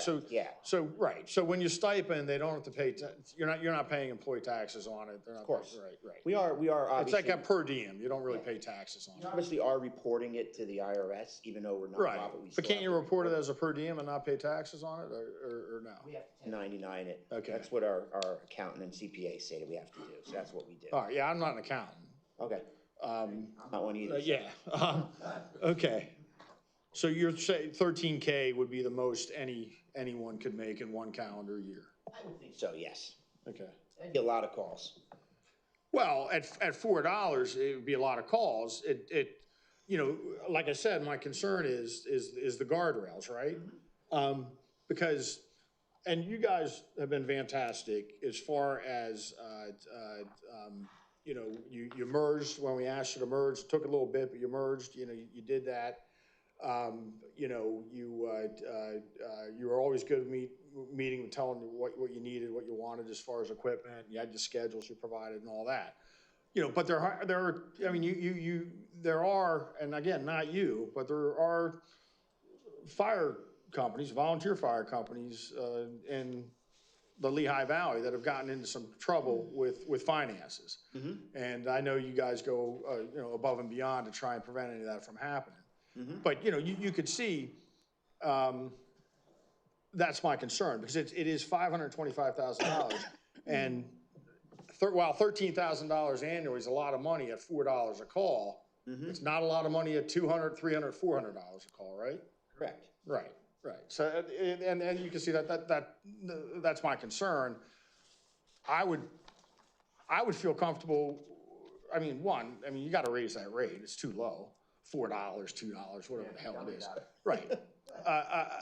But I would love to see some type of guardrails where, you're going to basically tell the township what you're going to pay, like that year, right? Set the rate for the year. And we can do that. We'll basically know out of this $5,000, not down to the dollar, not because you don't know how many calls you're going to get. You don't know how many people are going to respond to those calls. But some type of estimate of how much is being paid out in stipends, or scheduled to, because you have to understand, we have to approve the budget now. It's one thing to get it, to get an audit a year from now. And, but if upstanding guys like yourself are not running the fire company someday, I mean, we're all getting older here, right? And a year goes by, you get the audit, all of a sudden you see $400,000 went to stipends. Well, it's too late to get that money back, one, right? Then you have a kind of a problem, going forward, right? I mean, I think that would be like a lot, especially since you're supposed to be doing other stuff with that money too, like you do with the 25 you currently get now, or 35 you get now. I would just like, I would like for you to come back before we adopt this budget and say, and raise the rates. Raise them to what you think is appropriate, right? Or give us, say, we'd like this, but maybe come to this, and say, and then that's the rate for 2026, okay? That's the rate for 2026. If you got to come back in 2027 because you're still not getting enough people on Friday or Saturday nights, then you come back and you ask for more, and you say, why? Why? Because we're not getting enough people on Friday and Saturday nights. We're not getting enough volunteers and all that. But I'm hesitant to, and this is, you have to understand, a lot of my career has dealt with financial fraud, not amongst nonprofits, but so I'm always a little leery to just write blank checks, not knowing what stipend amounts, are or could be. And I think if there was some type of agreement with the township, I don't know how you would do that, Jay, and I'll leave it up to Steve. Steve could be very helpful and competent in this, I believe. If there was some type of agreement, and set the rate before, I don't know when you have your next meeting and you guys want to discuss it with your membership, but we have time. The next meeting's not till November 5th, apparently. And then we have to vote to advertise the budget and all that. And, but I mean, it shouldn't necessarily affect the amount. So we could even advertise the budget and agree on it, on that later, as long as the amount's not going to change and all that. But okay, so if you guys could do that, I think that would go a long way to the public saying, you know what, this is money well spent. These guys deserve it. And but we know exactly year to year what roughly what at least the rate's going to be. At least rate's going to be, right? Okay. All right, so then, Just respectfully, Tom, we did at the last fire services meeting discuss that exact thing. Well, I'm discussing it now. And we Why talked about are you interrupting me? Why are you interrupting me? Behave yourself. Respectfully, the point is that transfer the fund balance to addressing reserve. that issue What's that in the again? fire Okay, it services says- committee to make it sure says- that the okay, yeah. pay-per-call program is you're- outlined Shut up. in such a way that you all understand where all the different money comes from. And There's the nothing other in there, so- component, which Okay. you were concerned about fraud, All right, you blonde to donkey. identify is every year, our finance director goes through all of the money that we give the fire company and make sure that they spend exactly what they say they're going to spend it on. And the fire company keeps their own account of all of the money that they get from the township so that they can easily share that. And they give that to the finance director every year. It's nothing new. It's been the whole year, all of the time that you have been on council. It is new. You didn't propose, you're embarrassed, you didn't propose an To say increase. that, like, well, the point is you're You're a trying to joke. say you're trying to prevent fraud now. Yeah. We've always had those checks and balances in place. And I think the concern is that for the last year and a half, you've created some conspiracy that wasn't the case. I'm gonna repeat one thing that I asked you, okay? And you didn't say, you said this could possibly not happen with you guys, but at a fire company.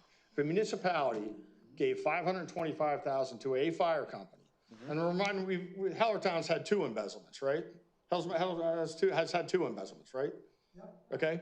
Okay, so if a municipality would give $525,000 to a fire company under the rescue operating and recruitment allocation, and you're going to give stipends to members, right? Right. I mean, you agreed that you come up with the stipend amounts, and I support that. Yeah. But you agree that an unsavory volunteer fire company, and again, Hellertown's had 2 embezzlements in the past, 10 years, 15 years? Could give stipends of $100, $200, $300. There'd be nothing to prevent that besides people who run the fire company in an upstanding way. Is that correct? Right. And So if this money was then spent that way, let's say 400,000 out of the 525,000 was spent on stipends, and then it was audited, it wouldn't be audited until the next year, right? So your audit, we're gonna approve this $525,000 for this year. This is how clueless she is, right? We're gonna apply it for this year. The audit won't take place until what? About first couple months, mid-2027? February. Right. Yeah. But the money would have been paid out as of December 31st, 2026, correct? And where would that money be? Where would that 400,000 of 525,000 be if it went to stipends for volunteer fire companies? Where would that be? Where would that money be?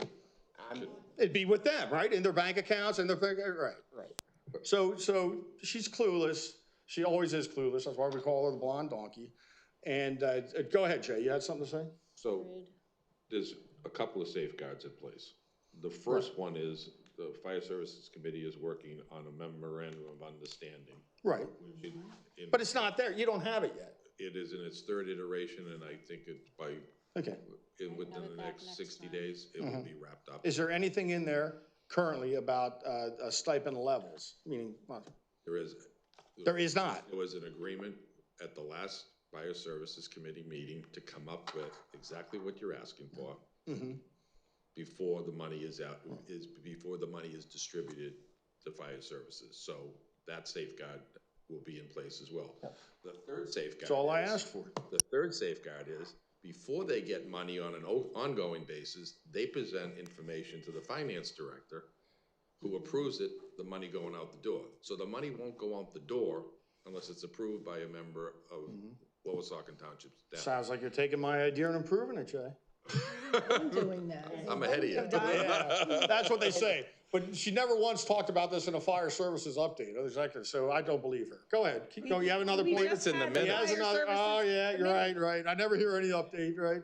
Sure. Easy, blonde donkey. Never listened to Go ahead. that's Go part of ahead. the all You're the right. I lies, usually leave. all Go the ahead. Jay had another point. I'm done. Those are my 3 points. Oh, that was 3 points. Okay, excellent. I just want to reiterate, or whatever that term would be, that township money that is given to us, township taxpayer money, goes into a separate checking account that is separate from our general account. Right, I remember. And money only goes into that account, is only township money, and we never take money out of that account to like repay ourselves or anything like that. We always use that to pay for items that are approved by the township. And this is something that Kathy Gorman set up, and I have a list of stuff.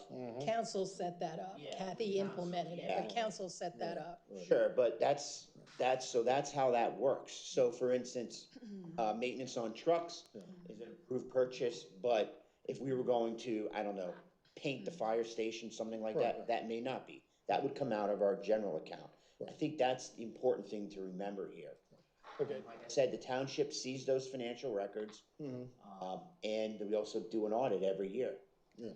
All right, so I just have one, again, the transfer to fund balance of 127,910, what's that gonna be used for? What's that? That's the extra money that comes in from the tax, so that's money that goes into the tax fund Right, ongoing. right. That's not gonna be allocated, Reserve money. right, that'll be future going years. towards the, like the new trucks. trucks and stuff like that. All right. I mean, like I said, I don't, I think, the idea of taking it out of the general budget is a good one. I'm not sure I think the tax level's a little too high, but as long as there's safeguards in place, taking it out of the general budget is certainly fine with me. So, thanks for responding to all those calls this year, and, good luck in the future. I'm glad, that you're one.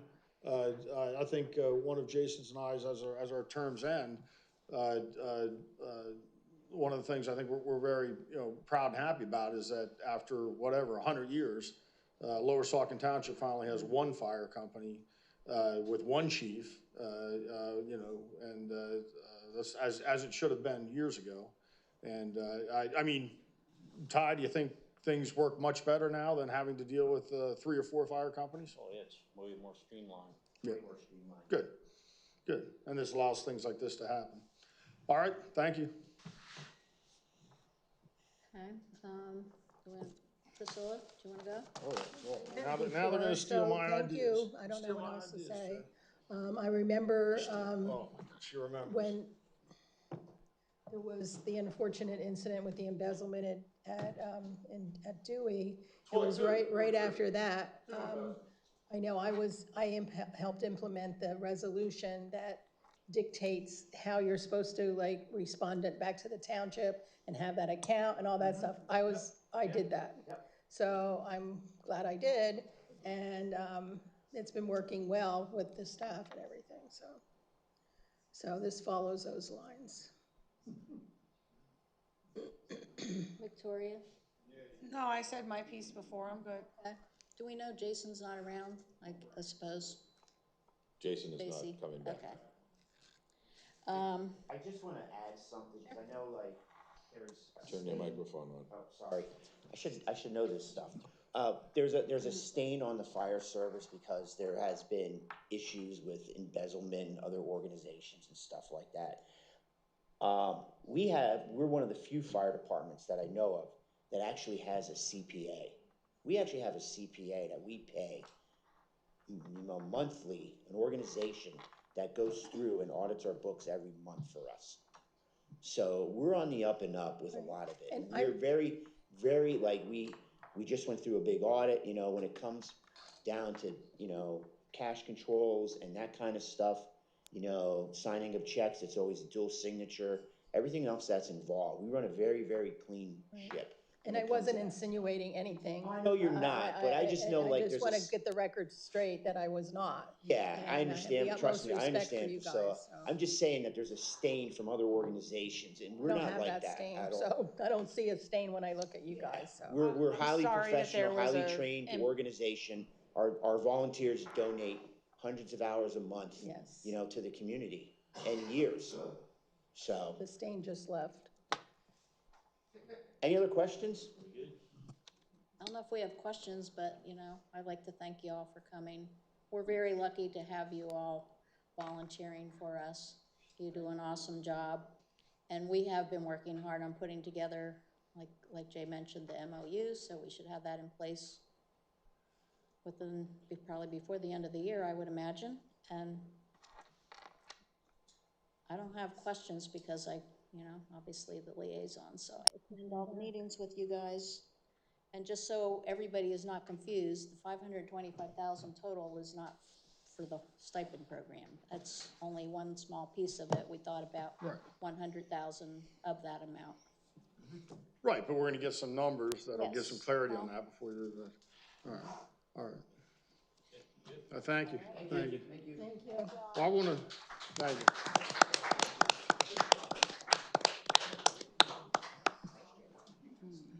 I wanna make when can we make motions to change some of the provisions? Is that tonight, next meeting, what's the deal? Up to the president, but I think other than the funds that are set by statute, that pretty much takes care of all the stuff we wanted to handle tonight. Well, I don't care if we wait till next meeting, I just want the opportunity to, to. I just want to say, looking at this budget, the way that we have it, I know that the staff has worked hard and with the different departments and trying to make sure that they only asked what was absolutely necessary.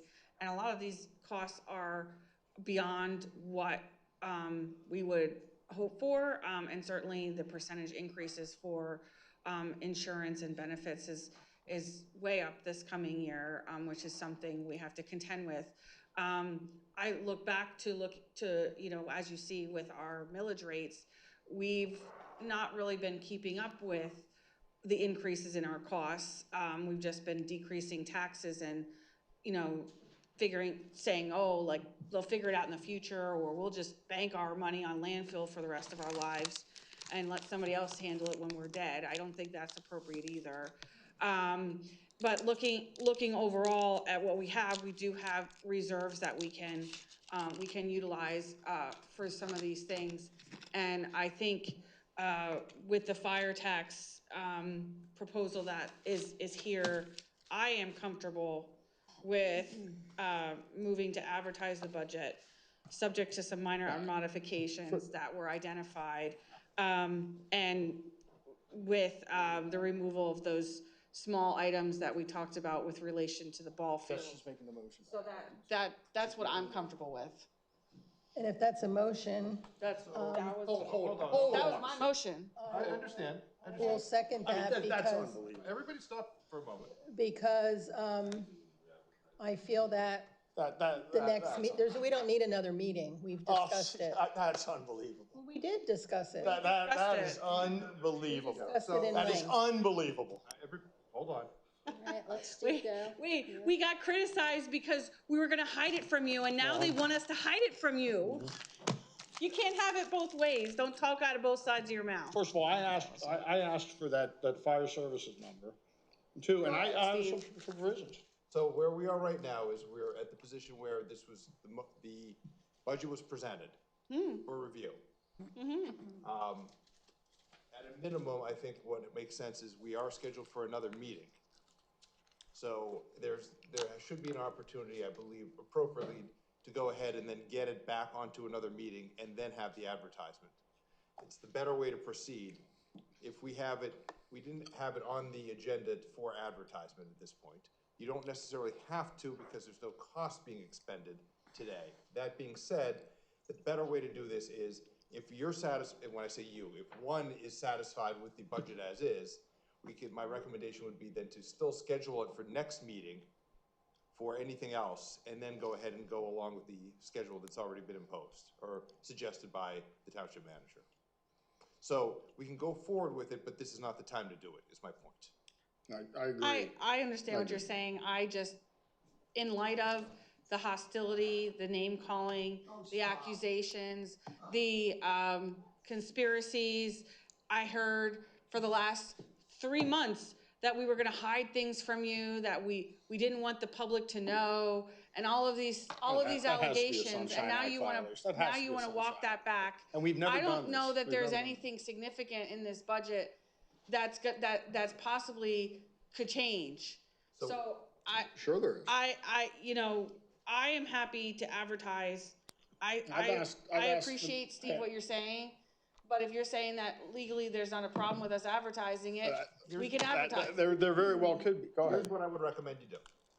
Is if it is your position that says, I don't need to have another presentation, for example. That's my position. Hang on, let me talk. If your position is that you do not want to have, you don't need another presentation, you don't need the various individuals to come and go over line item by line item and so on, what I recommend we do is we put it on next agenda for that purpose, for the vote. You don't necessarily need anybody here. You're not requiring Patty or anybody else to present anything else, but then it's done the way it should be done. What about those few minor things that we'd like to, There's a few minor things, they have to be addressed. Right. next Like, meeting? for example, I asked. Hold on, there was a question. All right. The question was, if there's a few minor things, then the motion should be to then amend the preliminary budget, bring it back for the next meeting to vote on for advertising. So then when it goes up for advertising, it has those minor changes. That's the best way to do it. I guess, Oh. I guess my question is, Oh, wait, get on the mic. I guess my questions are, what minor changes? It's just the ball field, and I think there were staff things that you had found. I think the one was the council pay. There was a couple things that you guys had found yourselves after you created the draft for us to look at. So for me, it was, that engineering costs, which was, I think, in capital for the ball field, but otherwise, I'm happy to do it. But I can 20,000. foresee that at the next meeting, whether they're here or not, we're gonna have people going line item by line item, trying to cut, trying to add, whatever they're gonna do. We're gonna have a lot of, of shenanigans, for lack of a better word, for no particular reason. But if the agenda item doesn't read that way, the agenda item is simply voting to advertise, not going through line by line. It's not. But I mean, but if we're No, it making would give changes you, now, you're like, gonna go through a whole I'm agenda gonna and make talk about it I'm for gonna make another a 5 hours. No, I mean that's what we did tonight. Exactly, I don't wanna do it again. We're not doing it again. We did it tonight. That's exactly what you're asking for. So I guess my question would be,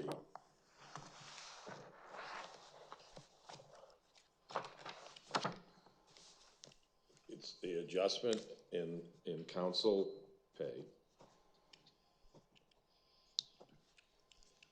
is number one. I don't remember what the number was. Huh? I said, I don't remember what the new rate is, so. I don't, we'll have to check. Number two is out of capital, remove engineering for the ball field. $5,450 per year. Yeah, and that, Oh, okay, that just okay. budgets Yep. that in there for them. So we But have to change council that. members are free to take what they want and how much they want. So the 2 new council members that come on board can decide how much and what they wanna take. Do you have any changes that you would recommend? Yeah, one, I wanted to know what the stipend level is for the $525,000 being paid. Without that, Doesn't go in I our mean, budget, but it helps me decide. It helps me decide. It helps me vote. It's information. And then, yeah, I want to make a motion that, or I want to do that. PSAT's conference is forgotten next year. We don't do that. We don't spend the money on that.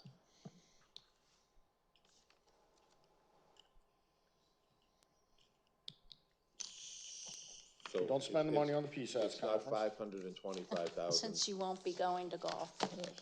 Well, sure. It's not, in the Lower Saucon Fire Rescue Operator Recruitment Allocation, only 100,000 of that is for stipends, right? Correct. They already have a policy in place at the old rate that's been approved by the feds on a safer grant, so. I want them to increase the rate. Right, I just don't it want the might old rate. possibly double then, because I think they No, it were doesn't matter. operating under like You don't know. 50,000 they had. Why can't people to just, use. why can't the public just know? Have There's another. gonna be a policy in place that doesn't release the funding until they have the policy. And they specifically ask for that amount, so we're not giving them the money up front. I also, on the contributions for 2026, the Miracle League of Northampton County, I wanted it $1,500, the same as every other organization. Why do they get $2,500? That was something that I have always wanted to do and support it. Right. And it was. Right, because Victoria's Can I kids? speak? Because of Victoria's kids, right? No, I didn't even know Victoria I then. think the rate was there for quite a while. 500. I think maybe you and Jason put it in. No, I put it in. I don't know who put it in, but it definitely wasn't Can I me. talk? And that was years ago. And it was because we didn't have any recreational facilities for special needs children or adults, whatever. And I thought that when they built that field, I thought, wow, what a great opportunity. And I wanted to support it, so council approved that money to go in that line item as a contribution from council. So if they're gonna use our field, shouldn't we have running water at the baseball field? Nope. What if they need running water? It's my opinion. So that's how we got the Miracle League. And I'm not supporting the Miracle League removal from the agenda. Not reduction, not removal. No, I'm not doing that. They deserve that. That's fine. Nope. All right, that's unbelievable. Here's where I think we are. Everyone's I'm not interested in having a line-by-line debate next meeting. Neither am I. And I'm not interested in having people make insults and make crazy motions to, I think one year, there was a motion to cut the budget completely. Yeah. They like remove millage. So all of those hypotheticals can happen the next time, and I haven't seen anybody come up with a real issue here with advertising the budget. So here's what I recommend we do. Right now, we have a motion and a second on the floor. I think it makes the most sense, if you're inclined, to withdraw the motion and make a new motion to direct the staff to come up with a budget and provide you with the options that you've outlined, essentially A, B, C, D, E, and F, a menu. And then you can vote on that menu to advertise next meeting.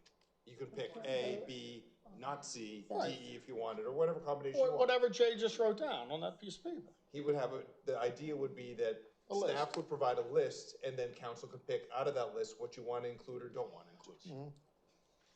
Yeah, that's not. But we're gonna use the list that's provided today. We're not gonna be adding new lists and new items Your next motion meeting. would be to present that and have it available next meeting. Okay. In reality, anybody can make a motion about anything when the agenda comes up. But I don't support all those things on that list You tonight. don't have to support the item. All you have to do is the idea. You get an à la carte menu, you're gonna get the way Steve's presenting, you're gonna get 5 budgets. Or actually, probably less than 5, you're gonna get, Oh, that's ridiculous, 3. having 5 budgets. You wouldn't have 5 budgets, you'd have one budget with like 4 options. Exactly. No, because she has to do the numbers, right? well, the only thing that's gonna switch with this mental gyration of these. I didn't get my comments in, but. Yeah. Sorry. Laura should get her comments.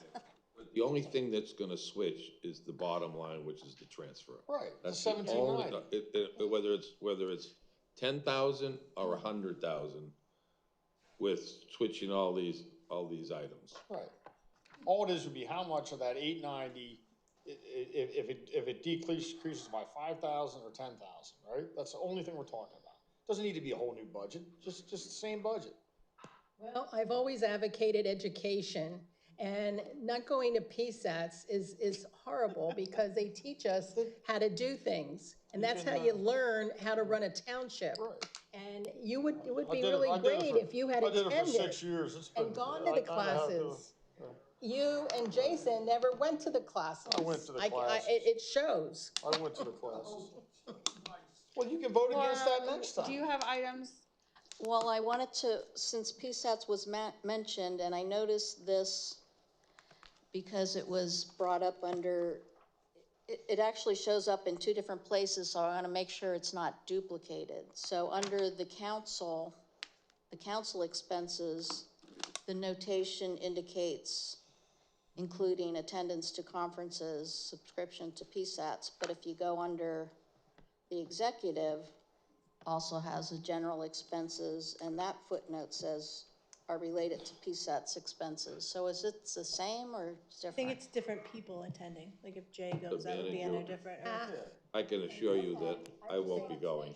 Because it's like almost the same number, so it's like, are we having the? I highly encourage the staff to go. Jay saw me there last year, I was there. Right. At the Hotel Hershey. No. See how he lies? Just I- saying. Okay. No, Jay so- wasn't there, I but, know, but that's what Tom I'm was. saying, I know. Oh, you were there, I went out for a dinner. okay. All right, so. Ran into Mr. Carochi of. At dinner? No, not at dinner. Okay. It was after hours. I have another question. You can stop calling out from the audience. It's not public comment time. Okay, well, you can go home. That's fine by me. I have. Will you stop? You are out of order, okay? You can leave. Okay. My other questions then were, so earlier I had asked, and I think it kind of came up in the public comments about the confusion over some of the numbers with these salaries. I know we were just doing that like at 5 o'clock, so is there a way that we can better show this? And then, like I said, the proposed amounts are based on the extra increases that were made that were to be temporary. I sent you an email at 5:30. I had to get off of email at a certain time so I could get ready, but. The increases are not based on the temporary. The increases are based on the resolution passed by council for the reevaluation of positions in May. And that's what's shown as on the 2025 budget number, correct? No, that would be shown on the 2026 budget because the 2025 budget did not include that amount. But these amounts match up to the resolutions. the 2020, but the budgeted number for 2026 is based on the last resolutions passed by council on wages for the employees that you're questioning.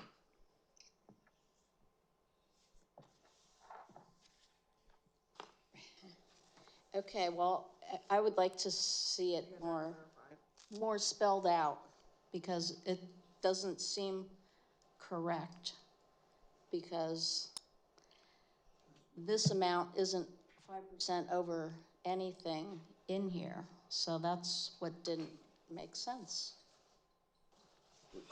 Plus, we didn't talk about the percentages at all anyway. I'll email, Cost of living adjustment and what we would want to consider. So, that I would want to talk about. I'm just gonna make the changes and talk about it next meeting.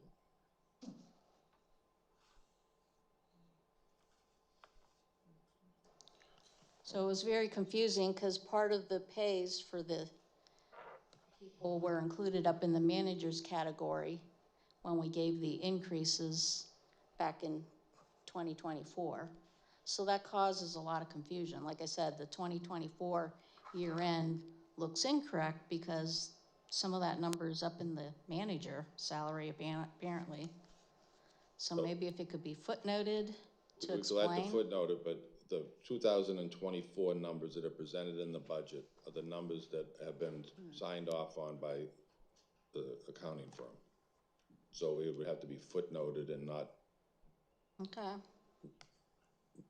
moved around. Well, I still question the other numbers just based on what I saw with those resolutions. I wrote down the resolution numbers somewhere. 22-2025 and 23-2025. Go to resolution 25, whatever the two I sent you that were approved in May or June. I looked at them. They were sent to you at 5:30. Correct. We can get a resolution on that, but No, I mean, I looked them up. I did see them, but those are the amounts that we budgeted for 2025. And then when I came up with the hourly rate, it was a lot different than the other hourly rate, so. we certainly communicate to Chief and Roger and Fire that, you know, we don't need them here next meeting. We're not going through it line by line again. I think there's just a couple adjustments, and you're right, that 890 will either be a little higher or a little lower, and that's it. I don't think we need any That's what major I'm saying. changes. But Right, well- we didn't talk about the rates that we normally do, so I don't know. That'll be minor enough Yeah, it'll all to be put in our à la carte menu. Does that sound right? Yeah. I like that, à la If Jay carte. could say yes, I would like that. Yeah, he's right, yeah. So I'll revise my motion. What are you revising them? So I think, As stated by Steve. yeah, I think what you do, if you're inclined, you'd revise your motion to bring this matter back before council at the next meeting with a streamlined version with certain options presented by staff, and it would not require a new presentation. Correct. Is that what? Yep, I'd second that. Well, the chief's gotta make it first. And I don't want to overstep the solicitor, Please. but there's really no need to make any motion, because in the next meeting, you can just put in the agenda that the budget will be authorized for advertisement. Right. So there doesn't need to be an à la carte menu or suggestions of doing anything going forward, because the next agenda could say authorize staff to advertise the budget. Right. So whatever. But then we get back to like, with the agenda item that listed like that. Right. We have the potential for people to go through every different section and cut and paste and add and subtract and make motions to, you know, strip Then make the motion. funding or Make the motion whatever. Steve said. So Make the motion Steve that's my said. concern. Then make the motion Steve said, I'll second it, we'll vote.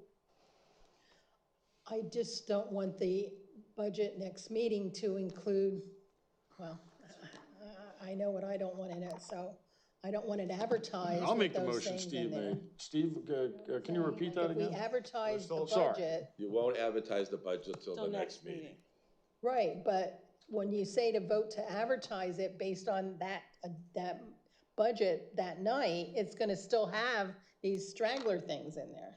No, then you don't vote till the next, you vote, but then it's not advertised till the next day when those changes are made. Can't change the budget by certain amounts when you final adopt it.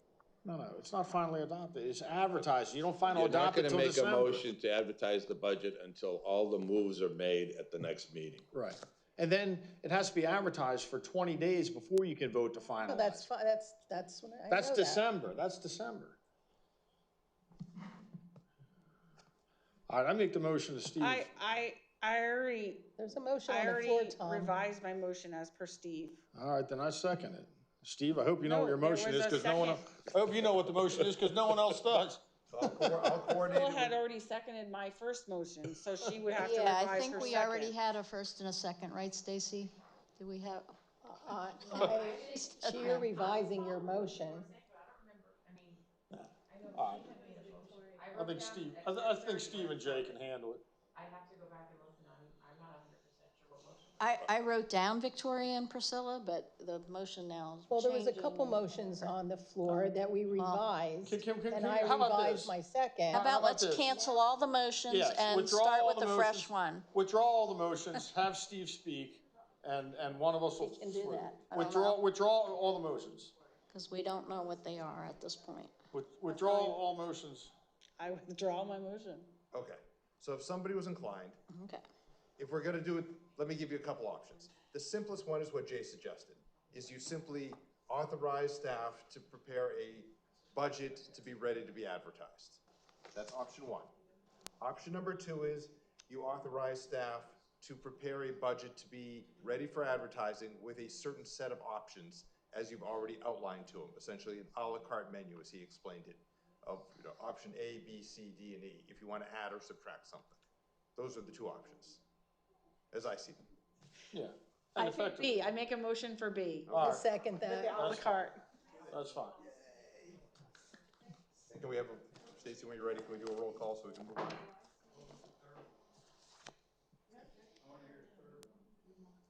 All right, Steve. Stacy. Okay, Mr. Bononis is absent. Ms. Aptoff Cordero, Yes. Mr. Carochi, Yes. Ms. De Leon, Yes, Ms. Ray. Yes. Motion passes 4-0. And before we move to the next agenda item, or whatever it is, to be clear, it's not going to have a new set of presentations or anything else. It'll Right. simply be a paper copy of, here's the proposed budget with a couple options. Yep. And if I might, if you're gonna come up with any other additional suggestions, except the ones that were here, you have till midnight tonight to make them. you have when? Midnight tonight to make it. Oh, well, I'll be emailing you at 11:59. Answer emails after a certain time. Listen, really, if, in all honesty, I think next Wednesday would be a deadline, because we just can't keep playing with this budget. Yeah. No, our motion didn't include anything else that we talked about tonight, because I can just foresee something happening with 20 Okay. things being added to that by next Wednesday. No problem. Nope, tonight's the night. Thank you. Make your life easier, Jay and Patty's. My And life we was a lot easier. We still didn't say Months what ago. the percentage was gonna be then, so. Be better. I win in the lottery. Any COLA amount. Yeah, December 31st. Make the motion for the $1 million again. Yeah, I wanted to put that on the à la carte. Put that on the à la carte. Yeah. Yeah, we do have We another, we got a whole do, we have agenda, another Jay. topic. We got a whole agenda. Is there light? Thank you very much. Yes, Patty. Yes, Patty, Patty, All of the thank you. hard It work. was I awesome. know it's been so much time Yeah. that you've been spending, and just thank you. Thank you. Oh my gosh, that hurts your eyes. See? Perfect. And you're gonna stay to the end. Might as this well, point. right? Like better. I was looking for wine.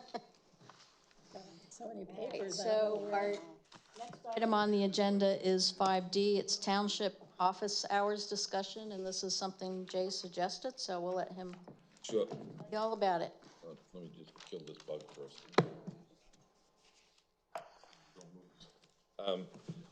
Since I've been here in April, I have noticed that between 4 and 4:30, we have, I think, in total, have had 4 or 5 people walk into the building and probably 4 or 5 calls.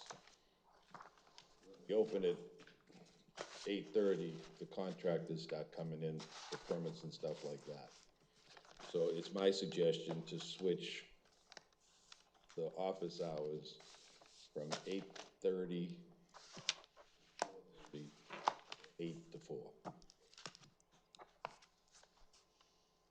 I just have a question, Jay. I know, the first thing that came to my mind is, you know, a lot of people, if they had to stop by the township to get, you know, a certificate for the fall cleanup, or if they wanted to, you know, get their pool pass in the summer, or turn in their library stuff and they weren't doing it via email, you know, like, if they're trying to get to the township, they cut off that afternoon time by a half hour, they'd have to like leave work early. I just don't know if, I know that you're looking at when people call in and stuff, but There have been 4 or 5 people walk through the door since April in the 4 afternoon, and 4:30, between, and okay. just as few calls. Well, I'm in favor of it if the So, employees want it. I'm in favor of We'll it too. just see. If it works, it works. If it doesn't, we can tweak it. That's right. You can always change it back. And the pool pass, they get the pool pass from the pool, they get reimbursement from the township, and they can do that online, I believe. I don't know, she Not mentioned everybody a has pool pass. computers. She mentioned No, a it's just pool some pass. people email their things and, which is great, because you can do that now, which I don't think you could do before. You can get the pool pass and get the reimbursement from the township, I believe how that works. We don't issue the pool pass, Yes, we do. not for Southern Lehigh. We have little, pool passes we hand out to people, so they have to come to us to get it.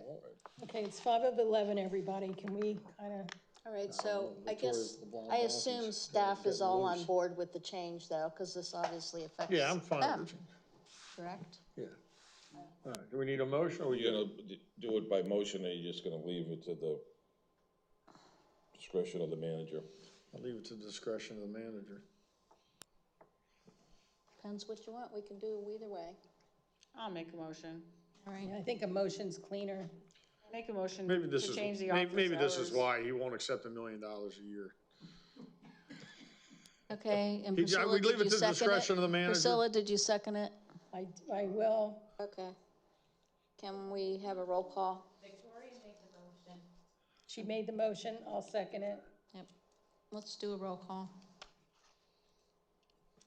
Ms. Aptoff Cordero? Yes.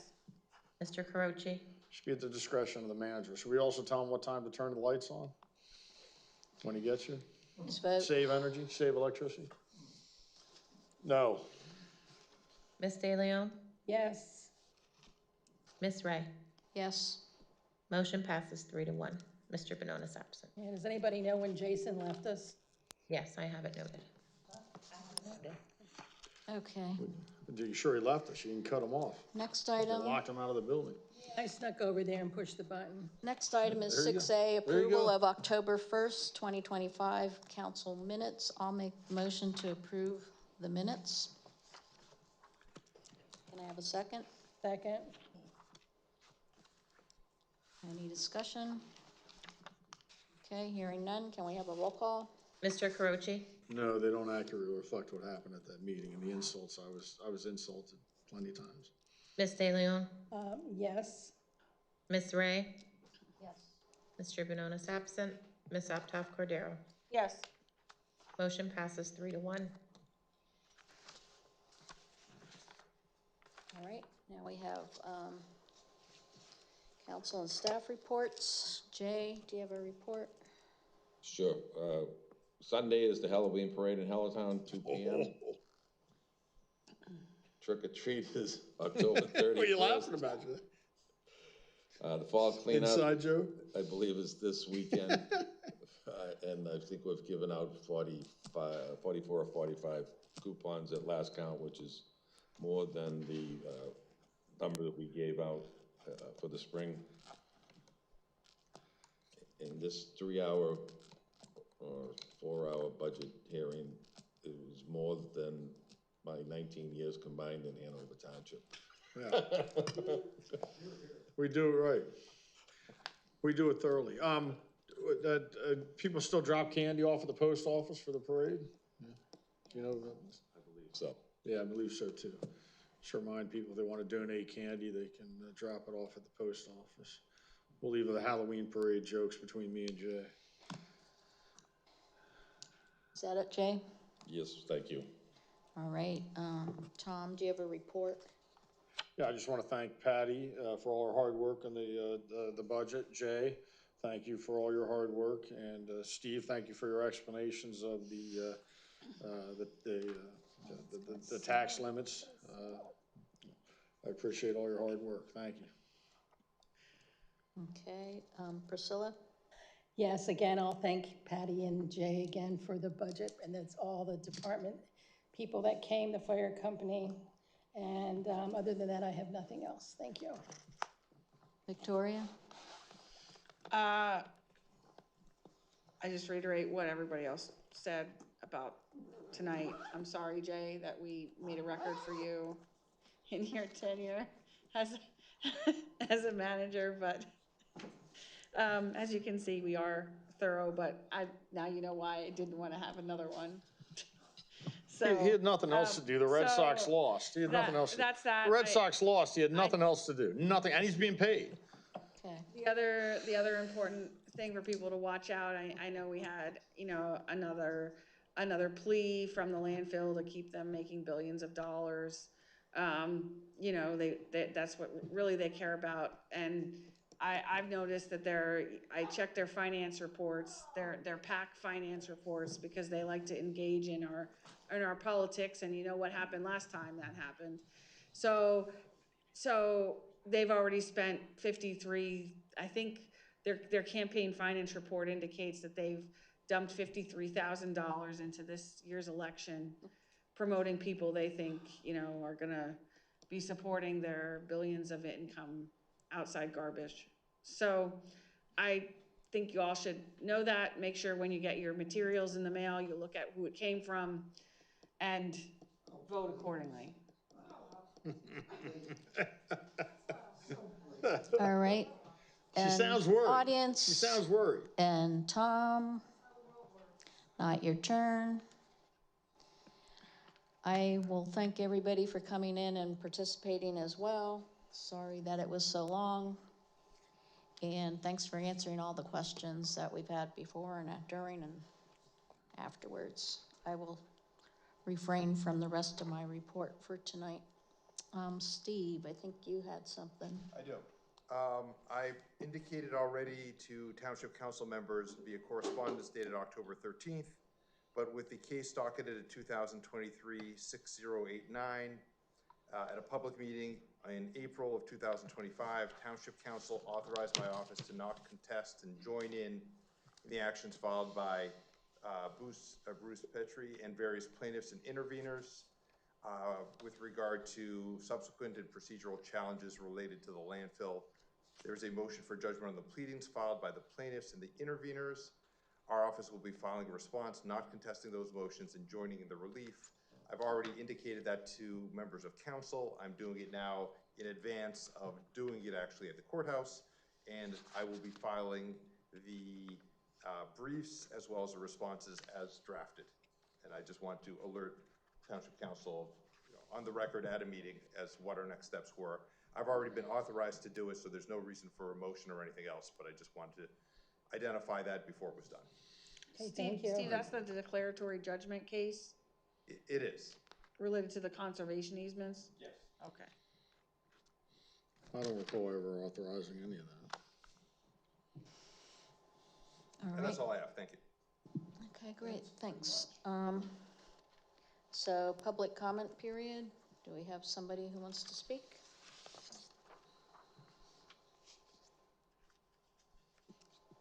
Hey, my name's James Tattersall. Live at 1807 Apple Tree Lane. I want to point out that the nuisance smoke ordinance isn't enforced. I've had Lower Saucon Township Police at my property probably 10 times in the last year and a half over nuisance smoke.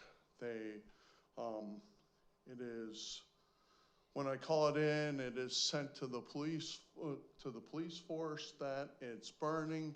It's sent to the fire department that it's uncontrolled burning. It's nuisance smoke.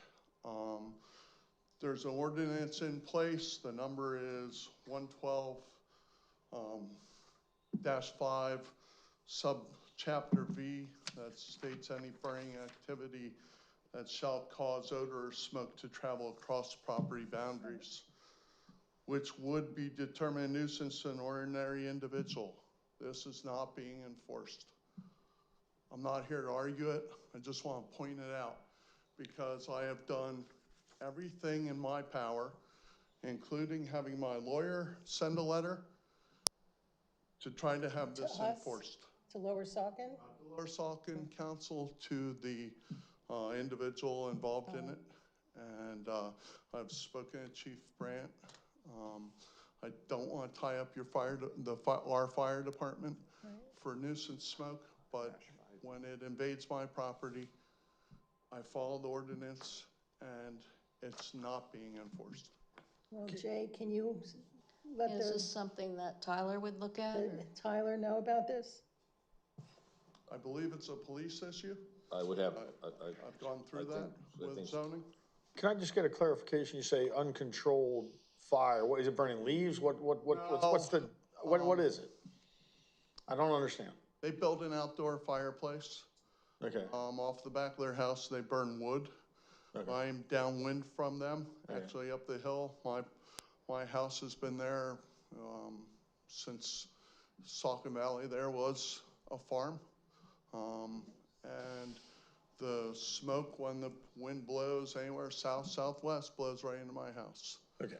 And crosses my property line instead of burning straight up like the ordinance Right. determines. The guy, he's not burning like leaves in his yard or like sticks in his yard. It is, at least it's in a fireplace. It's not like uncontrolled, like burning yards. Yes, sir. All right, all right. Yes, sir. Or brush or anything like that, right? No, it's just wood smoke. Okay, And all right. All right. I just didn't understand. Thank you. Thank you. Thank you. Thank you. I think they're looking up the ordinance over here. Do we have anybody else from the public? No.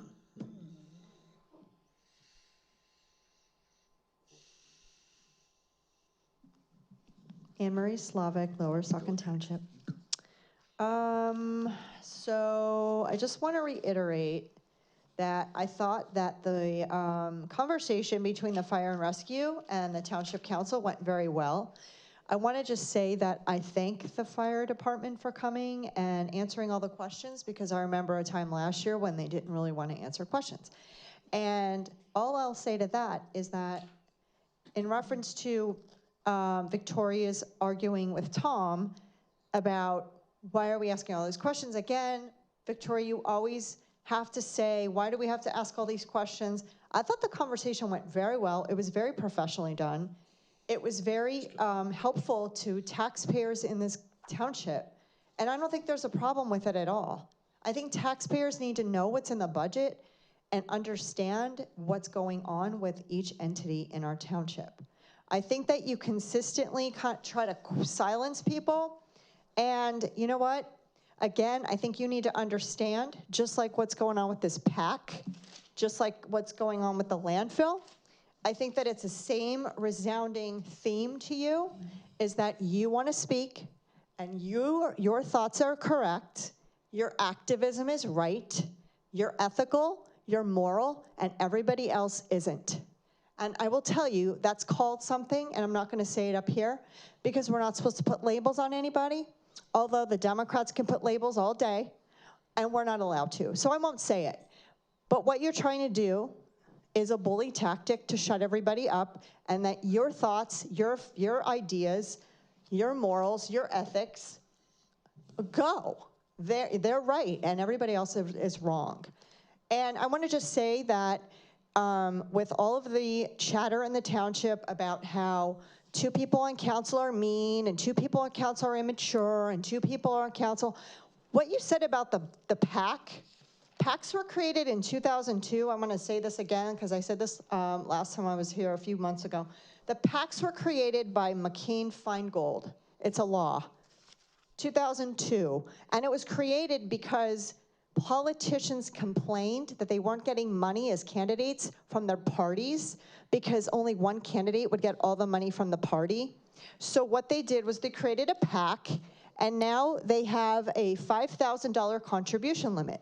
So anybody can give money to a PAC, and the PAC has the authority, the law, the regulation, and do whatever they want with that money. If they want to give it to a candidate, they can.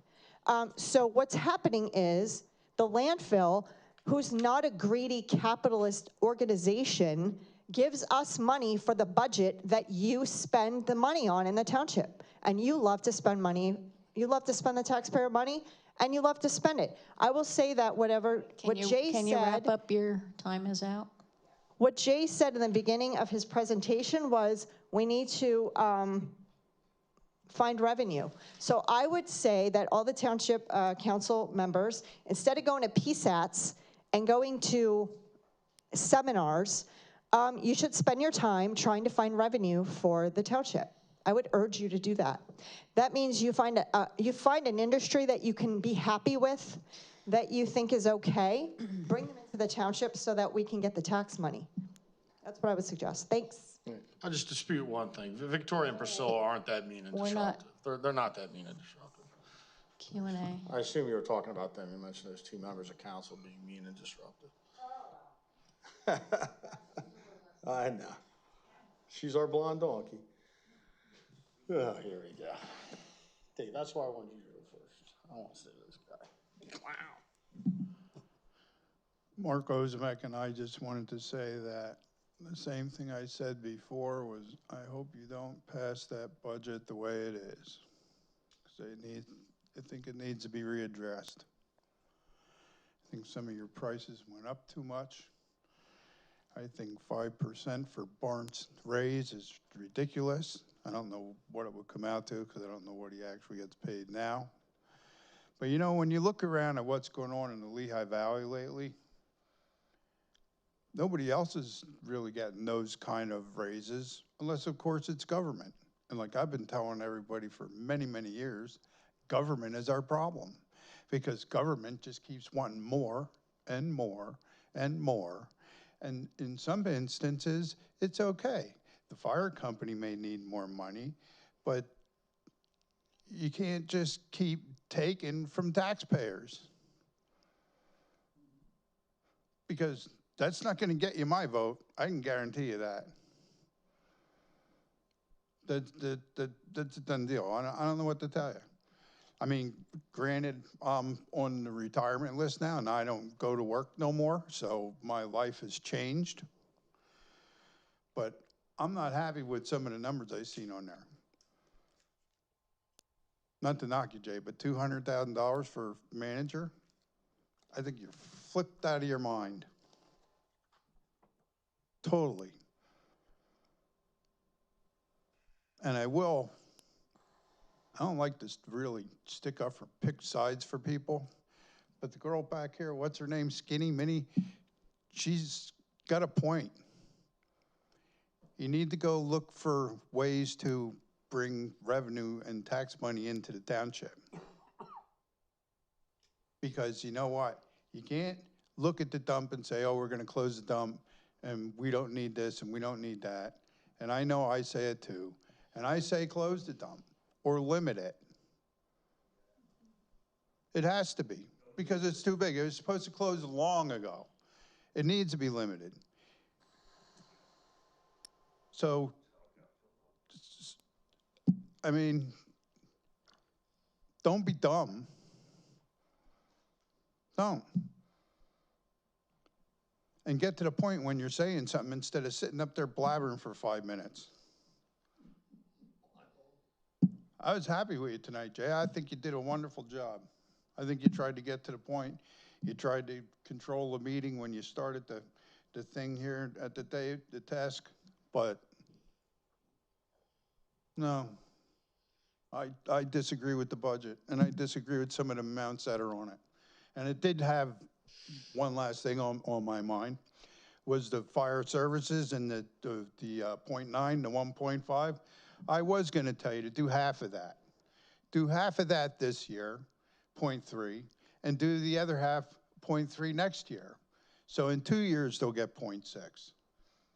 And let them work with that. You know, people in households are finding ways to cut corners every freaking day, from using 4 sheets of toilet paper to getting shit in your fingers with 2. And it's about time Can you wrap that it up? townships Sorry, Mark. and government do the same.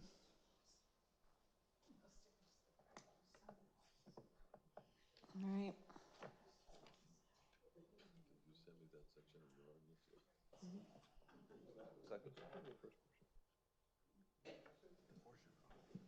Margaret Segline, Lightsville Road.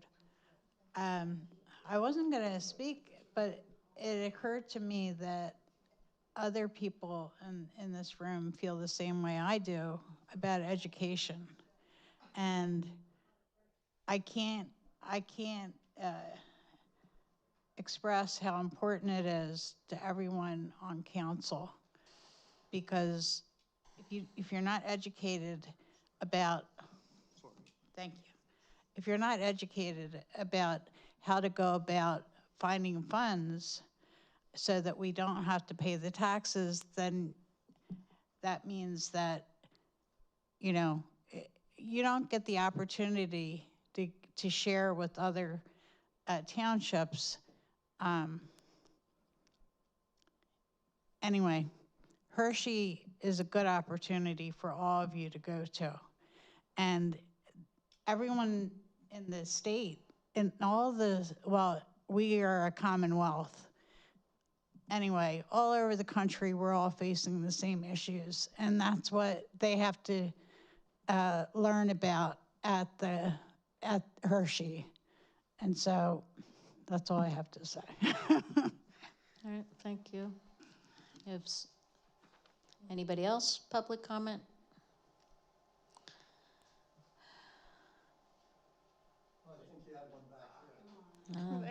Wait, they play chicken.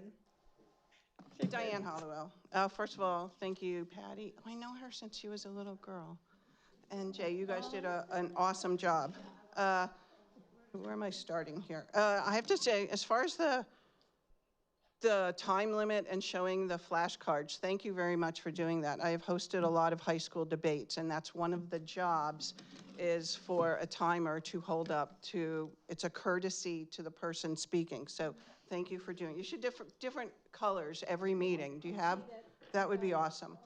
I know at last meeting I had asked about data on the ball field. Will that ever come out? Like, can we know how many people are actually like using that? Because I know my family is not able to use it. So yeah, I agree. Please don't put, you know, the porta potties are fine for the minimum amount of people using it. As far as Hershey goes, I've been to many conferences there. They have chocolate shampoo. So yes, you should go there. I know I was told that I don't know a lot about millage, but I went onto the Northampton County site, and out of 39 townships and cities, we are like the 5th lowest. That would be like an incentive to move to this area, other than the landfill. So I would have no problem if my taxes got raised, if my granddaughter and my children can live in an area that's not known for a garbage dump, and at least the air would be clean, or the air and the water would be clean. Just a last thing too, can we please stop with the Republican Democrat? Everybody was elected here to do what's right for this township. I'll just share a story. There's this nice woman who used to walk our neighborhood with 2 collies, and she would always stop and talk to my husband. And then our political signs went up, and apparently she's on the other side, and the collie lady never walks by again. She cuts down through the street. So I was very sad. My husband was upset because they always had nice conversations. So please, if we can stop. We were all here, you know, it's scary times right now, and we need to tone it down. Thank you. Thank you. Do we have anybody else?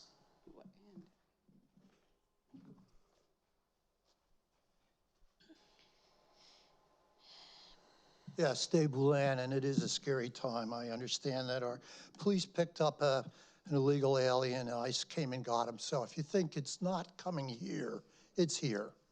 Bottom line is, A to J, fantastic, Jay. You really pulled it together, you and Patty. No doubt about it. And you ran it, in my opinion, the right way. The only things I would say is there was extensive discussion on Swint.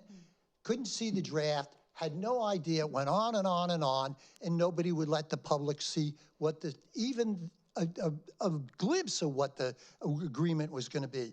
Thanks for hiding us. By the way, if you don't like PACs, think about Act Blue, who's under investigation, and none other than the 3 people up here who are Democrats are involved with that group. So you want to watch it. In terms of this agreement, let's talk about the budget numbers. I think it's fantastic. I would suggest, and I did to Jay, if you could put an agenda page on and click on items, which will take you right down to even page 26, so you can go through it like we all do. I know, Priscilla, you look so hurt because you can't do that, but don't worry about that. The bottom line is thank you for Tom asking for these numbers. And anybody on this council that doesn't ask about money is a fool and his money are soon parted. And so when Laura Ray says, well, I don't understand this, and well, ask. That was probably the most stimulating conversation I've seen. And clearly between Tom and Fire Services, I mean, that's sort of like Trump doing with the Arabs and the Israelis. It was spectacular. And we all learned a ton. So kudos to them. All right? Now, that thing I was talking about earlier, the platform that we heard about November 4th, 2023, I did not quote that right. I went and looked it up, and it says, number 2, by the Democrats, restoring public comments after each agenda item. So you're known by how honest you are, and I would say that really pulled the plug on your guys. You had 3 things you were going to do, and that was one of them, and we had that taken away immediately. So we have to wait, 6 to 11 hours to get, here we are, to be able to get our orange card from this woman who didn't give an orange card to Mr. Ozumek, et cetera. That's because I'm not her favorite, and I tell the truth, she doesn't like that, okay? And I know she invented everything, and it's been here forever.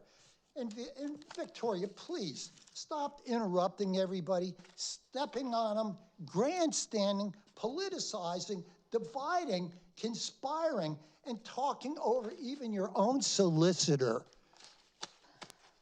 Absolutely not what you wanted for your agreement for council behavior, which was a flop because even you don't even follow your own mandate. No wonder nobody signs it. No wonder why people interrupt you. Okay, wrap it up. You never stop talking.